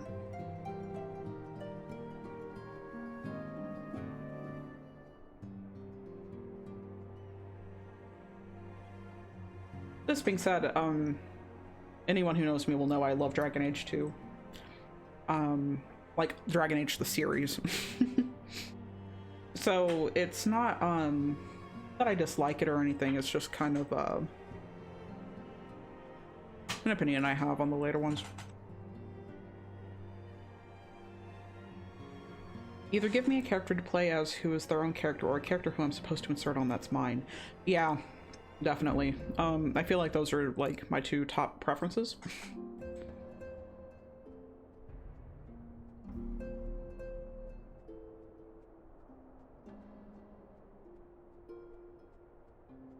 So I can completely empathize there.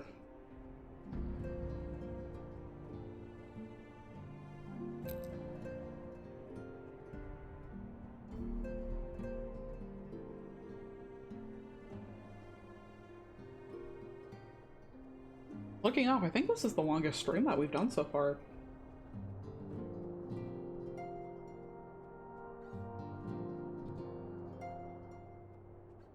And once I'm done eating a little bit of food, we can definitely do a little more.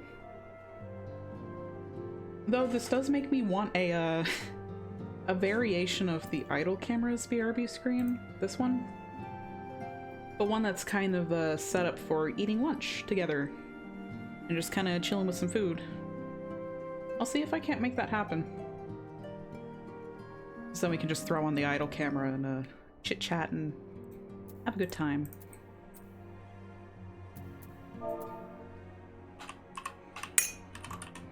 Let's see if that works. Yeah. Well, no, it didn't work exactly the way I intended, but I know there's a command to do idle camera on your character. This game, I think, strikes a good balance of giving you stuff to work with but not telling you who your character is. As good as is reasonable to really hope for with a video game anyway. Yeah, I agree. One of the things I enjoy when I talk to other people, you included, regarding Warrior of Light stuff is how different the canons and feelings that each of the Warriors of Light can have, despite playing the same story. Like, I think that really kind of attests to that.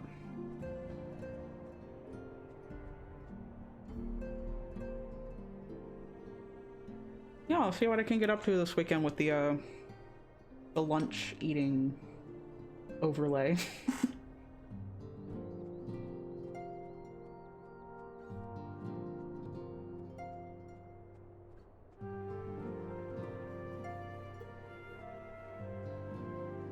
But until then, let's not have the BRB so that it doesn't look like we're absent necessarily.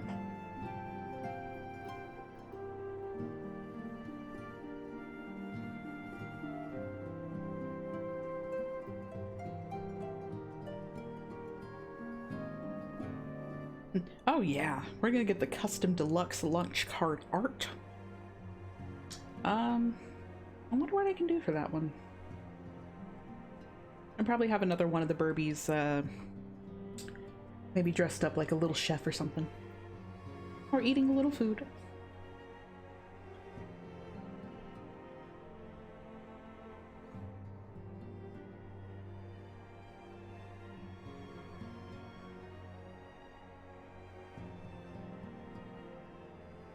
I feel like idle camera is one of the best features that this game put in. As like little extra things.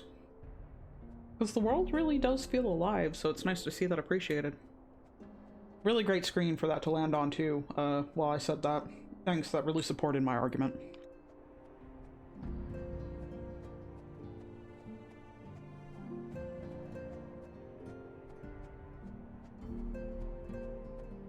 Why is the exit even targetable? Well, stupid question. Why is the idle camera... Why does it do that?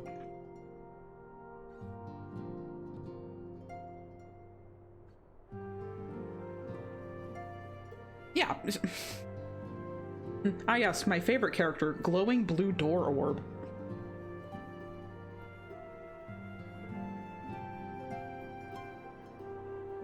Ah yes.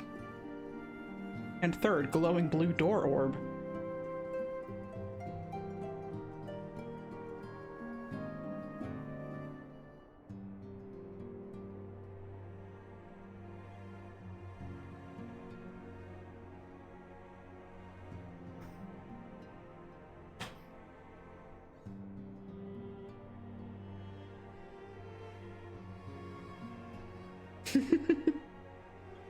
You def interact with Door Orb a lot of times. You know what? That's fair. That's fair. I shouldn't be hating on my boy, the Door Orb. The Dorb. I gotta say, like, when I started streaming, and even now, like, I kind of deal with this anxiety of, like, I gotta get things done, I gotta do stuff. And I'm still trying to, like, strike that balance there, but it is nice to kind of slow down and munch on some food and chit-chat a little bit, so I appreciate you all sitting with me during this.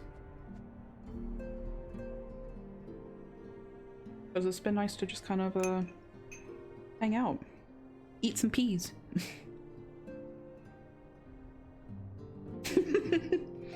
That Door Orb is literally the only thing keeping the Ascians out.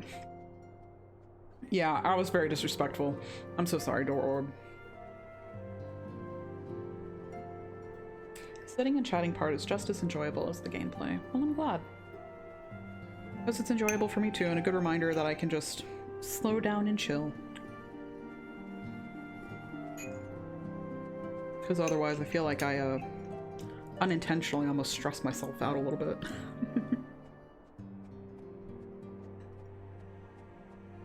Yeah, I also love chill streams, and I love the chill vibe. Door Orb! So, I don't know why I continued to pressure myself about that. I guess I just want to, like, make sure that you guys are having as much fun as I'm having. Because ultimately that's the thing that got me to want to start streaming in the first place, too, is because, when there's something that I really love and care about, or just like the concept of kind of loving something or being happy in general, my first inclination is to want to share that. So that was my primary motivator to finally get the stuff done I needed to do to be able to do this kind of thing. So I guess I just really wanted to make sure you guys were having as much fun as I was. We always hold standards for ourselves that we'd never hold for our friends, to be honest. At least I know I do. Yeah, for sure.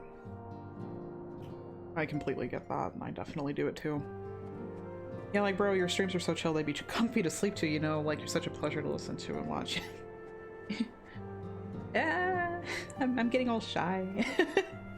But thank you. It means a lot. I'm ironically getting a little emotional about it. It just feels a little silly, but it just means a lot, you know?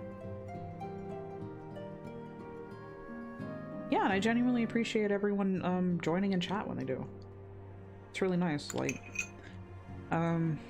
between people who do hop in chat and people just coming to chill with me, it's been really nice.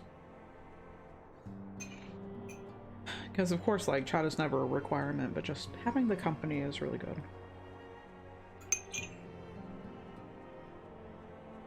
Just kind of really important too.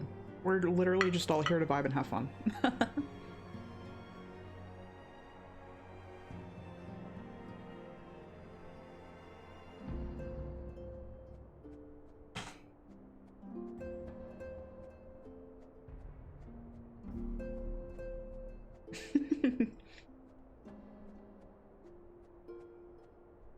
Literally did not plan to stick around because I'm supposed to be drawing, but it's fun to watch. Well, I'm glad you're here, even if that's a little selfish of me.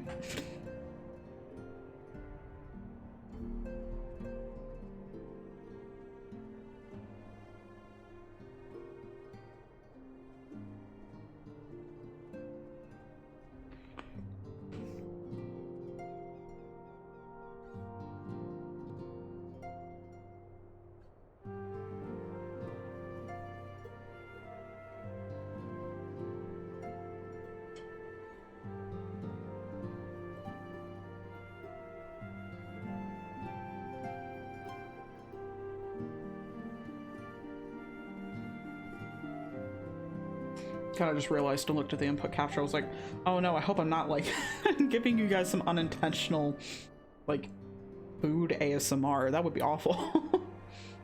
Like, if you're into that, that's great, but I just didn't want that unintentionally to happen.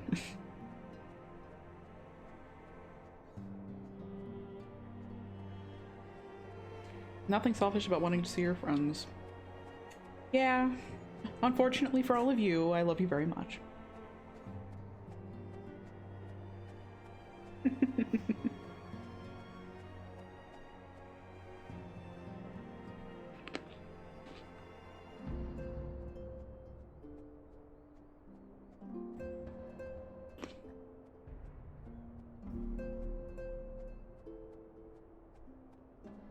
So occasionally when I do bite down on a grape, I will see the input capture spike for my mic. Just bite into a little grape. Just oh, that was a big one.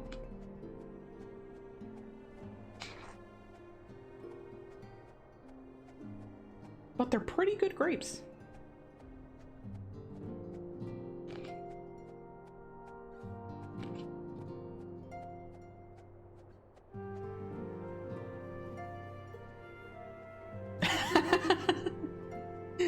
Yeah, because much like a polite individual, I have been trying to chew with my mouth closed.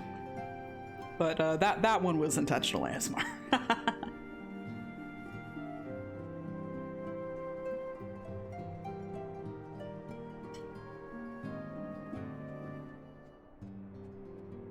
Yeah, we love a good crisp grape.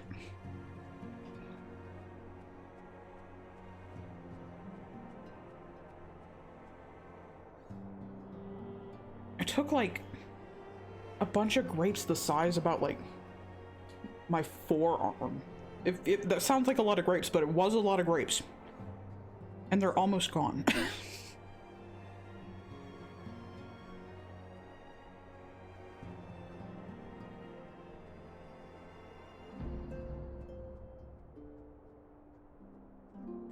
Though to be fair, I also have tiny little forearms.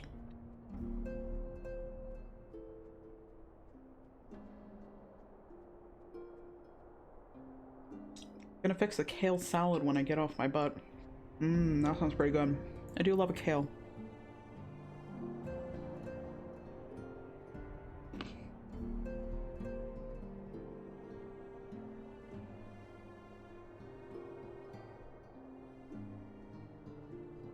Probably best to enjoy the grapes while they're still at their peak, I suppose.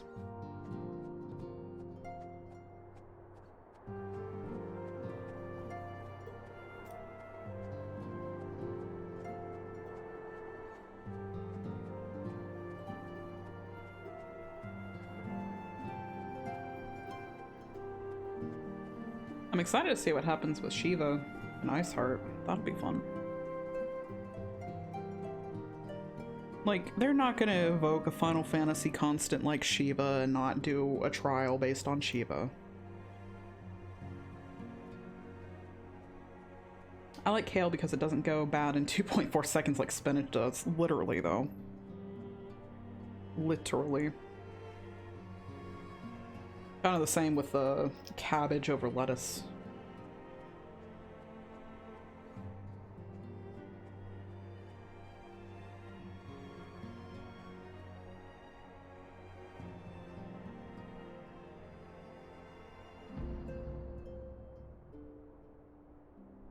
Should we have gone into just chatting? I totally forgot that categories were like a thing in this game. I mean, I'm pretty close to being finished eating, but I guess we're not technically in the wrong category right now.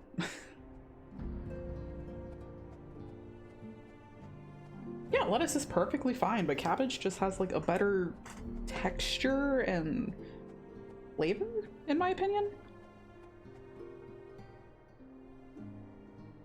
Yeah, next time I'll try to remember to go to just chatting.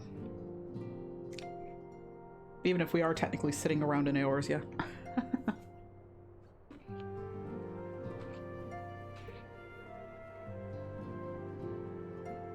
Yes, it retains crunch much better too.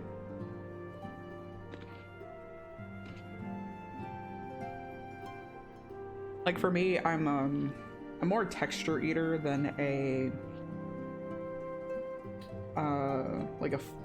with flavors, especially after having COVID. My taste buds have gotten they're not the same as they were pre-COVID. And it just really kind of emphasized that for me.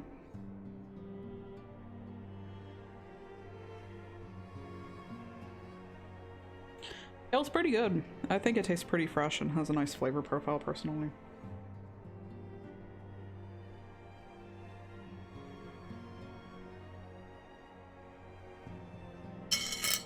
Oops.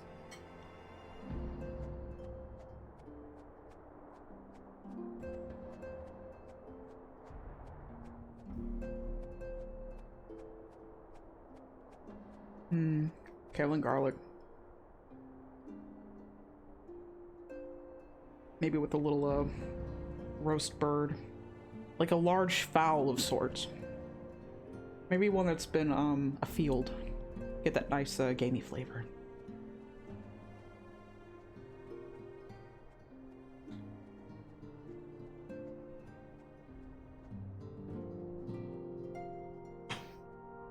Sesame oil, that's another really good flavor.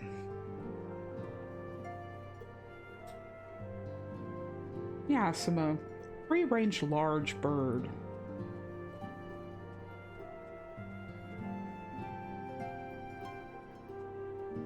Oh yeah, like a roughly horse-sized bird. I think that would be really great, feed a lot of people. Just well seasoned, a little paprika, a little chili powder, some garlic salt, salt, pepper.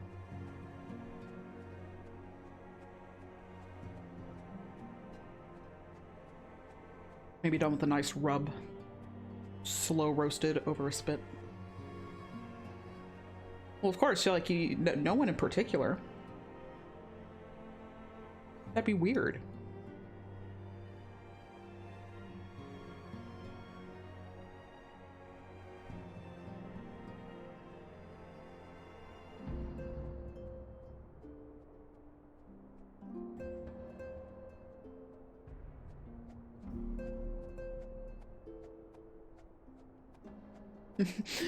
Yeah, the chair popped up and mentally I was just, chair! Get out of my head.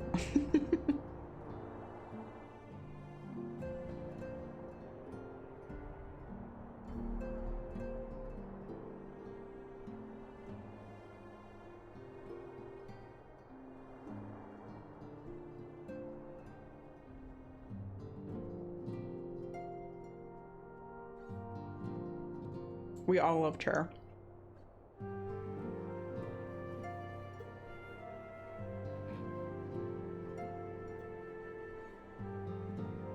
Not that Edith's doing squats with Hoary Boulder.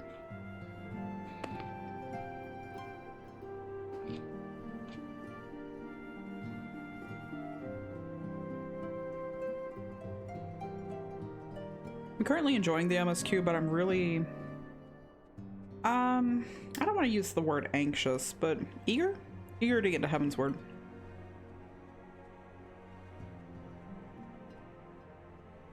Yeah, Hoary's cool.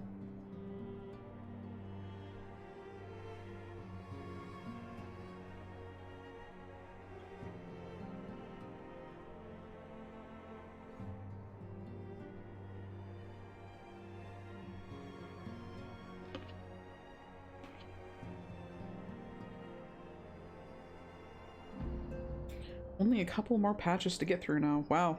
There's quite a lot of content between now and Heavensward, huh? I keep thinking I'm, like, gonna get close, and then I'm not.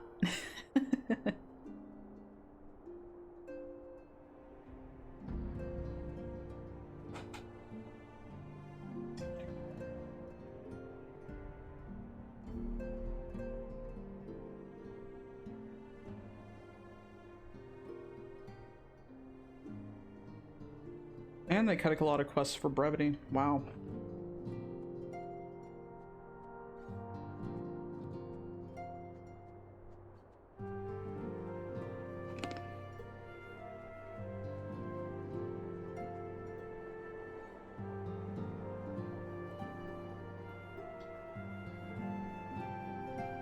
Which, like, again, enjoying the patch is alright.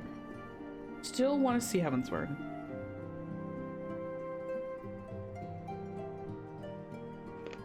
Which we'll get there eventually, but, you know.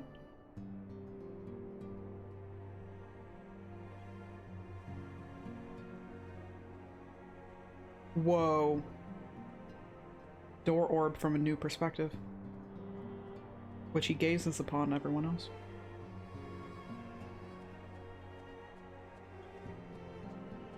That's a good scene of Tatsuro.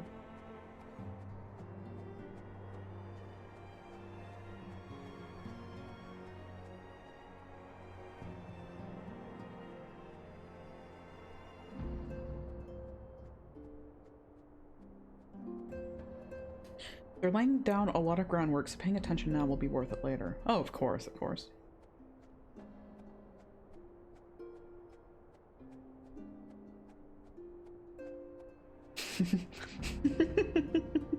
First person door orb.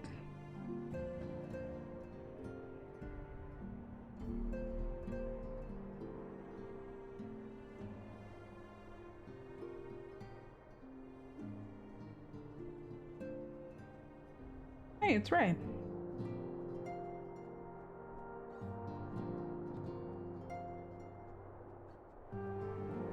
Looking like she's having none of anything Thancred's saying.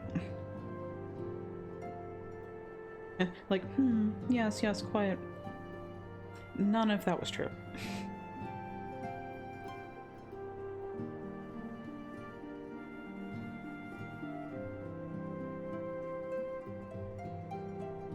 Chair 2! Chair 2!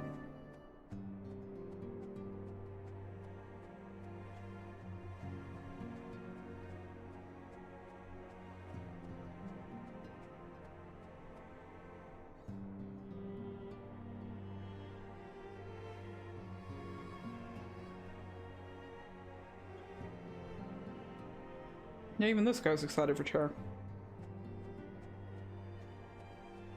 This guy probably less excited for chair.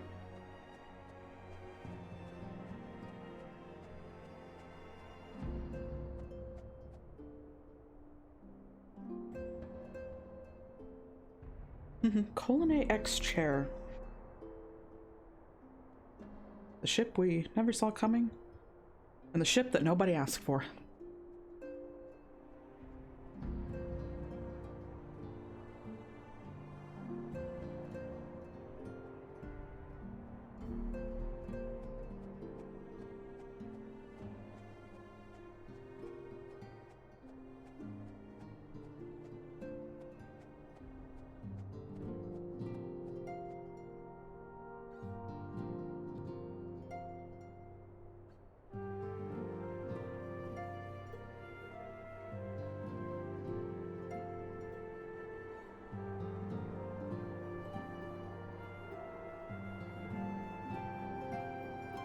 I am like the world's slowest eater, but I promise we're like literally about to get started again here in a moment.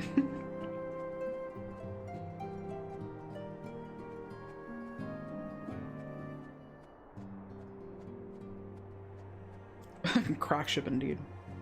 It may interest you to know that the vast majority of Final Fantasy XIV fanfic I've seen has been of the person's Warrior of Light, their favorite NPC.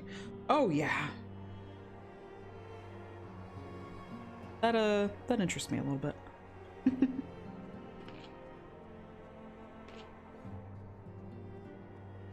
That's another thing.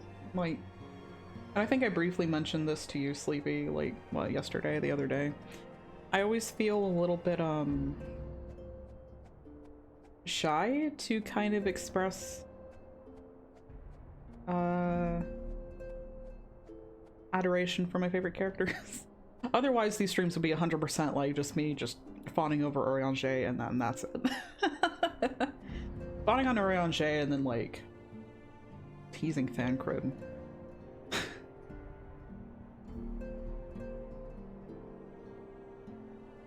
I think that's another symptom of how attached to the Warrior of Light everyone is. Oh yeah, definitely, for sure. Orb!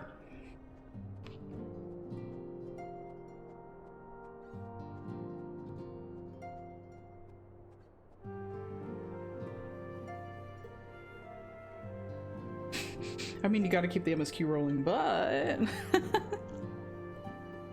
well, especially when I start doing, camera streams, you can watch me get really bashful around him. Oriange, not Thancred. Thancred does not have that hold over me.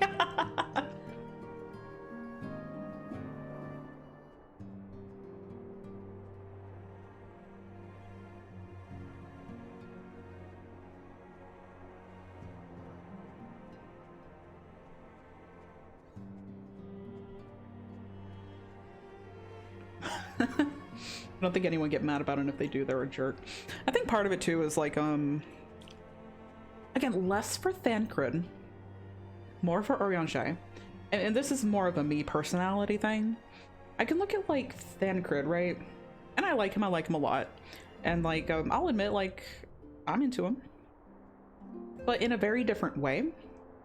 So I'll see Thancred, I'll mess around with him, I'll like, you know, get a kick out of his character and everything. But I can probably talk about it, like poke at him and make fun of him. So I'll be like that at the Rising Stones, and then I go make a quick trip over to the Waking Sands, and I just immediately get like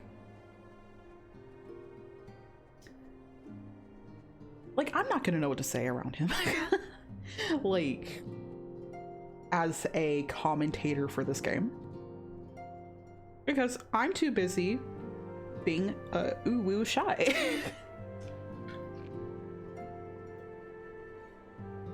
He literally does, though. He literally has a psychic hold on my brain.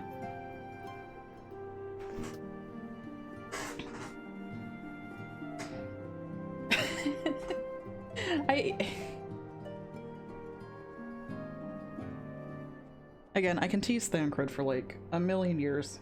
Any moment, any drop of a hat. But the minute that funny goggles elf walks into the room, I go blah blah blah blah blah blah. He's just so like, from the minute I met his character, and he's so charming and earnest and like so eloquently poetically spoken, unlike me. Like, cause he just he's definitely my favorite Scion for sure. I find him very intriguing, but I'm sure we'll hear a lot more about that in the future, assuming I can get my mouth to work. Thancred definitely deserves it.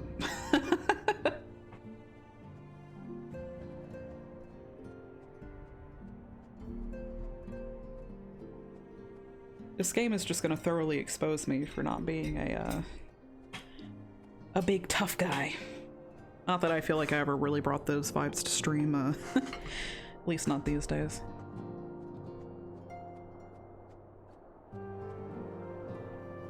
Oh yeah, oh yeah. And you've known me for so long that it's just like a tragic elf-liker disease is definitely a contributor. Chair! Yeah, the vibes are very strong, to be fair. His vibes are immaculate and very powerful.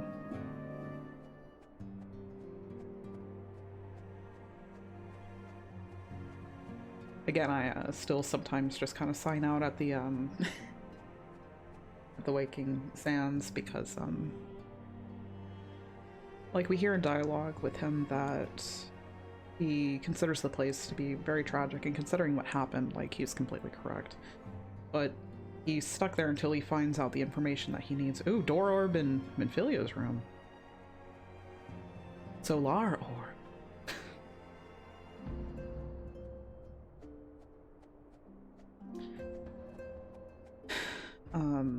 But yeah, he's just kind of there, and I consider the vendors that are there as more of a courtesy to the player and just the other random little NPCs because of like one reason or another. But mentally, in my kind of perspective, it's mostly just him there, right? So I like to like go and check in on him and sit and sign out there and like just kind of keep him company, and it kind of feels nice. I can't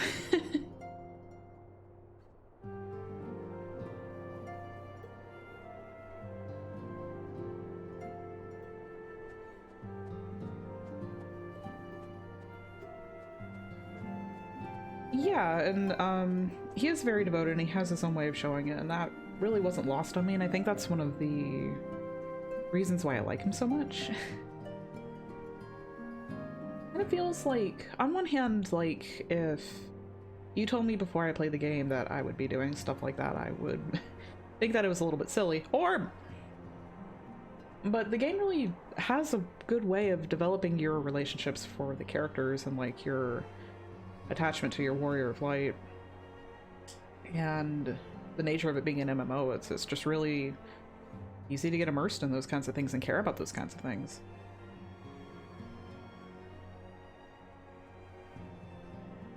He deserves someone who cares to do that kind of thing. Yeah. Because he honestly, like, even in the little that we do get to see of him, he does care a lot and he works really, really hard. And I feel like he doesn't get enough credit sometimes.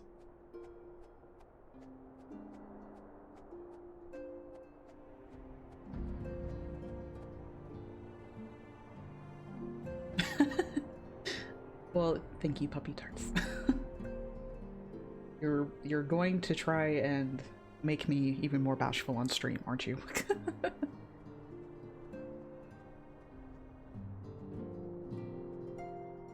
It's not gonna hold you out on in terms of giving you both solo and side character moments. Oof. Yeah, that's one thing I'm really excited about is like the main group of people, right? And learning more about them. Like that's something that I'm just really excited for. I'm glad to hear it though, because I think the relationship with the Warrior of Light with not even just the main crew, but even side characters has been really, really rewarding.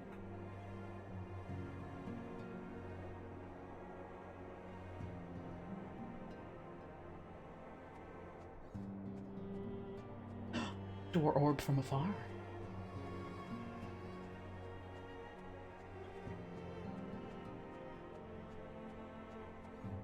But with all of that said, I guess we can hop into a little bit more story stuff and see how far we can get before this guy gets a little sleepy. Because I am still trying to play a little bit of catch up on the past couple days, nights worth of sleep. I don't know what happened. I wasn't like drinking a lot of coffee. Wasn't particularly anxious about any one thing, I didn't think. Sleep just did not come to me. It do happen sometimes. Bacon broth. Alright. But thanks for joining me for lunch, everybody, and just having a moment to chill and kind of chat. That was really nice. But let's see what Minfilia has for us today. As you may recall, Iceheart used the Aetheryte in the depths of Snowcloak to teleport a short distance to the west, most likely to a sanctuary of some description. It is there that we suspect she needs to summon Shiva using the crystal she stole from the House Caravan. I'm still a little drowsy. Ah.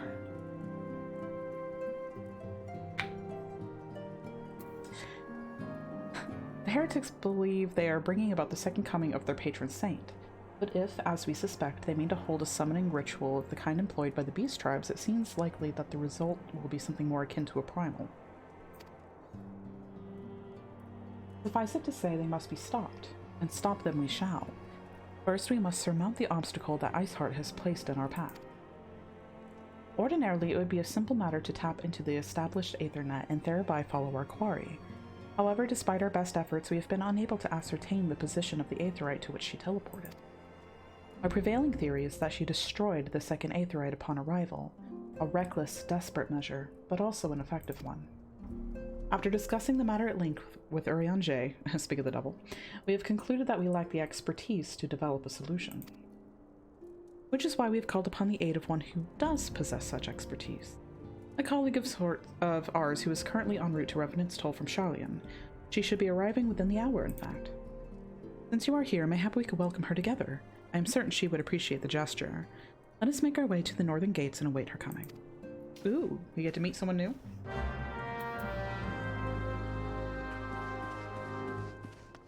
Glad we got started then. Oh, I see you, Sleepy. Let's see who we're gonna welcome. Hello, Door Orb. I'm so sorry I did not appreciate you enough before. Orb.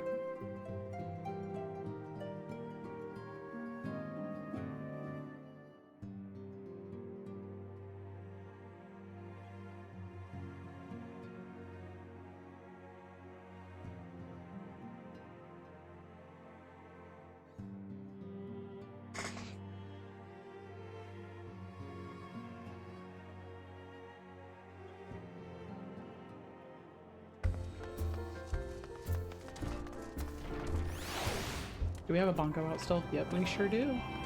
Not that we're gonna need them. Literally right around the corner. Nice little peacock feathers.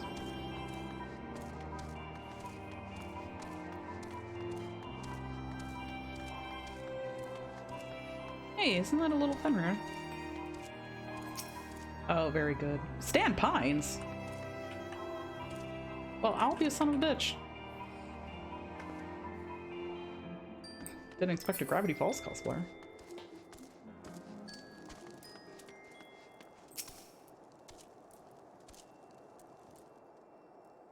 Mad respect for it, though. Bro, what's Stan doing in Eorzea? I have no clue. Maybe he fell through that portal.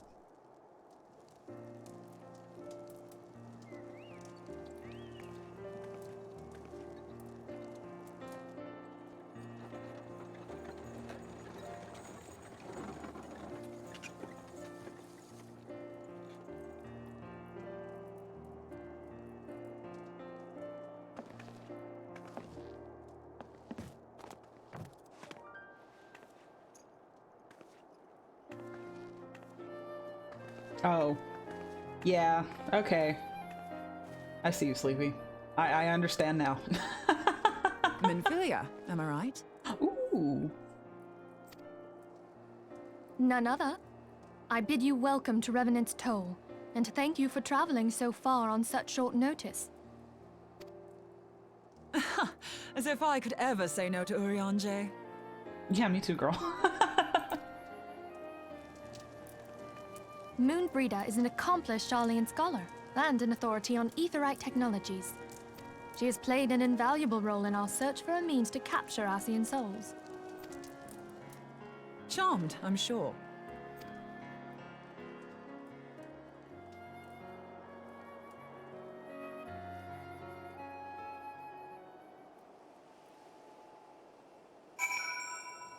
I like her. Very good. Am I not allowed to move? Okay. Seems like we got a little bit of a loading stuff today. Let us return to the Rising Stones at once then. We have much to discuss.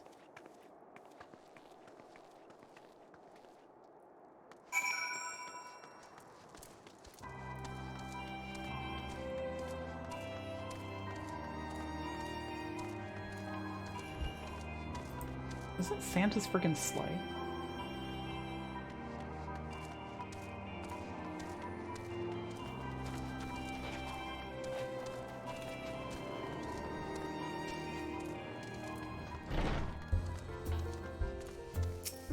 After you.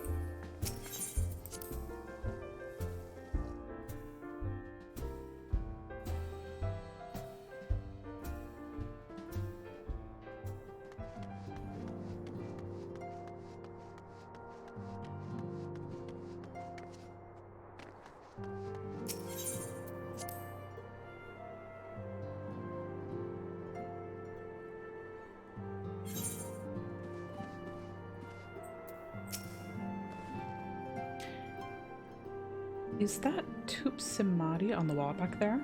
I'm amazed you managed to find all the pieces after... well, you know. That's the name of the weapon.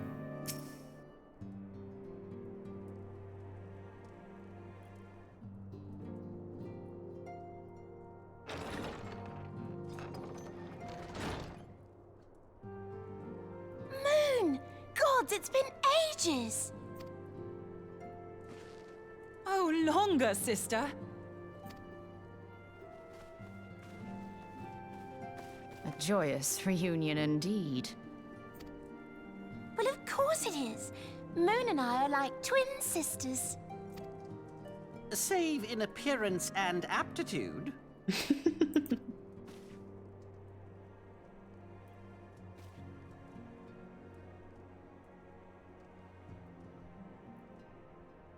Everyone, if I could have your attention. We have with us an esteemed guest who has come from Jalian to assist us. I bid Moonbreeder join us here that she might share with us her extensive knowledge of Aetherites. Also, as many of you are already aware, she has been overseeing our research into White Auracite, a sample of which she has been good enough to bring with her.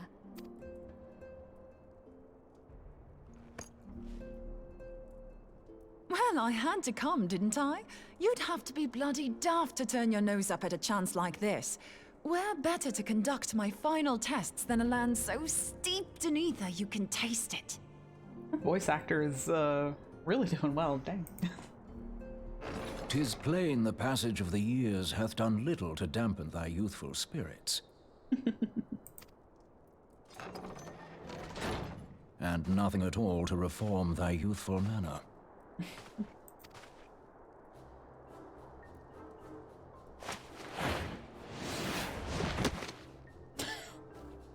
Oriange, where in the hells have you been hiding?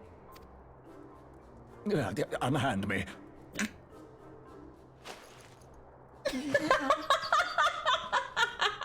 come all this way, and that's what you have to say to me. I much preferred when you were pleading with me to drop everything and hurry to your side. What was it you said? None save thee can satisfy this need. Go on. Oh my god.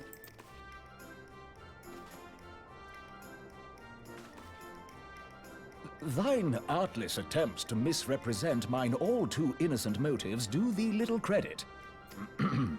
Mine intent, as well thou knowest, was but to impress upon thee the gravity of the circumstance. Lest thou doubt, a deiform entity shall shortly be summoned, save if thou and no other grantest my compeers thine aid. See, what's not being pictured is I've just been sitting here with my hand firmly glued to my mouth, just...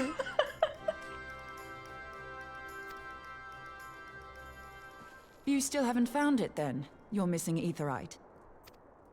I love her. I love her so much. No. We know that Iceheart teleported to an Aetherite not far from the first. Yet even after careful analysis, we could not locate the second beacon. We now suspect that the heretics destroyed the second Aetherite to impede our pursuit. Our allies continue to scour Snowcloak for Iceheart's sanctuary, but we have no guarantee that they will find it. Yet it must be found, for even now Iceheart prepares to call upon Saint Shiva. I wondered how you like her. I'm so glad you like her. Oh yeah. I've been waiting for you to say this. Like, you both were just like, I'm just slowly eating lunch, knowing this was like right around the corner, and that's insidious. She's basically like... I love the vibes. I love the vibes. I love the vibes so much. I'll be unpacking that in my own time. Conspirators, literally. I'm sorry, but if the Aetherite's been destroyed, then that's that. Although, you're absolutely sure she used the first Aetherite, are you? She didn't just use teleportation magics? That's what I've been saying. One of our own bore witness to her escape. I can say with absolute certainty that Iceheart used the Aetherite.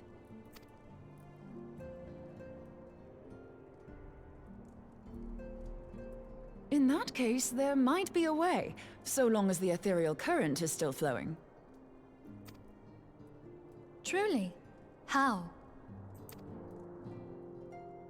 We use the current to recreate the beacon. As you know, Aetherites are a bit like lighthouses. We use them to reconstitute our physical forms when crossing the ethereal sea. Without them, we'd lose all sense of direction and our essence would dissipate. However, we don't rely solely on these beacons. There are currents of ether which flow between them, currents which help guide us to our destination. Now, these currents will gradually dwindle away to nothing if an aetherite is destroyed. But if even a sluggish flow remains, we could theoretically use it to direct a surge of concentrated ether towards the void left by the beacon, and thereby fill it up again. Like opening the floodgates to fill a dry riverbed. Though, correct me if I'm wrong, but would we not need a veritable reservoir of ether? In concert, we might manage to channel a sufficient volume, yet that is not my chief concern. To direct the flow of so great a volume of ether with the requisite precision would be a nigh impossible task in itself. I barely succeeded in facilitating travel to an unattuned beacon. That which you describe sounds considerably more difficult.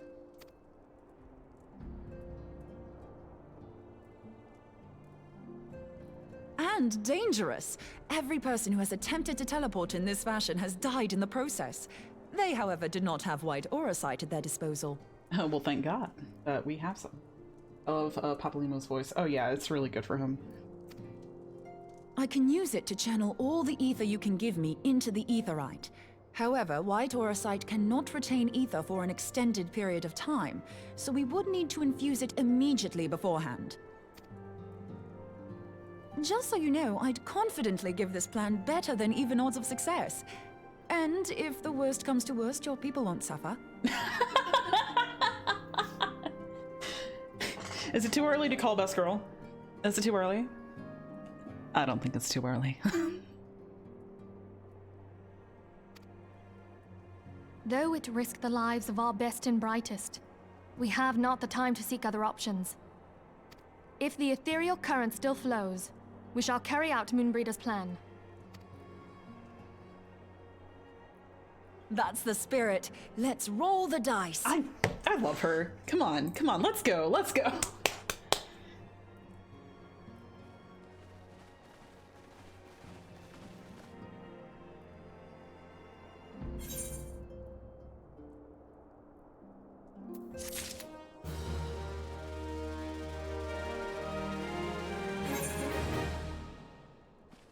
Literally so good. Okay, I'm gonna BRB really, really fast, but one of those times where it's like, is it worth doing the face cam? Or am I just gonna look foolish the entire time? Oh, she's so good.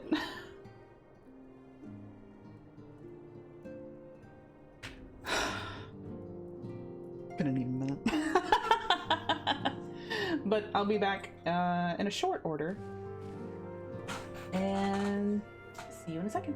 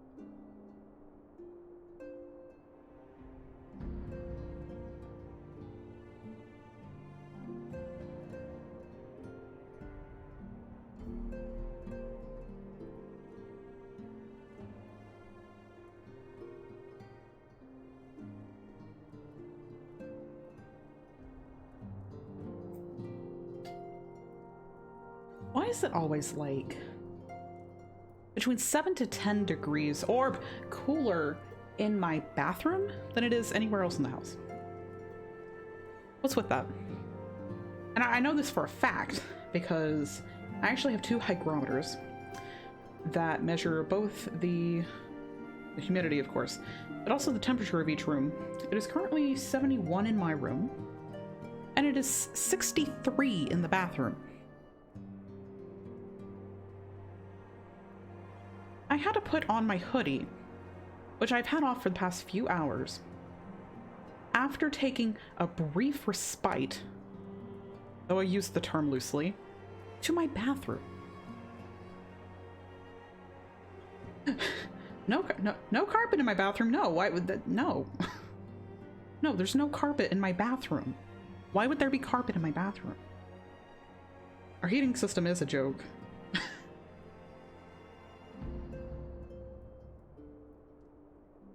More ways than one. One thing, my eyes are like consistently like red because of like some crap with our apartment. And like our heating system got stuff in it. No, I mean that is contributing maybe to the chill. Oh. I mean maybe? But would it be 10 degrees cooler just by virtue of having like linoleum on the floor?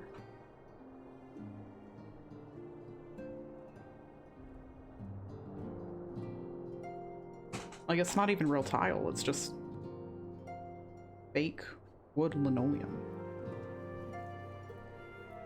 Yeah. Just a little weird.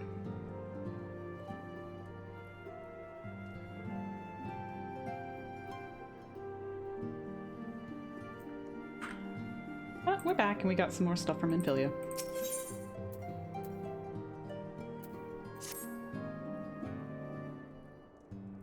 Literally, though. Okay. I've already informed Alphino of our plan to recreate the beacon in the manner Umbrita described. He agreed that despite the inherent danger, it represents our only hope of success. Mouth, work with me. Blech. He also said that he wished to meet with you at Snowcloak before proceeding. I expect you will find him waiting for you there when you arrive. I want you to know that I appreciate everything that you've done on our behalf, Reyna, and that I have faith that you will return to us, as you always have. Ophelia is so sweet. I hope we get to see more of her, outside of the role of just being antecedent.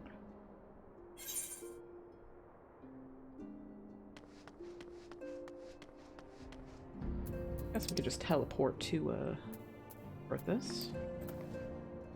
No need for us really to run outside.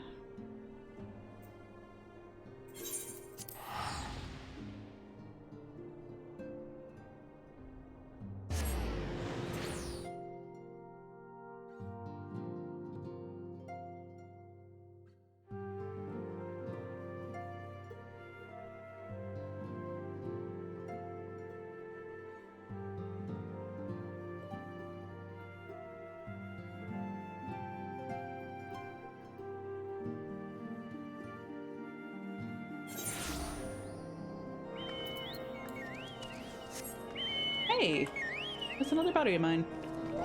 I met them at the Saucer, actually, and they're very sweet. And an Ida cosplayer at that, so that makes them immediately more valid than anybody else. But we shan't bother them for very long. We have a place we need to be. And it gets dark here.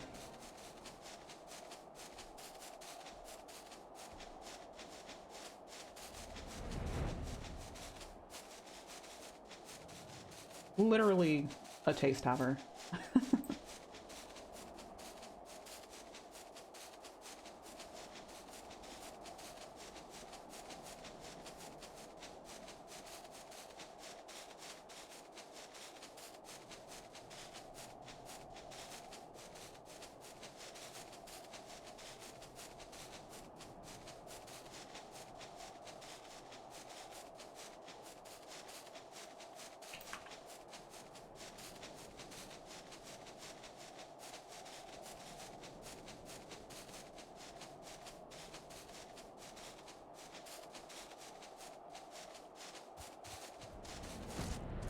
Here we go. Looks like these guys have queued up. Ah, good to see you, Reyna. I was starting to wonder if you were having second thoughts. Captain Ilbert sends his regards, by the way. He attends to the interrogation of Aline Royaux and Ulda even as we speak. I shall not distract you from the matter at hand. We can discuss the Ivy upon your return. I trust that, by which I mean to say, the others are waiting for us at the Aetheryte. After you, Scion. So sweet.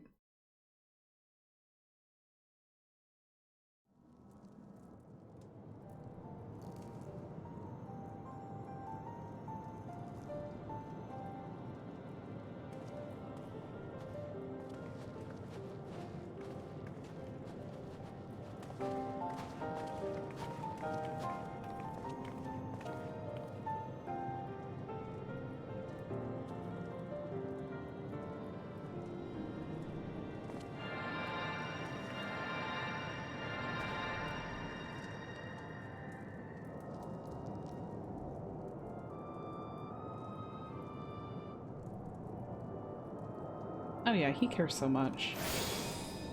Watching him trying to express it, I kind of empathize. In a lot of cases, I have similar difficulties. Also nowadays, but you know, working on it. There, it's ready.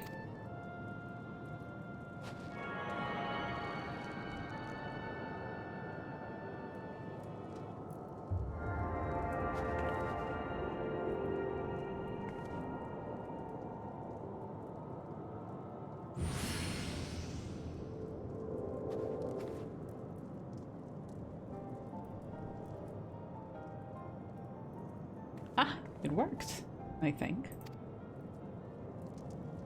Try attuning to the Aetheryte now. Feel for the current and try to locate the beacon.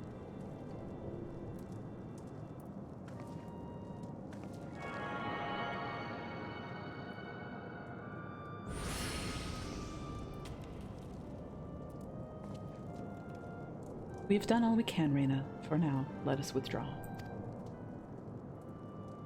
When your final preparations are complete, you must seek out the beacon we have created. If, by the grace of the 12, you arrive safely, you must stop Iceheart before she summons Shiva. Before she summons Shiva! Oh, tongue twister there.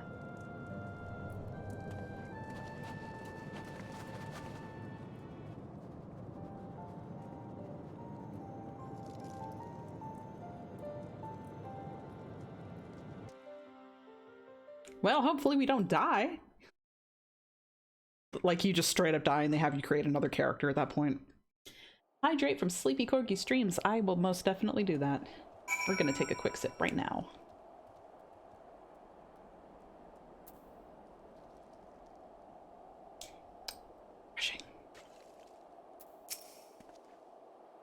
We cannot ignore the possibility that our actions have alerted Iceheart to our plans. Should that be the case, she may attempt to hasten the completion of the summoning ritual, and if she succeeds, you will have little choice but to face Shiva in battle. Knowing little of this saint, I cannot say if your own strength will suffice, and so I would encourage you to call upon your allies. Some may have reservations about wagering their lives on the success of Moonbreeda's experiment, but others will surely agree that desperate times call for desperate measures. Ah, before you assemble your party, pray speak with that knight. I believe he has a message for you from Sir Emmerich.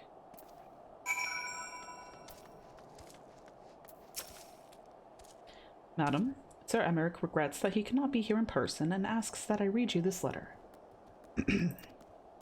Ishgard faces an unprecedented threat, yet in our hour of need, it is not her knights who stand poised to defend her. Reyna Vogel, the warrior of light, savior of Eorzea, your deeds this day shall not be forgotten. Where others would flee, you chose to remain. Where others would falter, you rise to the challenge. Where others would use their gifts for selfish ends, you wield yours in service to a greater cause. May Halon bless you with good fortune and see you safely home. Akafa Amphitheater. I did not get to read that as quickly as I would have liked. But let's talk to Best Girl. I've a mind to join you, but Urianger made me promise I wouldn't. Apparently the thought of me becoming Shiva's thrall was too much to bear. As if I'd give her the chance. very good. He care big. Yeah, come over and party. Whoever wants to party, come on. I'll be on Goblin, here in Corthus. Kurthus? I don't know. If it's an 8-person one or not. This one would be trial, right? 1 to 8 players. 2 tanks, 2 healers, 4 DPS. Yep, so it's an 8-person one.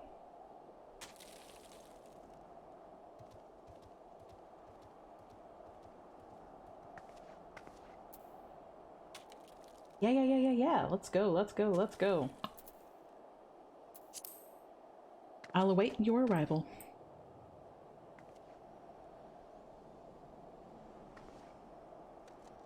And, while we're waiting.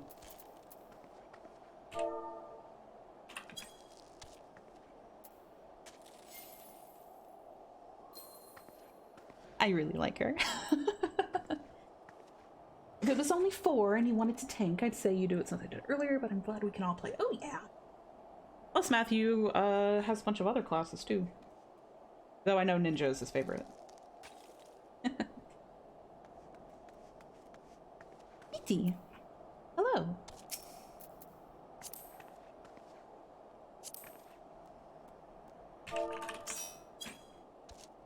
Actually, I can also preemptively throw you the party. There we go. I need to remember that I can do that. That's cute.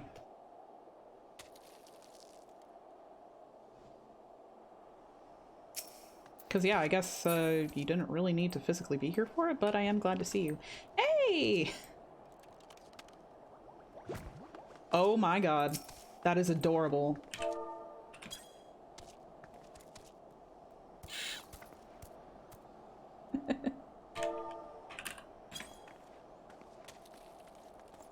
Always happy to see you, Vincent.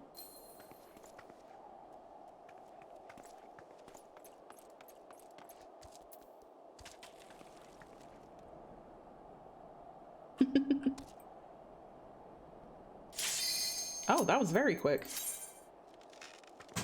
Okay, let's go, buds.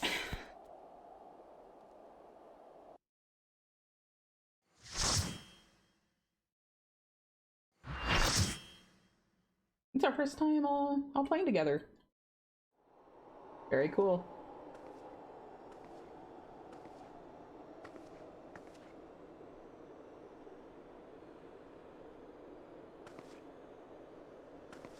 You should never have come here, warrior of light. I labor only to forge a lasting peace. What a cool shot. A peace you would deny us out of ignorance and blind faith. I'm not with no the matter. Pope. If it is our fate to be at odds, then it is mine to strike you down. We whom gods and men have forsaken shall be the instruments of our own deliverance. Partake of my flesh. Fill this vessel with your light. Walk amongst your brothers and sisters once more. Oh, Saint Shiva, still the hatred within our hearts and bless us with eternal grace. Bruh. Yes. Yes.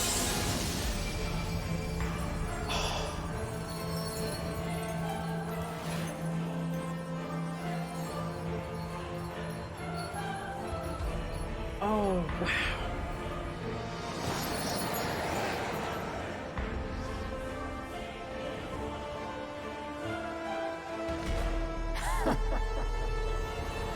What an entrance.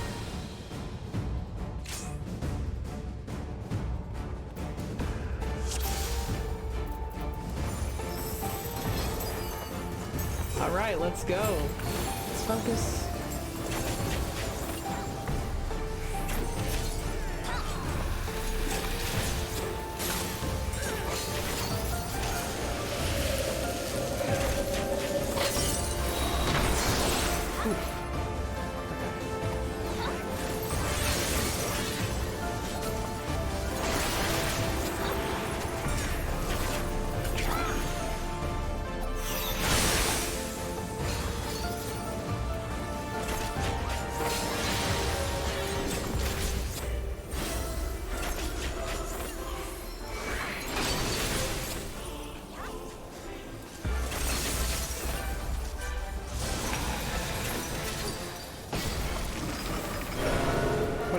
What you doing? Ooh! Big boys. Oh. No thank you. No thank you. No thank you.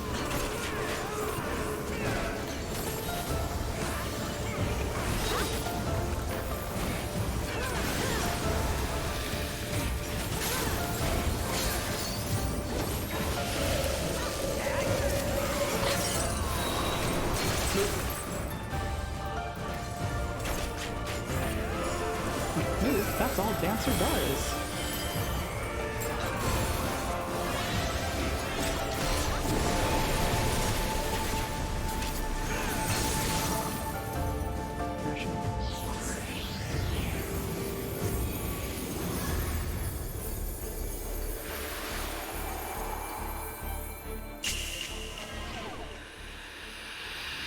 Oh, that's so cool.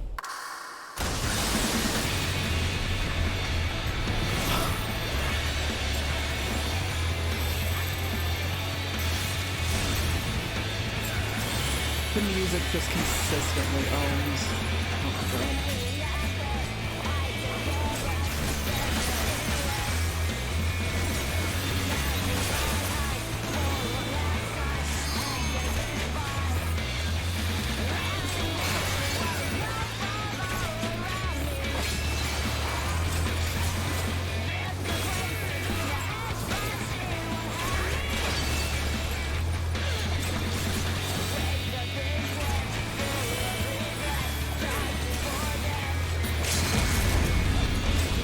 Oh, we got her, yes!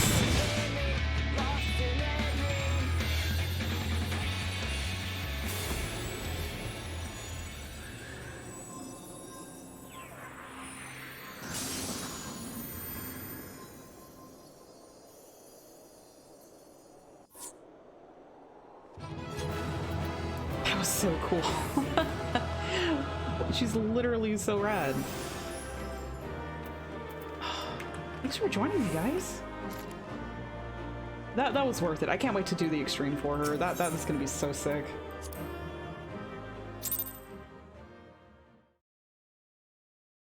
And thank you to whoever dropped the commendation. That's very sweet. Maybe shouldn't have made my first duty today one I haven't done in over a year. You're perfectly fine. Thank you. Thank you so much, and good job back at both of you. Ooh, story.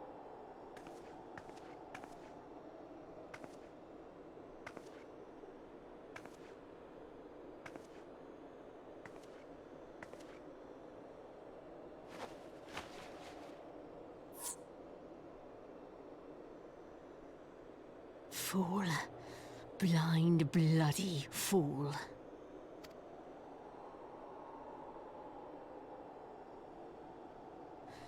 You, of all people, should understand the suffering war begets. That no sacrifice is too great if it brings an end to the violence. Mine is the righteous cause. You fight in a war you do not understand. A pawn of liars and schemers. And they are no less ignorant than you, following the creed of their fathers without question, never thinking to ask why. Trapped in a delusion of their own creation, and blind to the truth.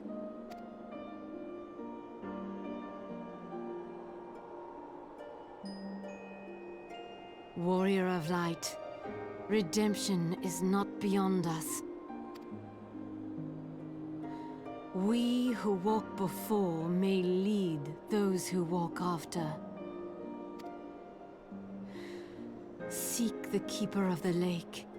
See with eyes unclouded. Do not squander a mother's gift.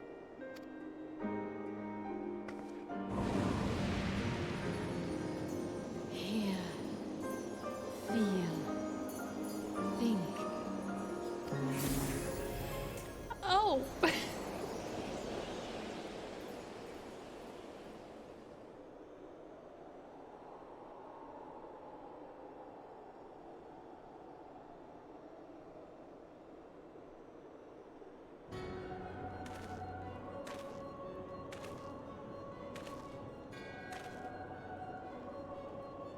And so the vessel withdraws. A predictable outcome. Why does this guy sound like he's talking like this? Ha ha ha. Nevertheless, La Habrea will be pleased. Ha ha ha. How unfortunate.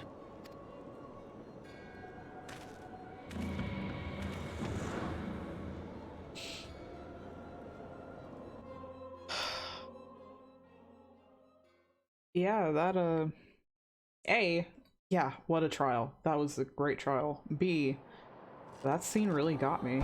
I, had, like 2 little tears.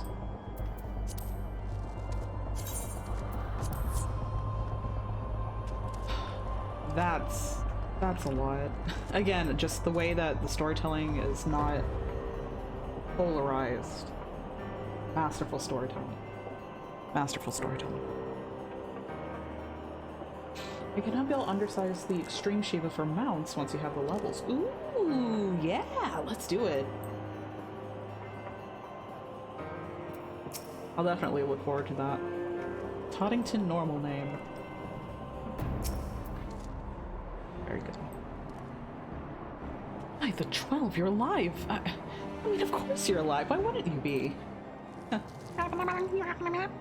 Bongo, you were in the way. This other person's bongo's in the way. Oh, there we go.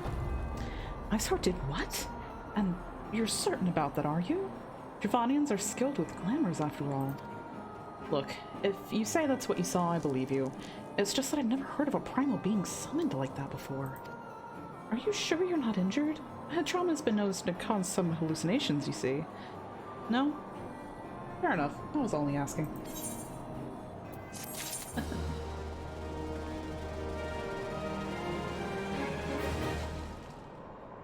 Yeah, it's really hard not to have empathized with Iceheart, honestly.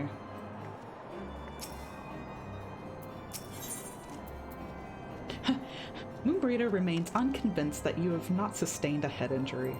Fair enough. If you ask me, there's not to be gained from mulling over the implications of your story in the freezing cold. Let's save it for the Rising Stones, huh? I'll get everyone to meet us there. But before that, you'd best pay a visit to Whitebrim Front and speak with Alphino. Probably worried sick about you. That or he's busy playing at politics with the Ishgardians. Either way, I'm sure he'll be delighted to see you hale and healthy. Speaking of which, you don't have a headache or anything, do you? No? Blurred vision? Oh, no reason. See you again soon.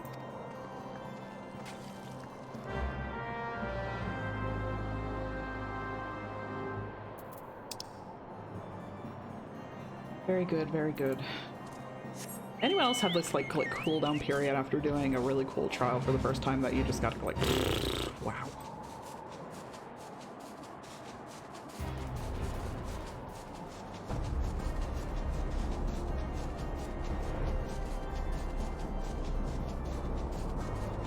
Okay, cool, then not just me then.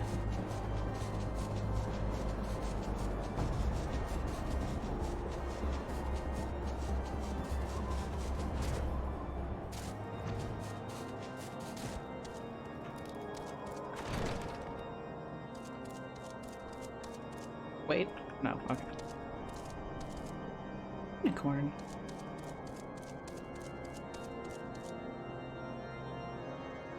Especially because I did a lot of my MSQ late at night. I think I just went to bed after Shiva my first time. Do not blame you.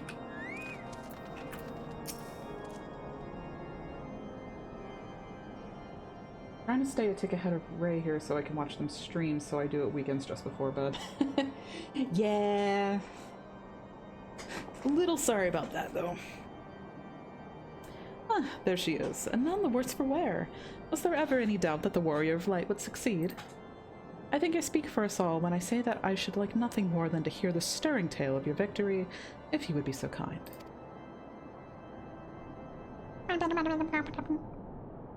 Then we were too late to prevent the summoning. But not too late to prevent further loss of life. An outcome worthy of celebration. And one for which we have Reyna to thank. Yes, you are right, of course, Sir Emmerich. We should be content with what we have accomplished. I, for one, cannot have wished for a better outcome. Shiva is no longer a threat, and the heretics have been routed. Aye, there is the matter of Iceheart's escape, but she cannot run forever. Whether it takes days, weeks, moons, or even years, my knights will find her. In the meantime, Lord Jerlimon, is the caravan ready? The supplies that your men recovered have been prepared for transport in accordance with your wishes. Rest assured that my knights will see them safely to Revenant's Toll. Of that I have no doubt. I take it these are the self-same supplies the heretics stole from the House Forton caravan? Less the crystals which comprise the bulk of the shipment, yes. Scarcely the fraction of what was promised, but a meaningful contribution to your cause all the same. Ah, on an unrelated note, Reyna, might I trouble you to accompany me to Camp Dragonhead at your earliest convenience? 'Tis not for my benefit. A certain lord was most distressed when he learned of your intent to risk life and limb to stop Iceheart. It took half a dozen knights to restrain him, I am told. Oh, alright. Men give vent to their anxieties in myriad ways. I do not think less of him. If it's Arshafan, I'm gonna lose my shit.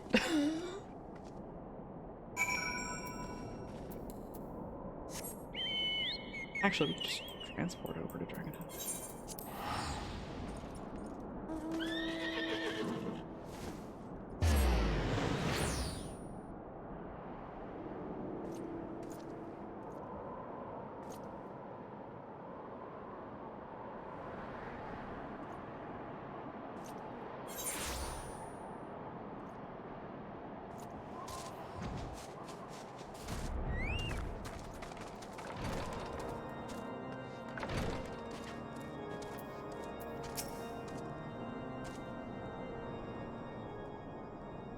What were you thinking, Reyna? Wagering your very being on a dubious theory which might allow you to enter Iceheart's lair, knowing full well that she could have sufficient forewarning to complete her ritual to summon Shiva anyway? And then engaging the abomination in mortal combat. By the fury, Reyna, 'tis the stuff of ballads, a battle for the ages. Would that I had been there to fight by your side. Yet I was forced to wait, condemned to wonder the fate of a dear friend for veritable eternity. I would not wish such torture on my most hated enemy. But you're here now. That's what truly matters. Let us move on. Sir Emmerich wished to have words with you and Master Alphino in private. He waits us in the intercessory. I'm so sorry. I didn't mean to scare you. I feel like Ray would have been like really taken aback by that, but also like appreciate the care.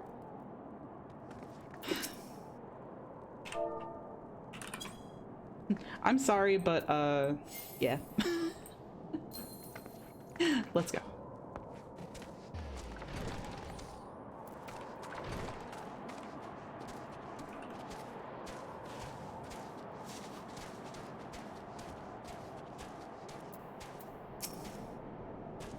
Greetings, madam. I shall show you in at once.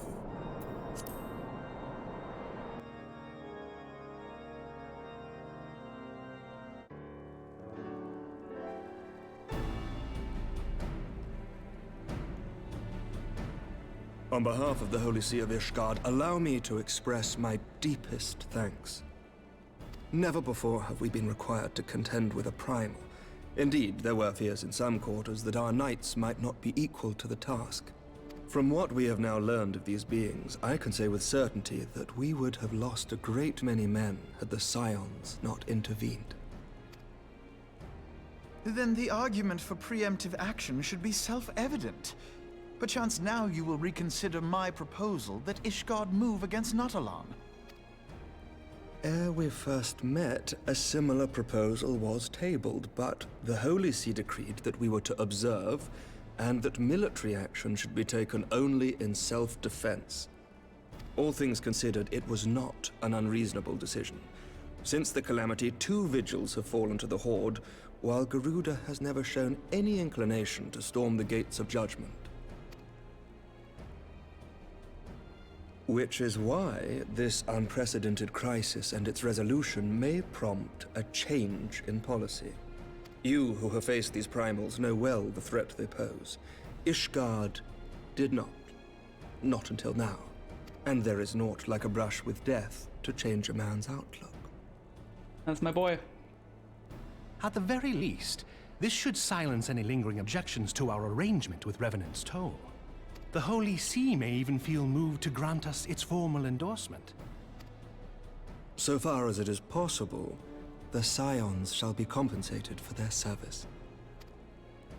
We should be grateful for any aid you can provide. As a gesture of good faith, I shall withdraw my previous request. Your people are doubtless needed elsewhere. That will not be necessary. We, too, have a vested interest in watching Dravania's movements. I see. Once more, I must thank you. Sir Emmerich, if I may, do you truly believe that Midgard-Zoma could return? The heavens are a window unto truth, but those who interpret their movements are not infallible. I requested your involvement as a precautionary measure. But of course, you sought an excuse to compensate us from the first, mindful of what would happen if Revenant's toll were taken by your enemies. Ishgard is not wont to aid its neighbors, but that does not preclude it from manipulating them to serve its own interests. Choose your next words carefully.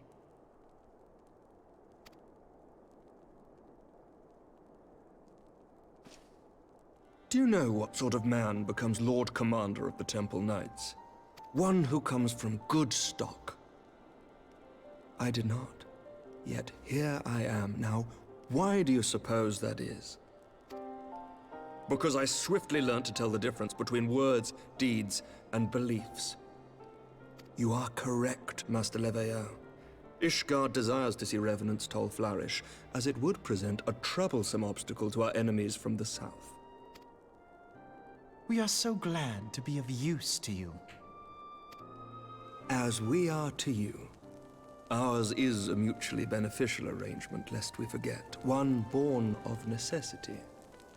The dragons grow more restless by the day, and the heretics harry us nigh without cease.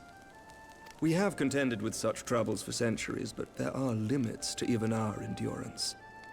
Yet as a pauper is loath to part with his meager possessions, the leaders of Ishgard are not wont to render up their trust to outsiders.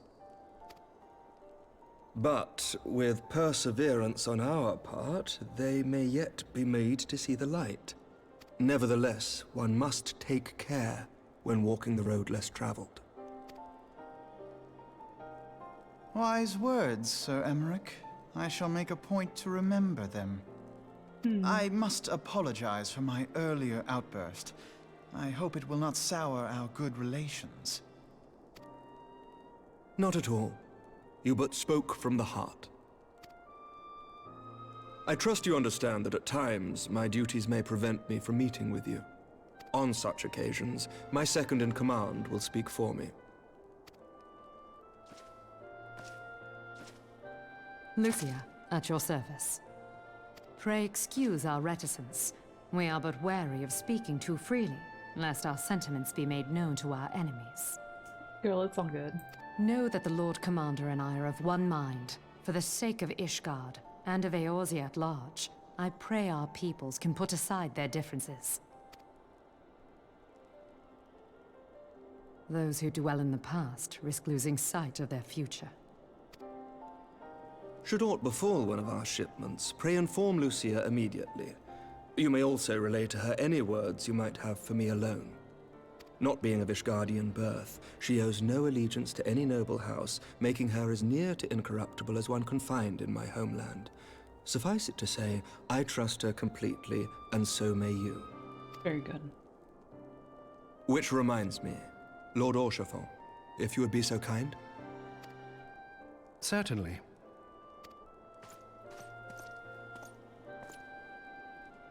In times such as these, trust is ever in short supply. Mayhap this will go some way to rectify the problem. The results of our investigation into the heretics' recent attacks, as well as our interrogation of the merchant you detained. Sir Emmerich, I cannot thank you enough. Think nothing of it. Ishgard may be many things, but it is no friend to Garlemald. Did I not tell you to have faith, my friend? It's appreciated. Lord Archibald.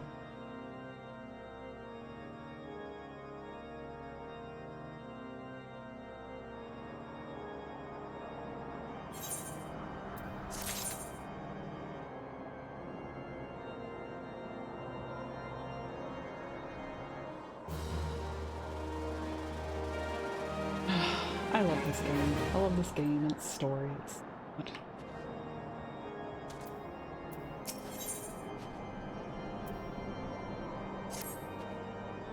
It would seem we have much to discuss with our friends at the Rising Stones.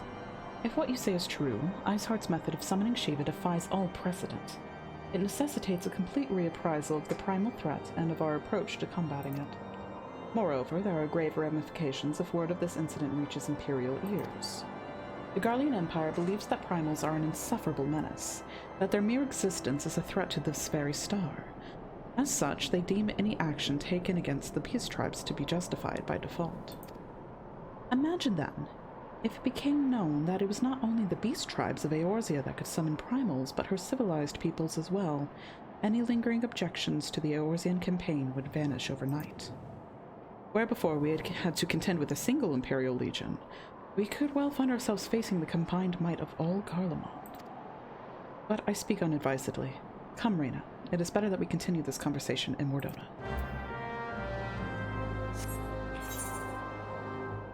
Once again, glad that I made that my registered destination.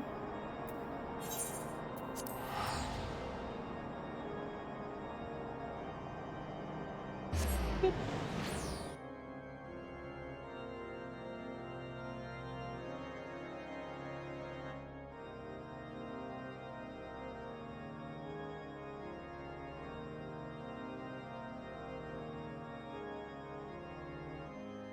So it took 12 men.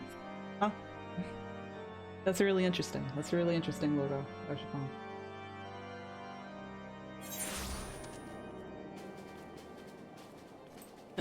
We'll talk about that more later.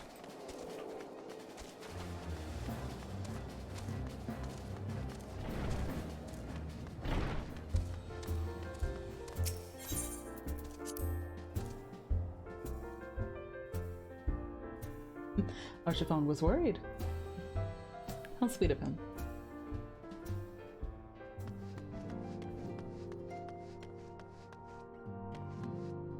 Wow. Not really every day we see a Ilman and a Higiri not being harassed by Thank. But by Oh my god. Girl, you good? Hey. Hey! I was just gonna say you're pretty.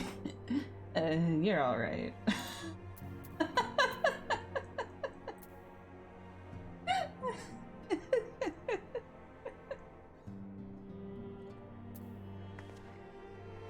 Oh, God.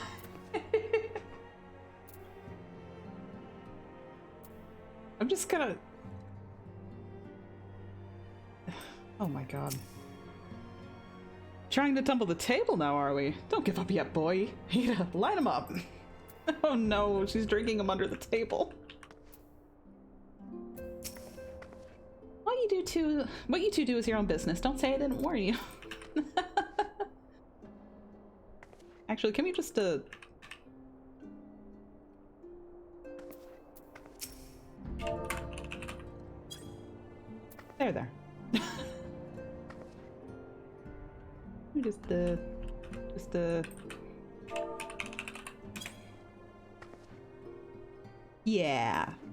Yeah. That's fine.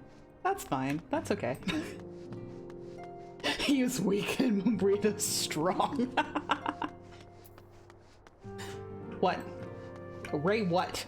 Ray what?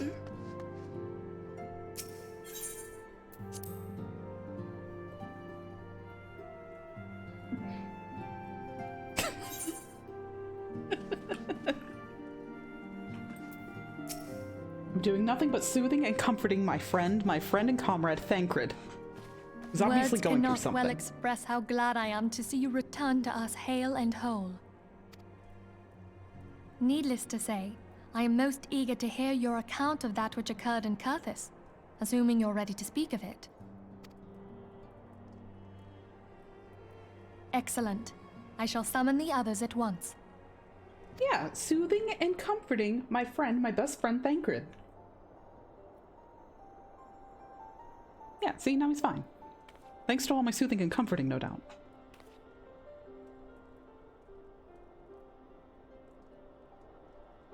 Iceheart used her own body as a vessel for a primal soul? Master Louisoir's writings make no mention of such a possibility. Can we be certain this entity was a primal? As certain as we can be that good King Mogglmog XII was a primal, I should think. Both were ostensibly summoned. Let's not quibble over definitions. Of more concern is the implication that Iceheart retained her will, even after she was possessed. We are talking about a mortal, wielding the power of a primal. It can't possibly be that easy, can it? There must be some sort of sacrifice required. Or maybe she's just special? What qualities this woman possesseth, I know not, but full sure am I that she was groomed for this role. Few are privy to the secrets of summoning, and but a single party standeth to profit from their dissemination. Well, I wouldn't presume to comment on how the lass came to know about summoning, but I will say that what she summoned was a primal. The readings were the same, or near as damn it. Strange as it all sounds, it's really no different from what you've faced before. Then mayhap it is time that we re-examined our previous encounters. Pack your things, Ida. We're going back to Gridania. Yes, sir. About Iceheart's final words to you. Hear, feel, think. Hydaelyn speaks to her as well. If Iceheart is blessed with the power of the Echo, she will doubtless have used it to further her goals. Or could it be that it was a revelation granted her by the Echo which first set her on this path? She did say that the Ishgardians were blind to the truth. Do you think she has knowledge of the origins of the Ishgardian-Dravanian War? It would do much to explain her unwavering conviction. Did not the Lady Iceheart implore thee to seek the Keeper of the Lake? And did she not imply that in so doing thou wouldst come to see with eyes unclouded? Midgard Zoma was a king amongst kings who reigned for centuries on end. But he is dead and his wisdom lost to the ages. Unless the Ishgardians' fears are well-founded. It would seem we have yet another reason to stand watch over the Keeper of the Lake. For a mercy, we are well positioned to do so. Iceheart, Shiva, Ascians, and Midgard Zoma. I shudder to think how they're all connected.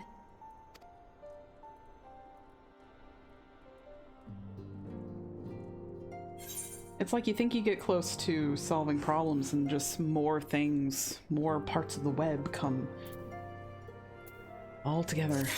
It's a little haunting, actually. Disconcerting at best, or mild. No, time of day.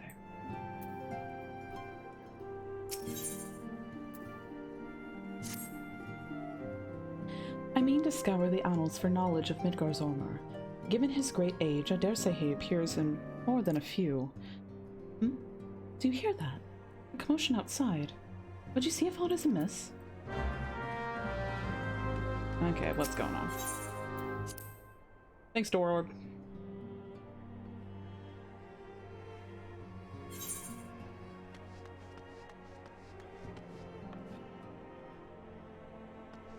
He was drunk.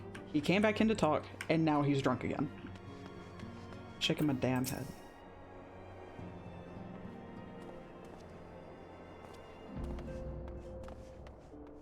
Reyna, it is well that you are on hand. We have a problem. Riel has escaped. It happened shortly after the Immortal Flames took her into custody.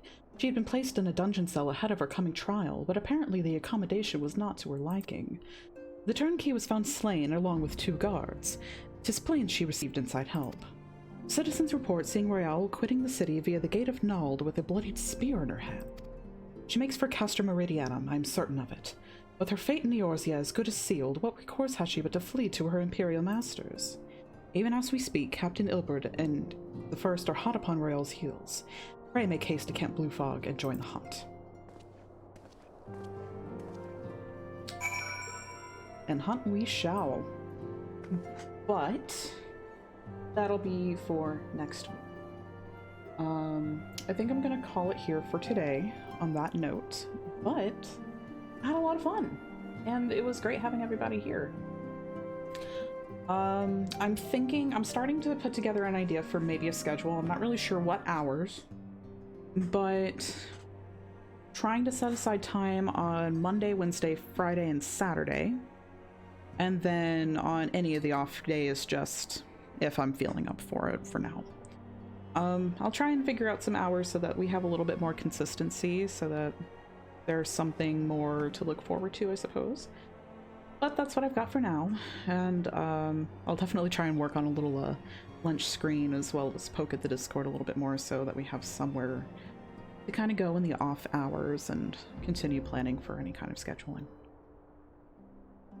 Thanks for the stream. I always appreciate seeing you. Well, I appreciate seeing you too.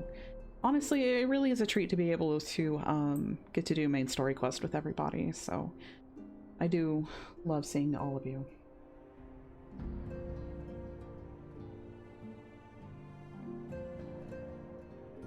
Let's see if my new stream credit settings are... Yeah, that feels good. Maybe a little bit faster next time, but we'll just tweak it as we go. Yeah, thank you guys so much for running stuff with me too. Like, that was really cool. Doing Shiva was really amazing. As always, thanks to my lovely friends and mods, Sleepy Corky Streams and Puppy Tarts.